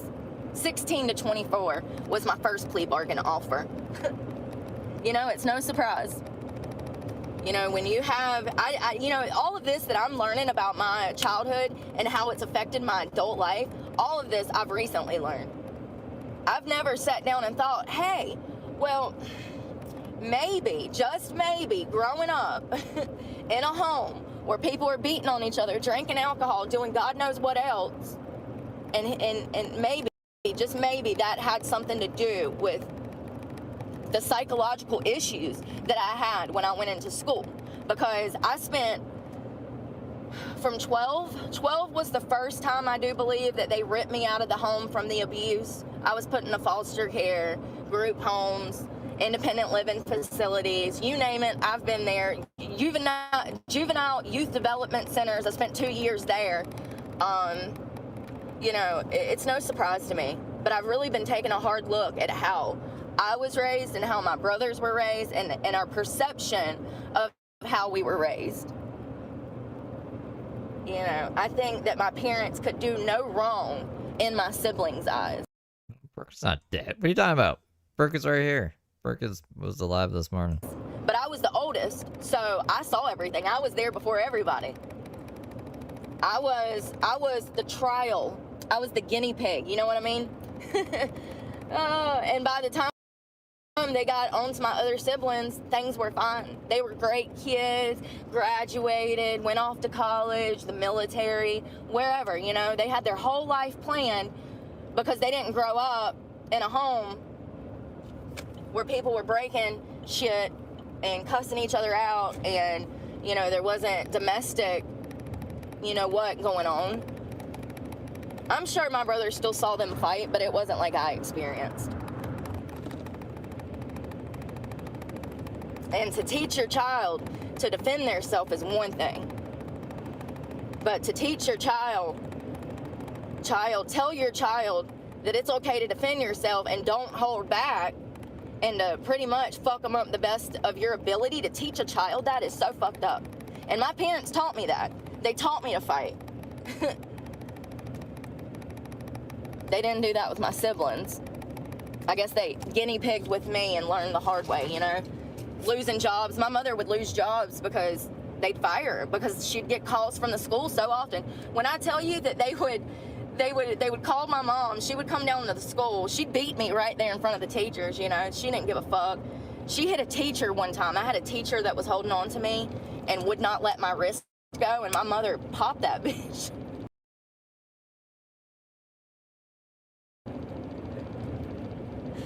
My mother swung on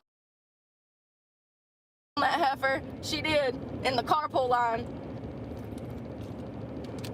because I was in trouble.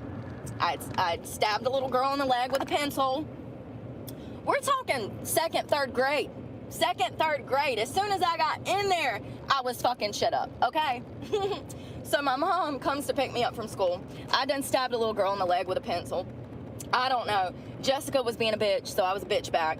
And my teacher had my wrist, and she's like shaking me around like a rag dog, dragging me around. And my mother is like, what do you need? And my teacher is like, let me talk to you. And my mother's like, I have to go. I have important stuff to do. Right now it's not a good time. The teacher is holding on to my wrist, won't let me go. And my mother popped her. My mom said, let go of my child, and grabbed me and took me and put me in the car. But the teacher wanted to talk to her and tell her what I'd done that day. And this was a daily occurrence. Like, I'm not even fucking exaggerating. I would love to pull these fucking files, like some old reports from back in the day, my school records, hospital records. That is something that I'm most definitely gonna look into one day. I want to see my case file from CPS, from where my parents kept losing custody. There's like no correlation between the Kirkpatricks and Brooke's family. Brooke is just insane.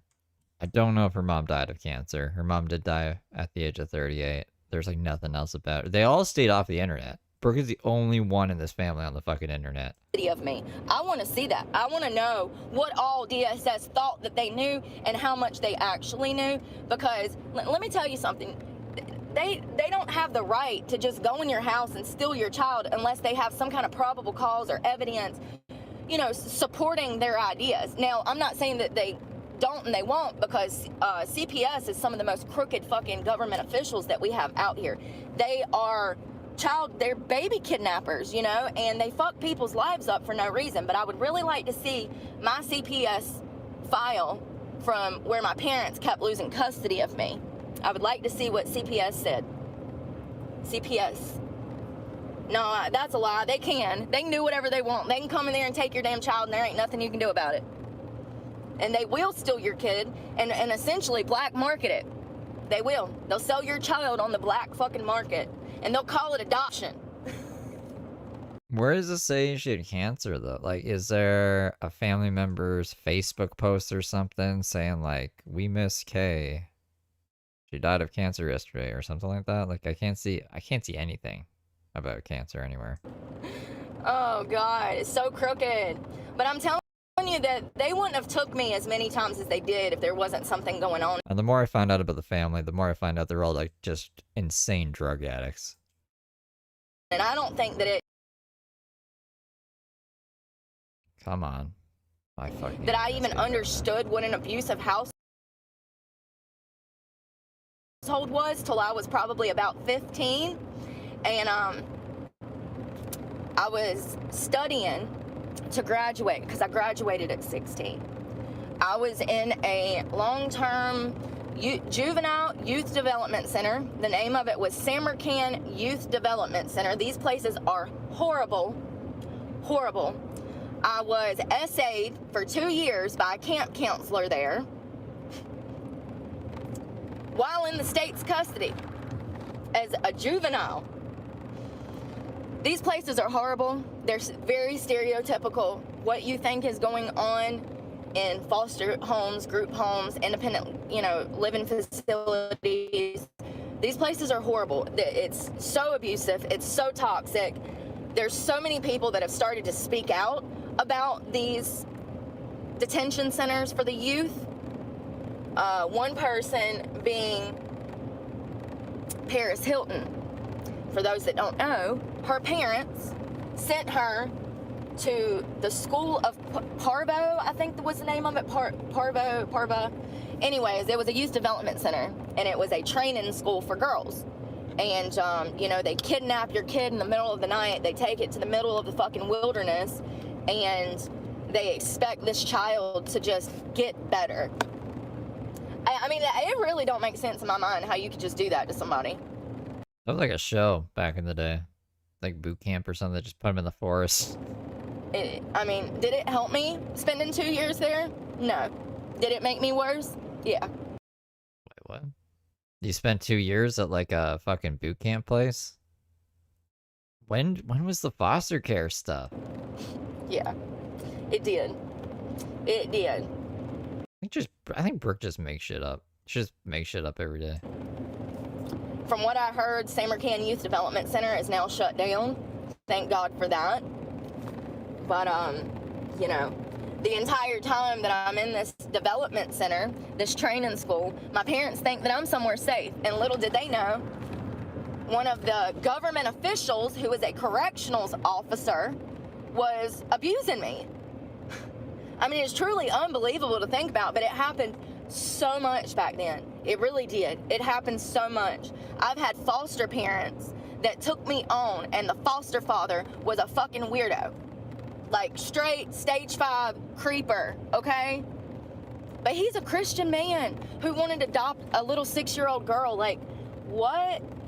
I'm just saying that, I don't know. Foster families and stuff like that, they creep me out. I'm just being honest. I'm not saying all. I'm saying in my experience, the foster families that I've been with were very toxic. They were abusive. They should not have been adopting children. The homes that I've been to, as far as group homes, those are toxic. One in particular that really stands out to me that I was in Greensboro, North Carolina, and it was a 3-bedroom house, and I had 2 other girls that lived there with me. There were multiple staff members that would oversee our day-to-day life. They would take us to school, they'd pick us up from school, they did all of these tasks for us, like grocery shopping, cooking our meals. There was always someone there who was making sure that all 3 of us girls were taken care of. Now, when I first went into this in particular group home, I was 14. I was just entering into high school. And I'll never forget being picked on because I was white. Not at the school, at the group home. I was bullied by grown-ass fucking women because I was white.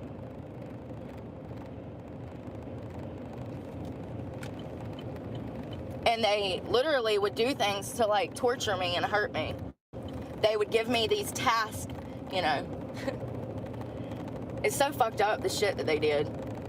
So fucked up. Once again, another person, multiple people in a position of power that shouldn't be there, overseeing the care of children who have already been through so much.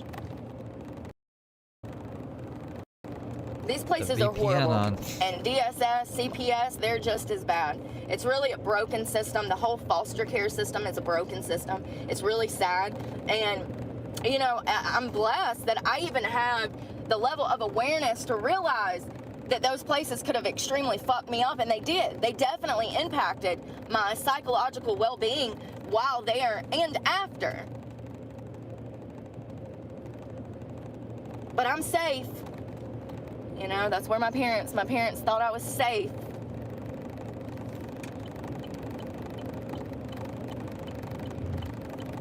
So I'm about to pull up at this car shop. This guy told me to be here at he said, he knows I'm a stripper, right? he says, if you can get here early one morning, we can fix your AC. He said, and I said, early? Okay, no problem. And he says, you know, maybe like 11 or so, like 11. And I started smiling because I'm a dancer, so he's assuming that I get up late and that I go to bed late. You know what I mean? He's thinking I'm on a nighttime stripping schedule, so he was trying to be accommodating by telling me that I could get there a little later in the morning, like 11 a.m. I bet he's gonna be surprised as shit when I roll up at 7 a.m. to get my truck fixed. Ah. He's gonna be like, what the hell? I said 11, not 6 a.m., bro. Well, I tell you, it is so hot. My shirt's soaked through and through. My whole middle section is soaked. Oh, something, you know what? When I was at work yesterday, you know, I really don't pay attention to a lot of people, to be honest. I kind of live in my own world. I have main character energy. And, you know, it's not that I mean to be unaware. It's just that I genuinely don't give a fuck. Like, I don't need to know why you're mad. It seems like she really gives a fuck after. She goes on about things for like days at a time. Kelly, I don't care why Jessica's pissed all the time. Like, it's not worth my time to care about certain things. Specifically, I'm talking about, like, the club and the girls at the club and the employees at the club. I don't really spend a lot of time getting to know people. I go in, I get my job done, and I'm out of there. But I just want to say, something that I've noticed, a common trend nowadays, is how, like, girls walk around like they're mad at the world. They really do. Girls walk around like they're mad at the fucking world. That's literally Brooke, but okay. And, it takes more energy to frown than it does smile. That's all I'm saying. That's all I'm saying. Like, you know, carrying around all of that sadness and hurt and pain and whatever you're carrying around, regrets, I don't know. Whatever you're carrying around, I mean, you don't have to. You can just let it go and be a happy person. It's that fucking easy. Now, I understand. Y'all, for those that don't know, I suffer from extreme depression and anxiety, so I'm not saying to just, you know, I'm not saying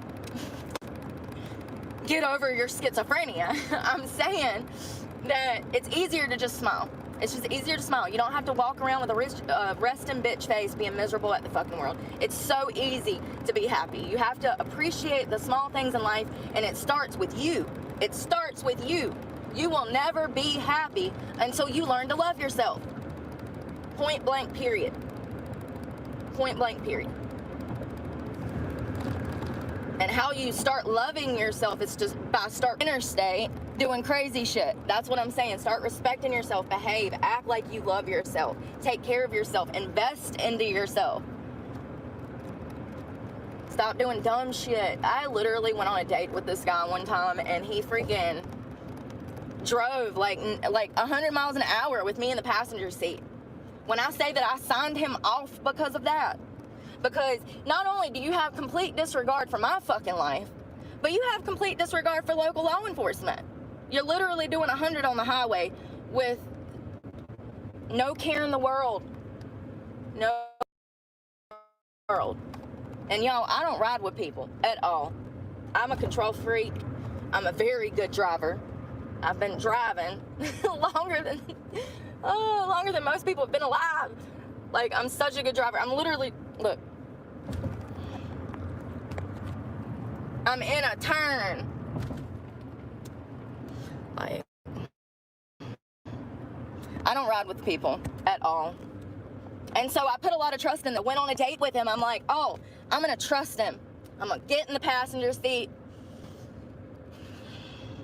Big mistake. Big mistake. Those little signs, though, like driving really fast with me in the car with complete disregard of my life, that was a red flag. And I had a feeling that he was a piece of shit, and I later learned out he was. He was a horrible fucking human. Horrible. Horrible. But the signs were there. That was one of them. Oh, the other one was, the first time I ever met him, he goes to give me a hug.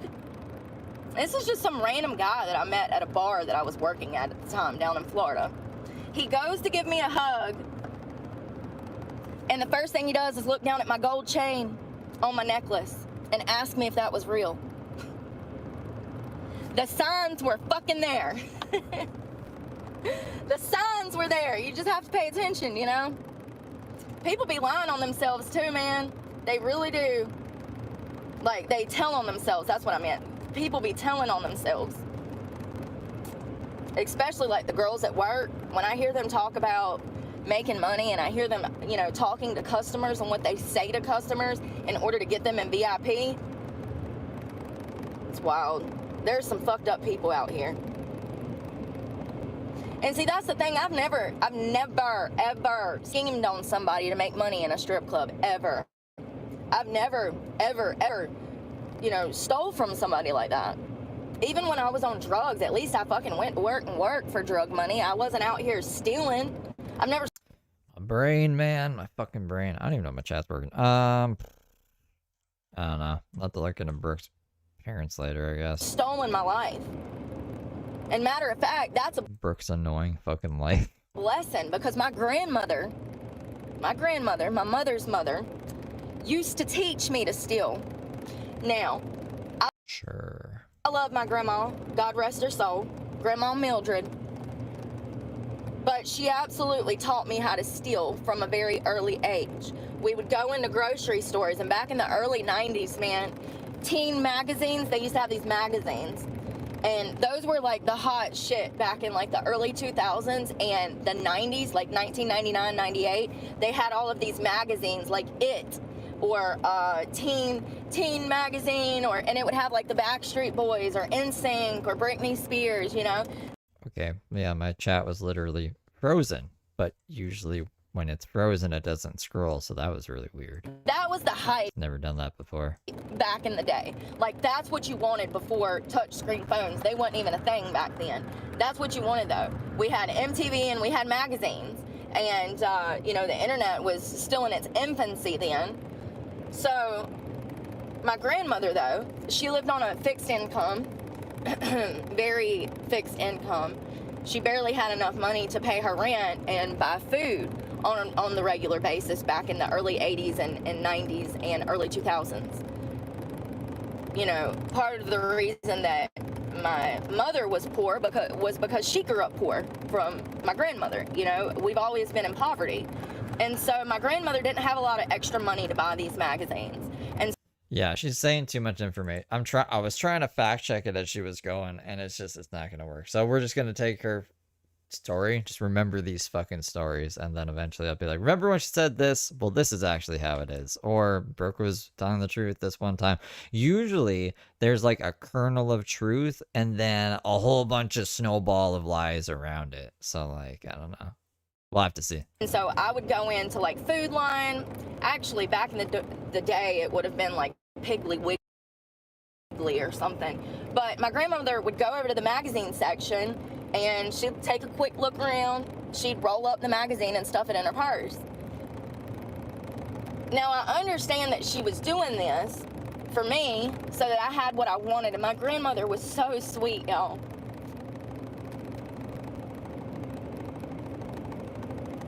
Sorry.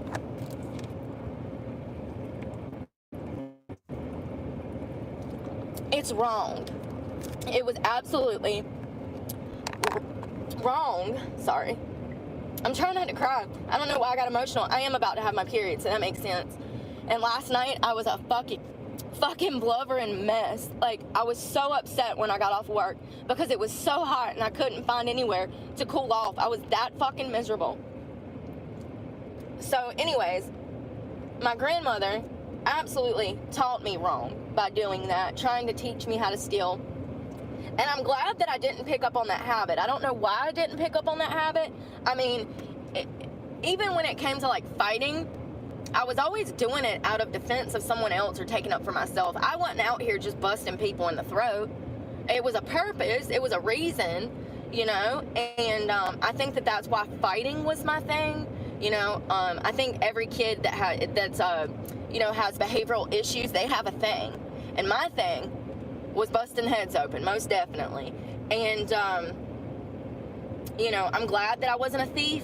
I'm glad that that didn't stick with me. I'm glad that I knew better. And you know what? I have a guilty conscience. Like, I can't steal nothing. Nothing. Not even a cup out of a restaurant to get a glass of water.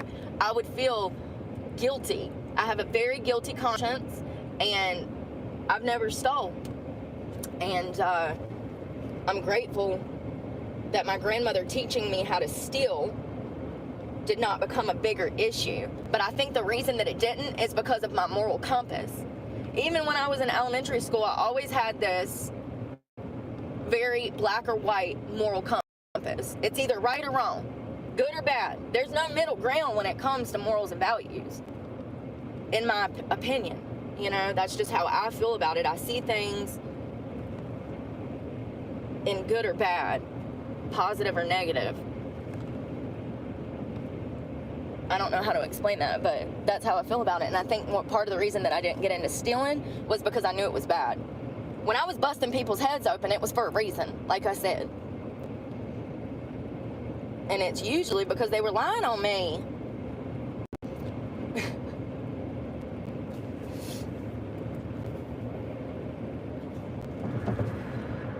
I'm grateful that I turned it around. Like, you know, I don't know. It scares me to think about who I could be. I'm very blessed that I have the insight to realize that it's not good to be a bad person. I'm glad that I decided to turn it around. But, you know, even when I was Turn the beat around. I still think she's crazy. I don't think she's a good person. living a life of crime and drugs, it wasn't like I was out here doing illegal shit and being a grimy human. I still kept my moral compass about me, even in drug use, shooting hundreds of dollars worth of black tar heroin every day, and I was still a better person than half of the motherfuckers that I meet out in society. Make that make sense. I'm the ex-con, drug addict, stripper, whatever you want to call me. Why am I the one saying, hey, maybe you shouldn't steal, maybe you shouldn't lie, maybe you should value your marriage? Just a thought.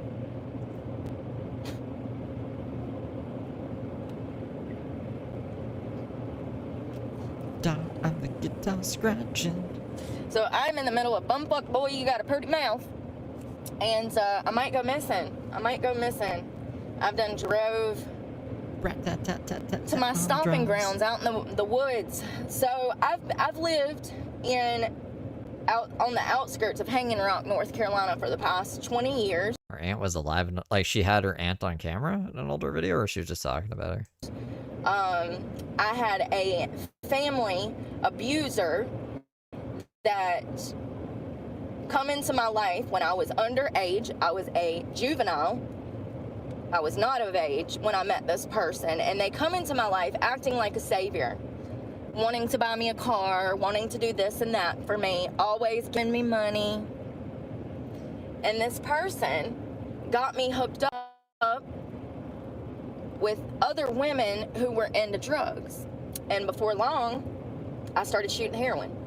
And it's crazy how it progressed so quickly. I'm talking in a matter of days it progressed. I'm talking, I snorted some heroin, and then the following day I was shooting it. That damn quick it progressed. And it wasn't like I had a choice at the time, because my savior, my family member, this person who was my savior, wanted me to be on drugs. Because if I was on drugs, then I was more compliant. And, you know, when you're 16, 17, 18, 19, 20, 25, you don't realize that, I didn't realize that there were actually some very, very, very evil people out here that would get me strung out on drugs just to be able to control and do sexually whatever they wanted to with me. And I wholeheartedly believe that he tried to kill me. I really do. I think he wanted me to die. You know, we're talking about a man that is almost 60 when I met him when I was a teenager. When I was underage. I don't care if I was 25 when I met him. I grew up very sheltered. At this point, my mother was dying. I had nowhere to go. I was homeless. I had no income. And this person comes into my life and says, oh, well, I'll help you out. Where did you meet Randy then? I always thought it was like a family friend or something, but clearly fucking not. family friend of the stepfather's? Did she just meet him at a strip club? And that's a lie. I was doing things with myself. I took the ASVAB. I was trying to join the military at the time. So that's a lie. I was doing things in my life. It just wasn't the best things, you know? And, yeah, for the longest time, you know, Shedlord.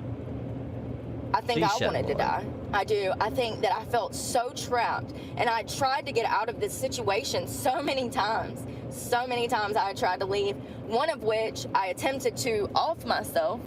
I drank a bottle of rubbing alcohol. Once again, I'm a teenager. I don't know any better. I thought it would kill me. No, it just burned like a motherfucker. And I was 18 then. And this is when the abuse started. So he didn't just start messing with me day one. No. It took years for him to break me down. Years. And it started with him getting me a car. He said, well, let me get you a car. You know, he didn't want to give me a car when I needed to go take my ASVAB and I was trying to join the military. He prevented me from going to that, but weeks later, he gives me a damn car. And, you know, the idea of freedom to me was appealing because I'd never had that. I'd been so sheltered everywhere in my life, whether it was a group home, foster home, with my parents, with my grandmother. I'd been so sheltered that I really was very stupid and naive. And I genuinely thought that this person cared about me because they were doing things for me. I failed to realize that they were doing these things for me because they had a bigger plan for me. They were most definitely going to use me for their own perversion, which is what happened. And not only that, but sorry, I'm trying not to miss my exit. Not only that, I was never able to have a normal life because I had this person in my life. And it's only been since I got clean that I realized that I can't have a normal life if this person is in my life. Because this person wants me to fail. Because they're mad that we were born 50 years fucking apart and he can't have me. He was in love with me, and I understand that. And I understand what it feels like to be in love with somebody and not be able to have them. But at the same fucking time, sir, you were my grandfather's age. I was a juvenile. You're a pervert. You're a sick pervert. There's something not right with you. And I'm saying this because I know the pervert's watching. He always does. He's obsessed with me. He won't let me go. I mean, it's fucking a shame that I've had to get like restraining orders and shit. But You have a restraining order on him. I don't know if Randy watches the streams either, but this is all pretty crazy. You would think that, like, I don't know when her mom was diagnosed with cancer, but you would think that, like, your mom having cancer on the verge of death would maybe make you stop doing heroin and want to go spend time with her before she dies, but Brooke didn't. She just kept stripping and doing heroin, and now she wants to blame Randy for. I think she feels guilty that she wasn't there for her mom and she ran away from her. Seems like her mom cared about her, girls. She wouldn't have put out that fucking notice being like, yo, my daughter's missing. Help. you know, I probably should go get another one. And she still lives with them, yeah. Yeah. So it started with a car, and then I can't remember exactly how it happened, but he would break me down little by little, and within a couple of months, he was essentially forcing me to sleep with him. I didn't have a choice. Like, Yeah, 30. She's gonna be a 38 this year. if I say no, Like in December. then I'm not going to have a home. I'm not going to have a home. Where am I going to go? What am I going to do? And at this point, he had I don't know, like, specifically when Randy broke up with his wife or when his wife died. So I can't say for sure. Also, this is like we're just hearing Brooke's side of the story, which could be skewed to make herself seem more like a victim. I don't know when Brooke actually met Randy. The youngest picture of Brooke there is on Randy's Facebook page is when she's 26. So she was at least 26 when she met Randy, but I can't. There's no evidence of it being before that. done got me strung out on heroin, so I have that daily dependency. It's crazy to think about how naive I was. And I absolutely feel like he wanted me to die. And all the, like, she seemed like a pretty free spirit from the stuff that I've seen, at least from 2014 onward, when she was apparently kidnapped by Randy. Seemed like she had lots of boyfriends, girlfriends, spent money on whatever she wanted to, got her kids taken from her because she was doing shit that whatever the fuck she wanted to, you know? because he couldn't have me. Traveling stripper. He always wanted me to be involved with him and love him and be in like a relationship or marriage with him. And I never was open to that because number one, he's old enough to be my grandfather. Number two, I knew it was wrong. And number three, it makes me feel horrible. Like, do you know how fucked up you would have to be? Do you know how fucked up you have to be? Randy's wife is alive and well? To deal Why do we think she was dead? with that. Ugh. I mean, it's absolutely repulsive. And you know, in 20 years of me going and coming from this ranch, from this property, it was never an issue until I got clean. That's the last thing that anyone thought that I would do. That's the last thing anyone thought I would ever do. I have no doubt that everyone that knows me thought that I would end up dead. That they would show up and find my body dead in my truck one day. I have no doubt that everybody expected that from me. The last thing that anyone ever expected for me to do, everyone, was get clean. And then I get clean, and it's almost as if people are offended that I love myself and I want to do better. It pisses them off. It pisses them off.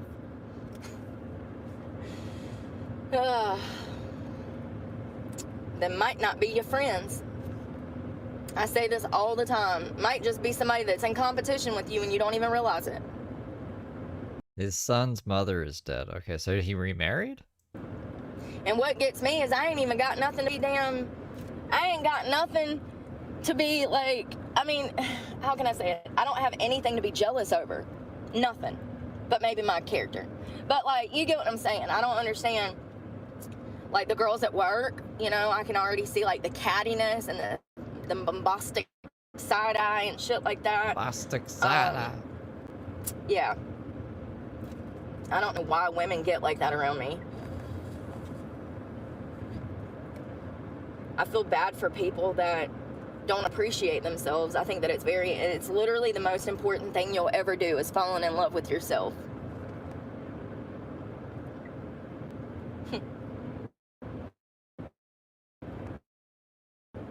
And it's taken me 20 years to get here, but I'm not turning back now.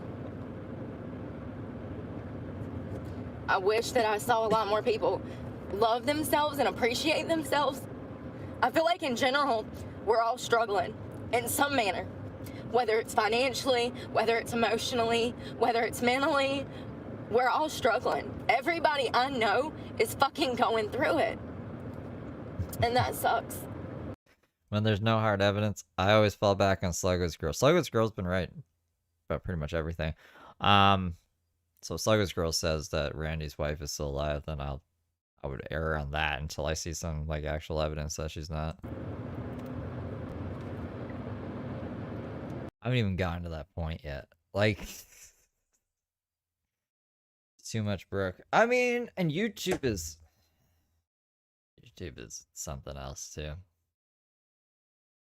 I thought it was just gonna be more stripper tales. I didn't know she was gonna get so much into her fucking personal life.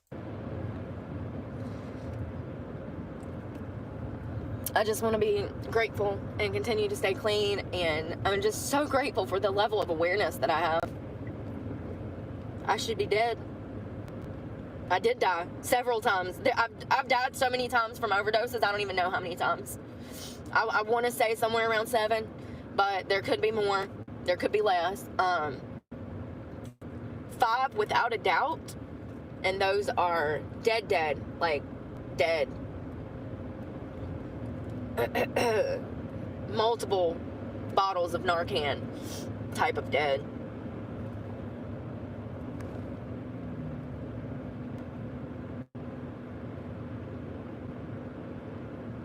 And I've still been looking into drug rehabs, freaking trying to find a job. They were hiring for a counselor, addiction therapy, addiction and trauma counselor for a drug rehab, but you have to have a certificate, and I'm just like, you know, like, I mean, if I'm gonna go to school for something, it's gonna be a trade so that I have a skill, so that I can work for myself.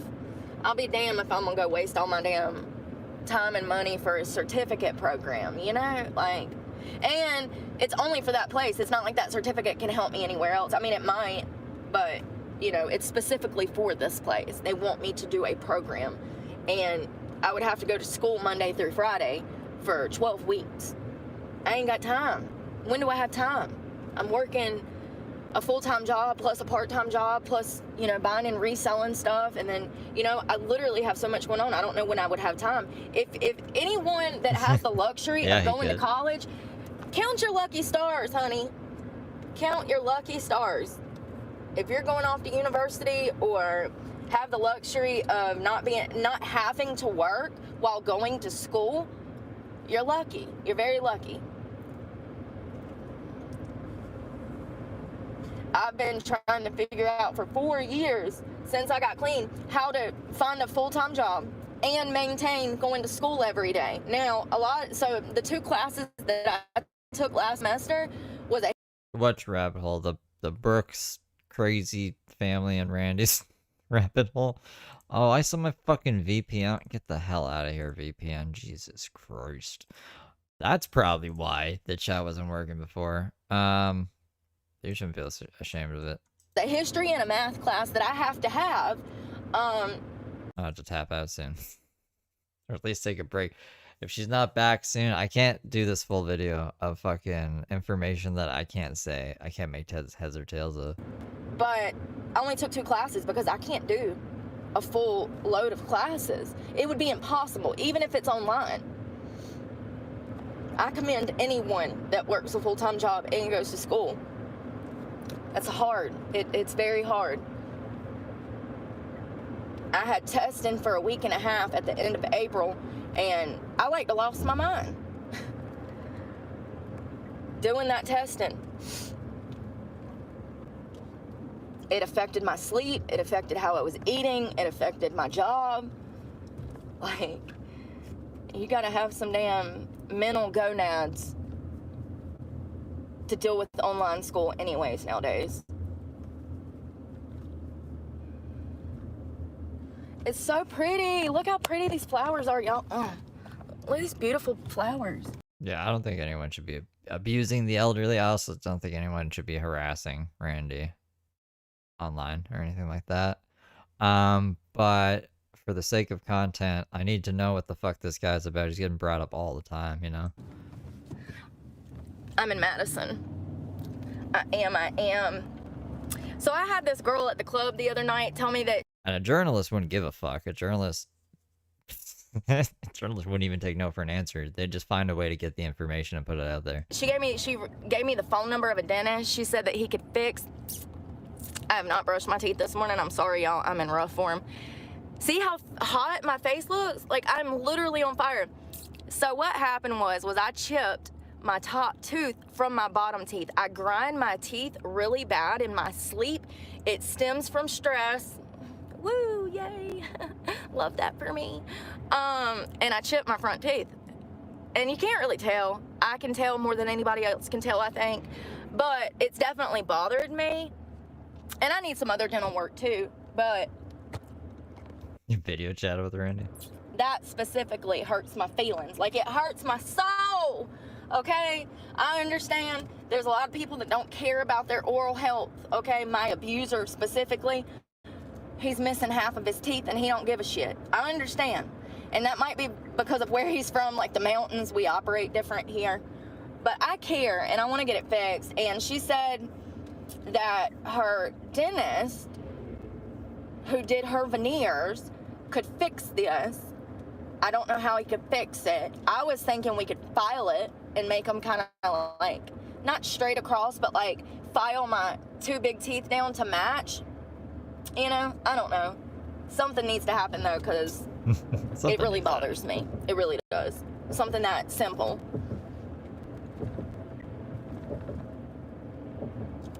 And I literally woke up and pieces of my teeth were laying on my tongue. When I say I cried for like days, I'm not joking. I was a mess for days over it. What it was is like my bottom teeth chipped my front teeth when I was grinding my teeth in my sleep. And you I think, remember all the times, I don't know if you guys do remember this, but there's a bunch of times that Brooke was like, come do schoolwork with me. And then she just looked up like murders and stuff and complained about McDonald's Wi-Fi. can actually see where they connect. So shit happens. It could be worse. You know what? We're gonna pull over and brush our teeth because my mouth feels gross.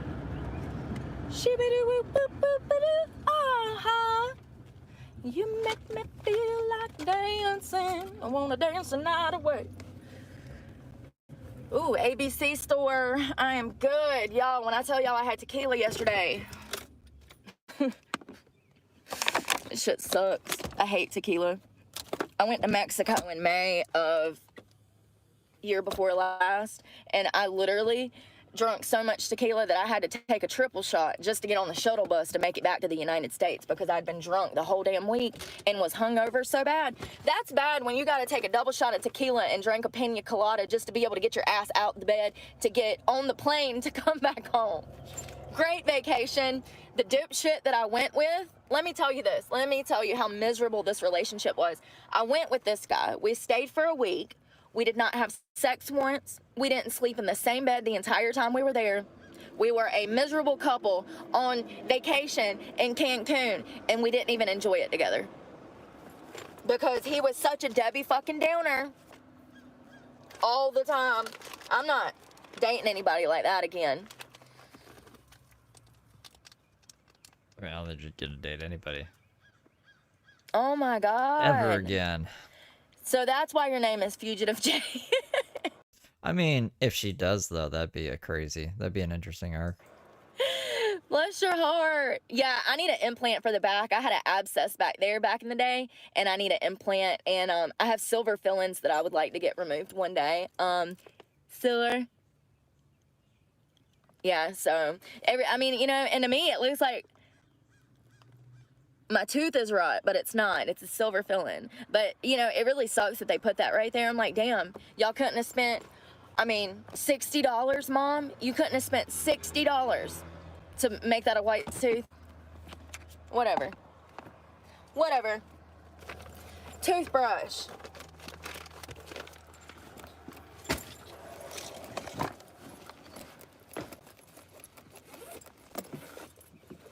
And since I grew up in foster care and stuff, my brothers always stayed home. So I would be thrown into foster care, but my brothers got to stay there at my parents. So How does that work? my brothers would live with my parents full time, but I was in foster care.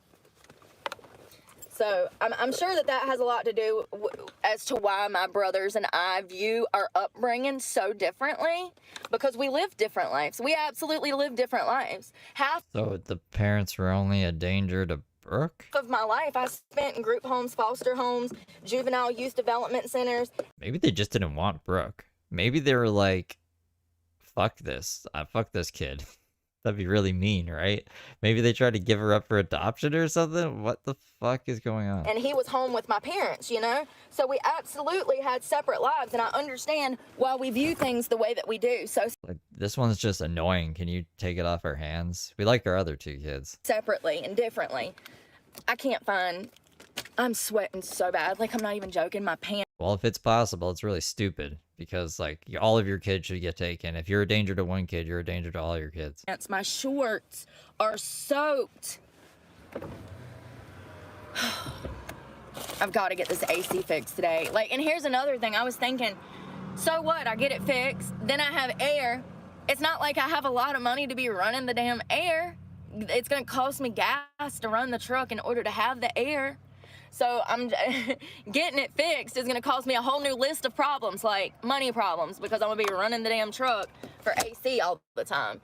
Where in the hell is all my toothpaste? I literally just bought 4 new tubes, and they're all missing. When I tell y'all that my truck has never In a year and some change of living out of my car, my truck has never looked like this. Ever. It is disgusting. First of all, this is usually my kitchen. As you can see, there's trash there. I mean, it's just this. Oh my God, is that an underwear? That's my dance clothes from last night. Like, this is a mess. I've got to clean this up today. The whole truck is a mess. Them teeth ain't looking too shabby. Thank you. Yeah, it could definitely be worse. It could definitely be worse. But like I said, I've had customers that come into the strip club and they say things about my teeth trying to hurt my feelings. Like, it's amazing to me how mean some guys can be, how mean people can be, you know? That guy I'm talking about one guy specifically. He said something shitty about my teeth, and I told him, I said, oh, yeah, so hold that against me. Growing up, like, you know, coming up in poverty, it's my fault. Yeah, I know. You know, I was, like, sarcastic, saying I grew up in poverty. It's not my fucking fault. Like, my teeth aren't perfect. He cashed at me $500. He did, in the strip club. I guess he felt guilty, and he cashed at me money, which I will gladly take. If anybody wants to be mean to me and then send me money, I'm down. I'm down. You can roast me all day long as you pay a bill.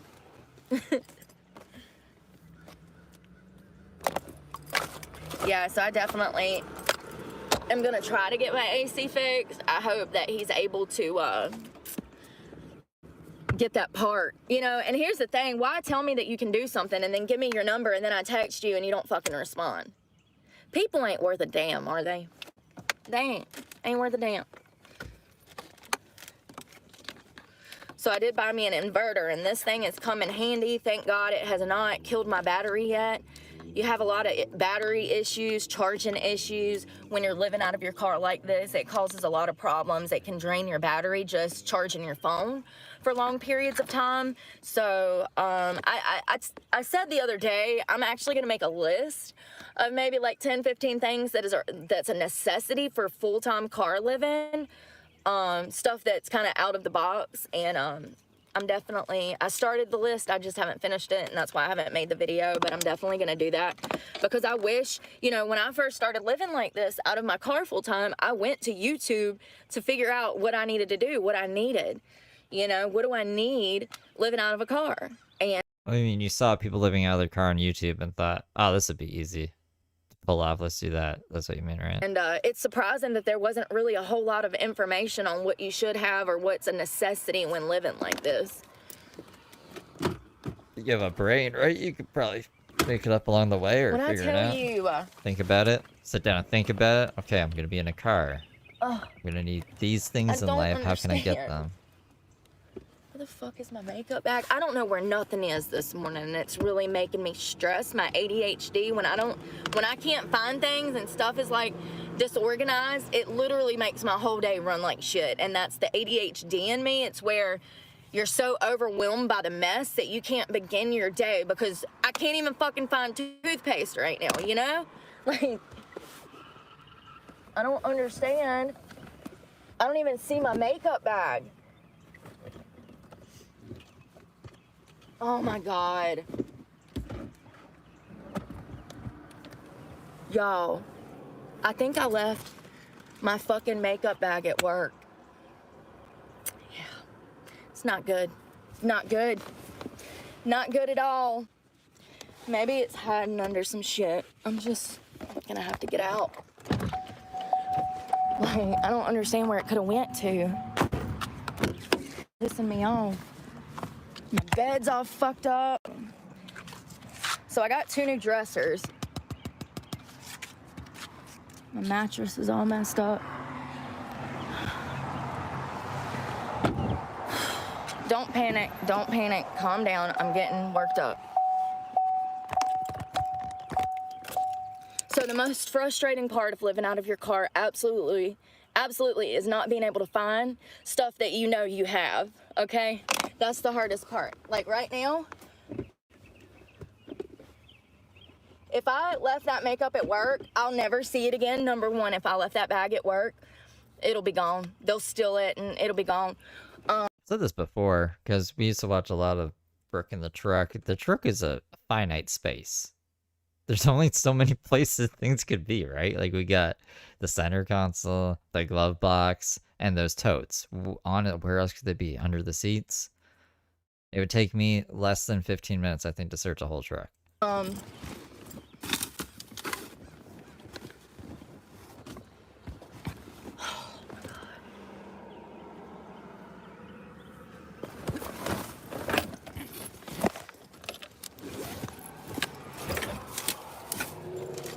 I mean, I've literally never left that shit before.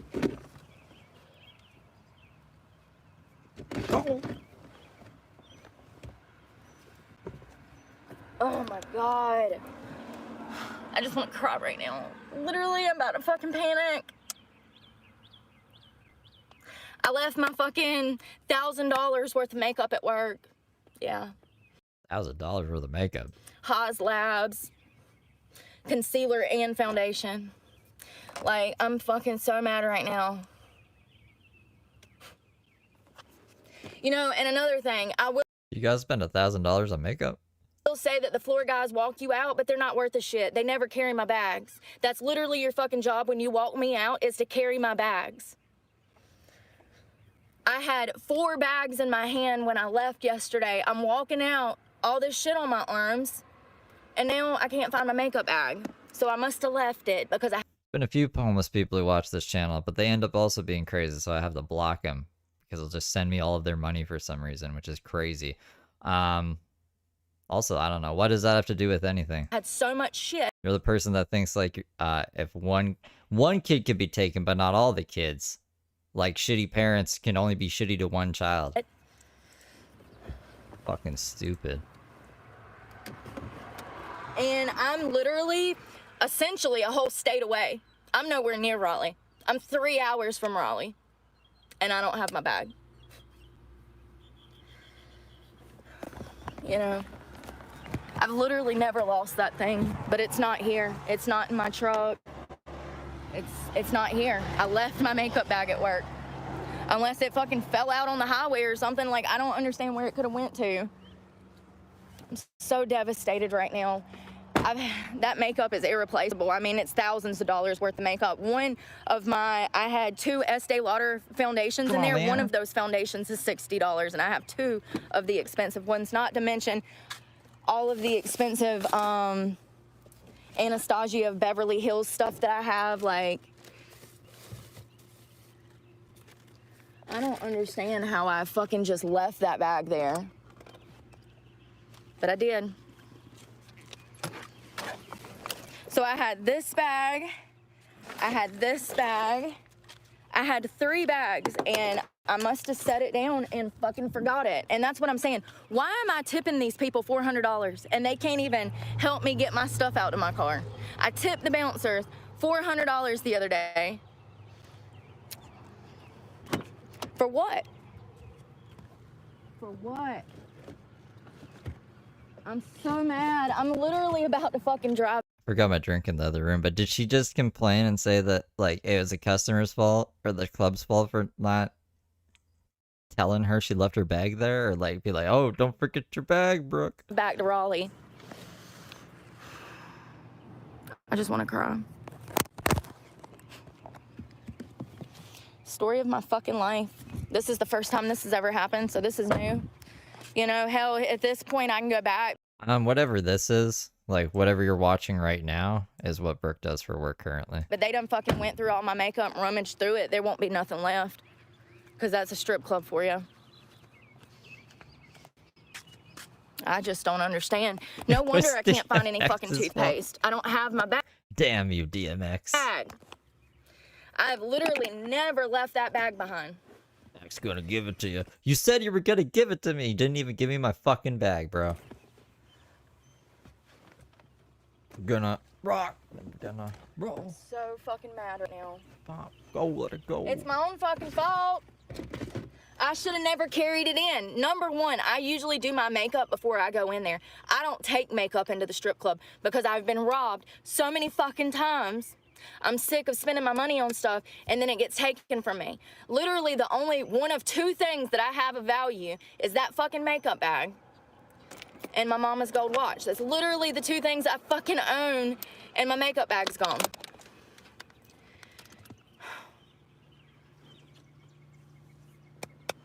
Wonderful.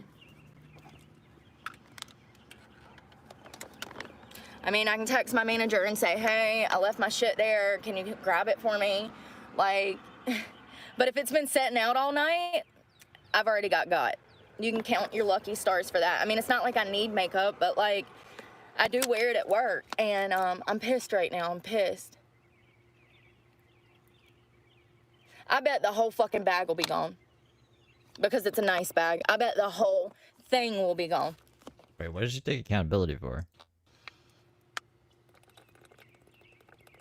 I didn't hear her take accountability for anything.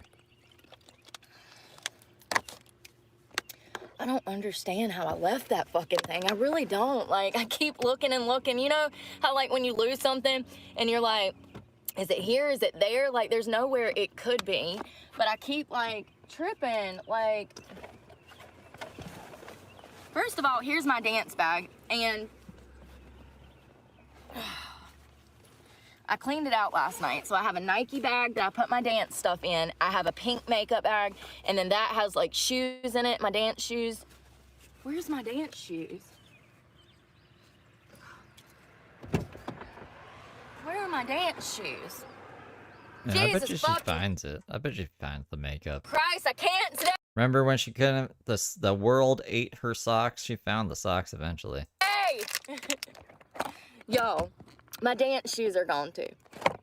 Yeah. Wonderful. I don't know, like, is that a lot of money to spend on makeup?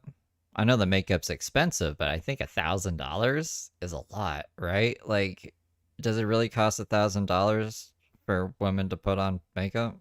Like, how much makeup is she buying? Like, what kind of makeup are we using here? I just I feel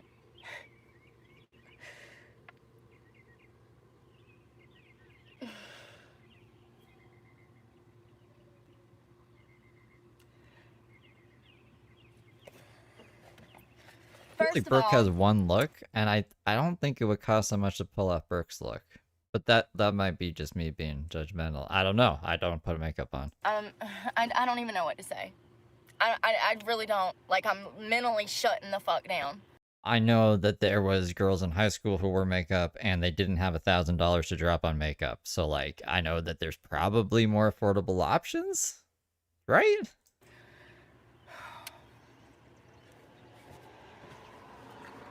Where's my, oh my God, you know what? You know what? My lock's gone. I locked all my shit in my locker. I'm a fucking idiot. Oh, there you go. Y'all, I need to get my life together. My ADHD, my anxiety, my fucking stupid. I'm stupid. Y'all, I have a lock. I just remembered I locked it in my locker. Well, I do know though that like you shouldn't be buying makeup off of Amazon. Like you shouldn't be buying knockoff makeup. It could have like lead in it and stuff. There's a whole Netflix documentary on it, and I was like, oh my God. So, you shouldn't be buying like the cheapest makeup available because who knows what the fuck is in it. But I'm sure there's like a middle ground that's safe makeup to wear that's not $1,000.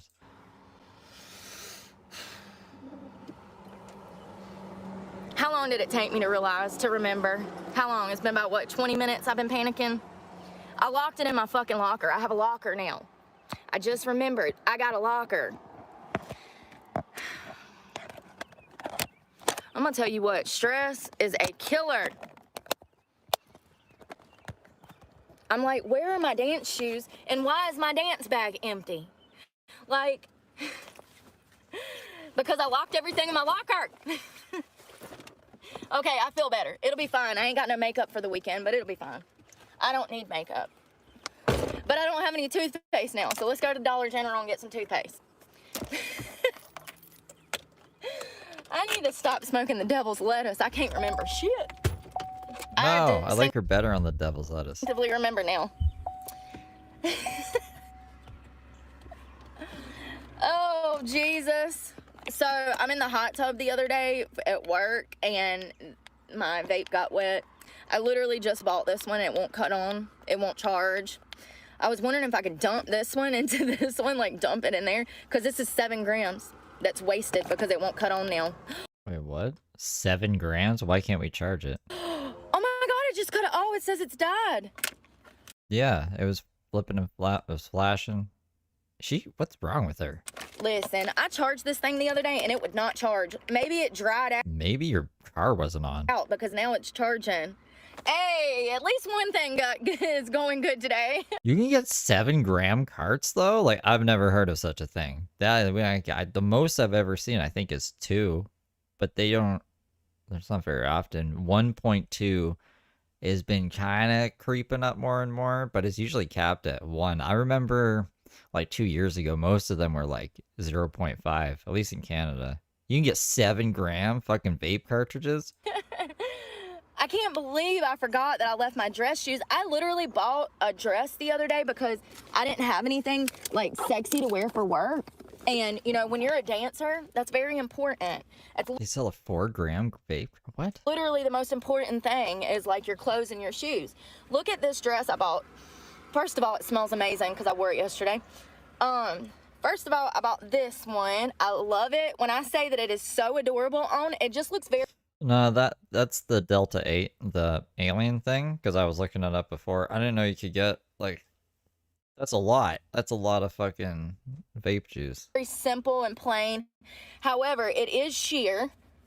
It is sheer. You can see through it. I don't know if you can see that, but you can actually see through it. And I don't know. It's just nice. I got this for $3. I'm gonna go, next time I go into the weed store, I'm gonna be like, I want a 7-gram vape cart, and I'll see what they say. Maybe I'll ask if I can film them, their answer. Because I don't think I can get that. And I also bought a green one that it like goes over your That's true as well. It's a nuisance. boobs, like how can I explain it? It ties across your boobs and it's got these cutouts for your stomach, but it's a dress and it's kind of like roughly around the ass, so it accentuates your ass and your curves.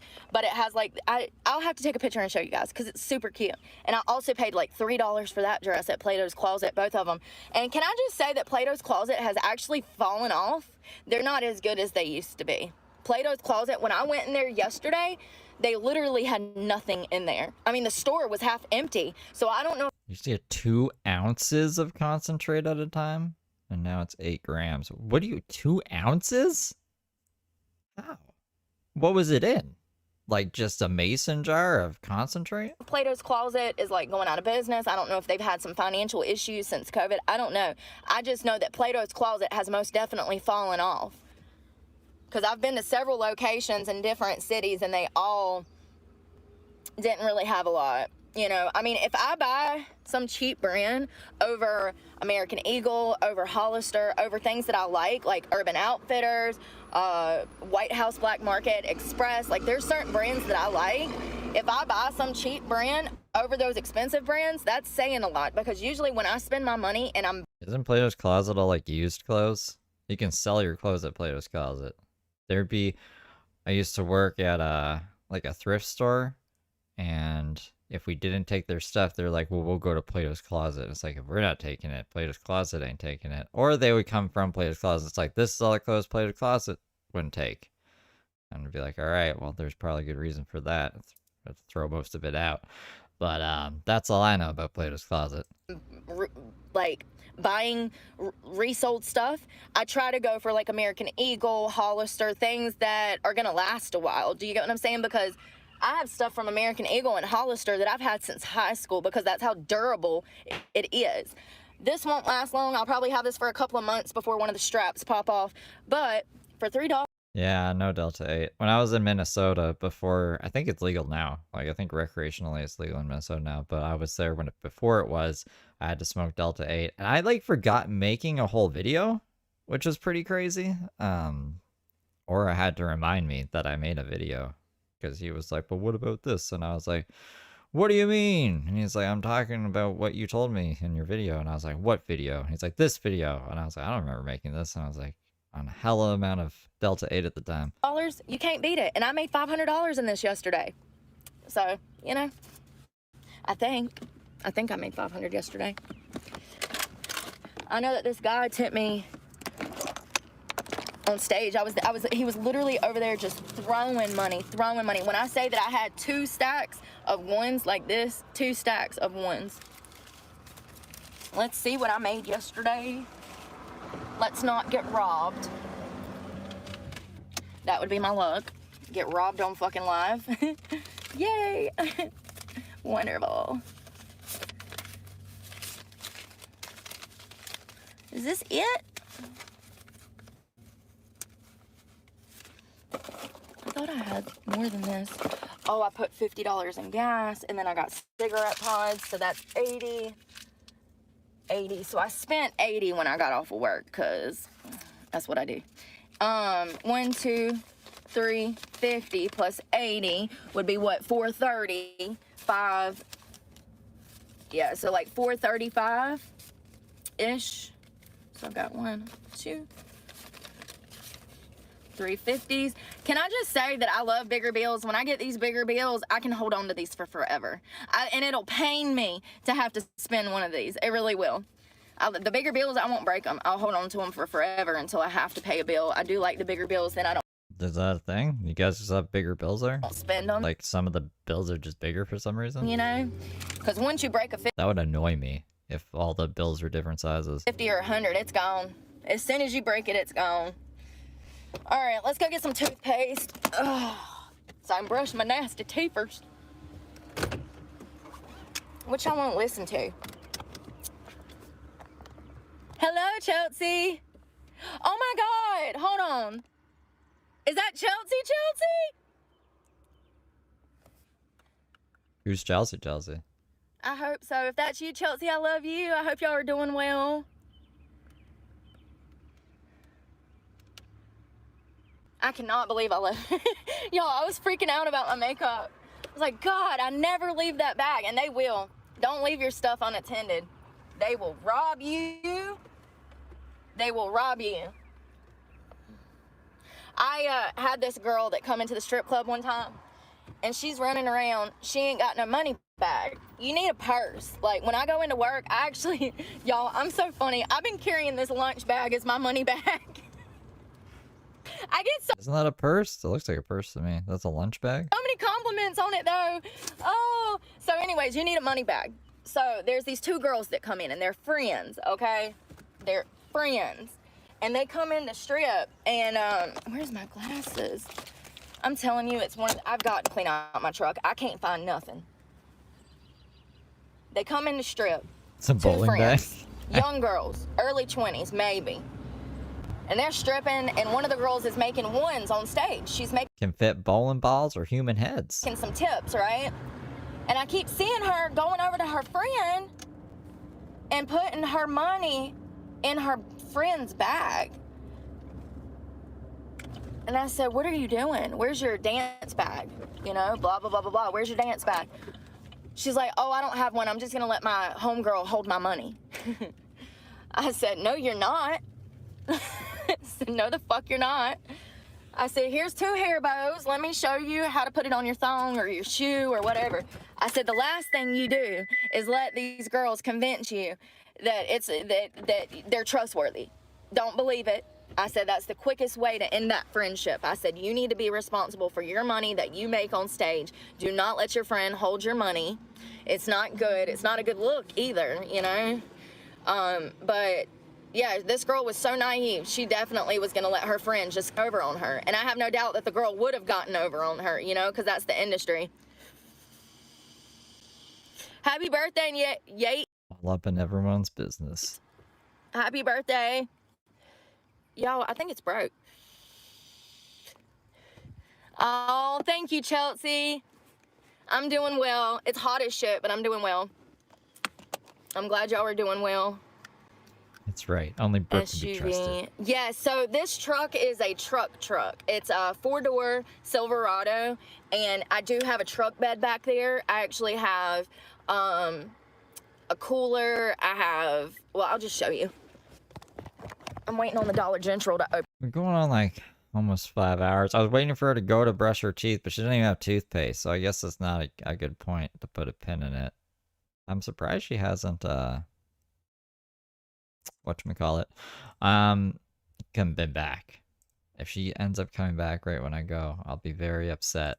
I'll have to start up a whole other stream and then I'll have to make 2 thumbnails. Mamma mia. Mamma mia. Open so that I can get some toothpaste because I left my dance bag at work. So I have a cooler back here that I really use.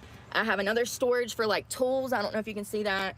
I need to put this tire back underneath here, but the issue is that you have to have a special tool. So when I bought this truck, it was a reward for myself for getting sober.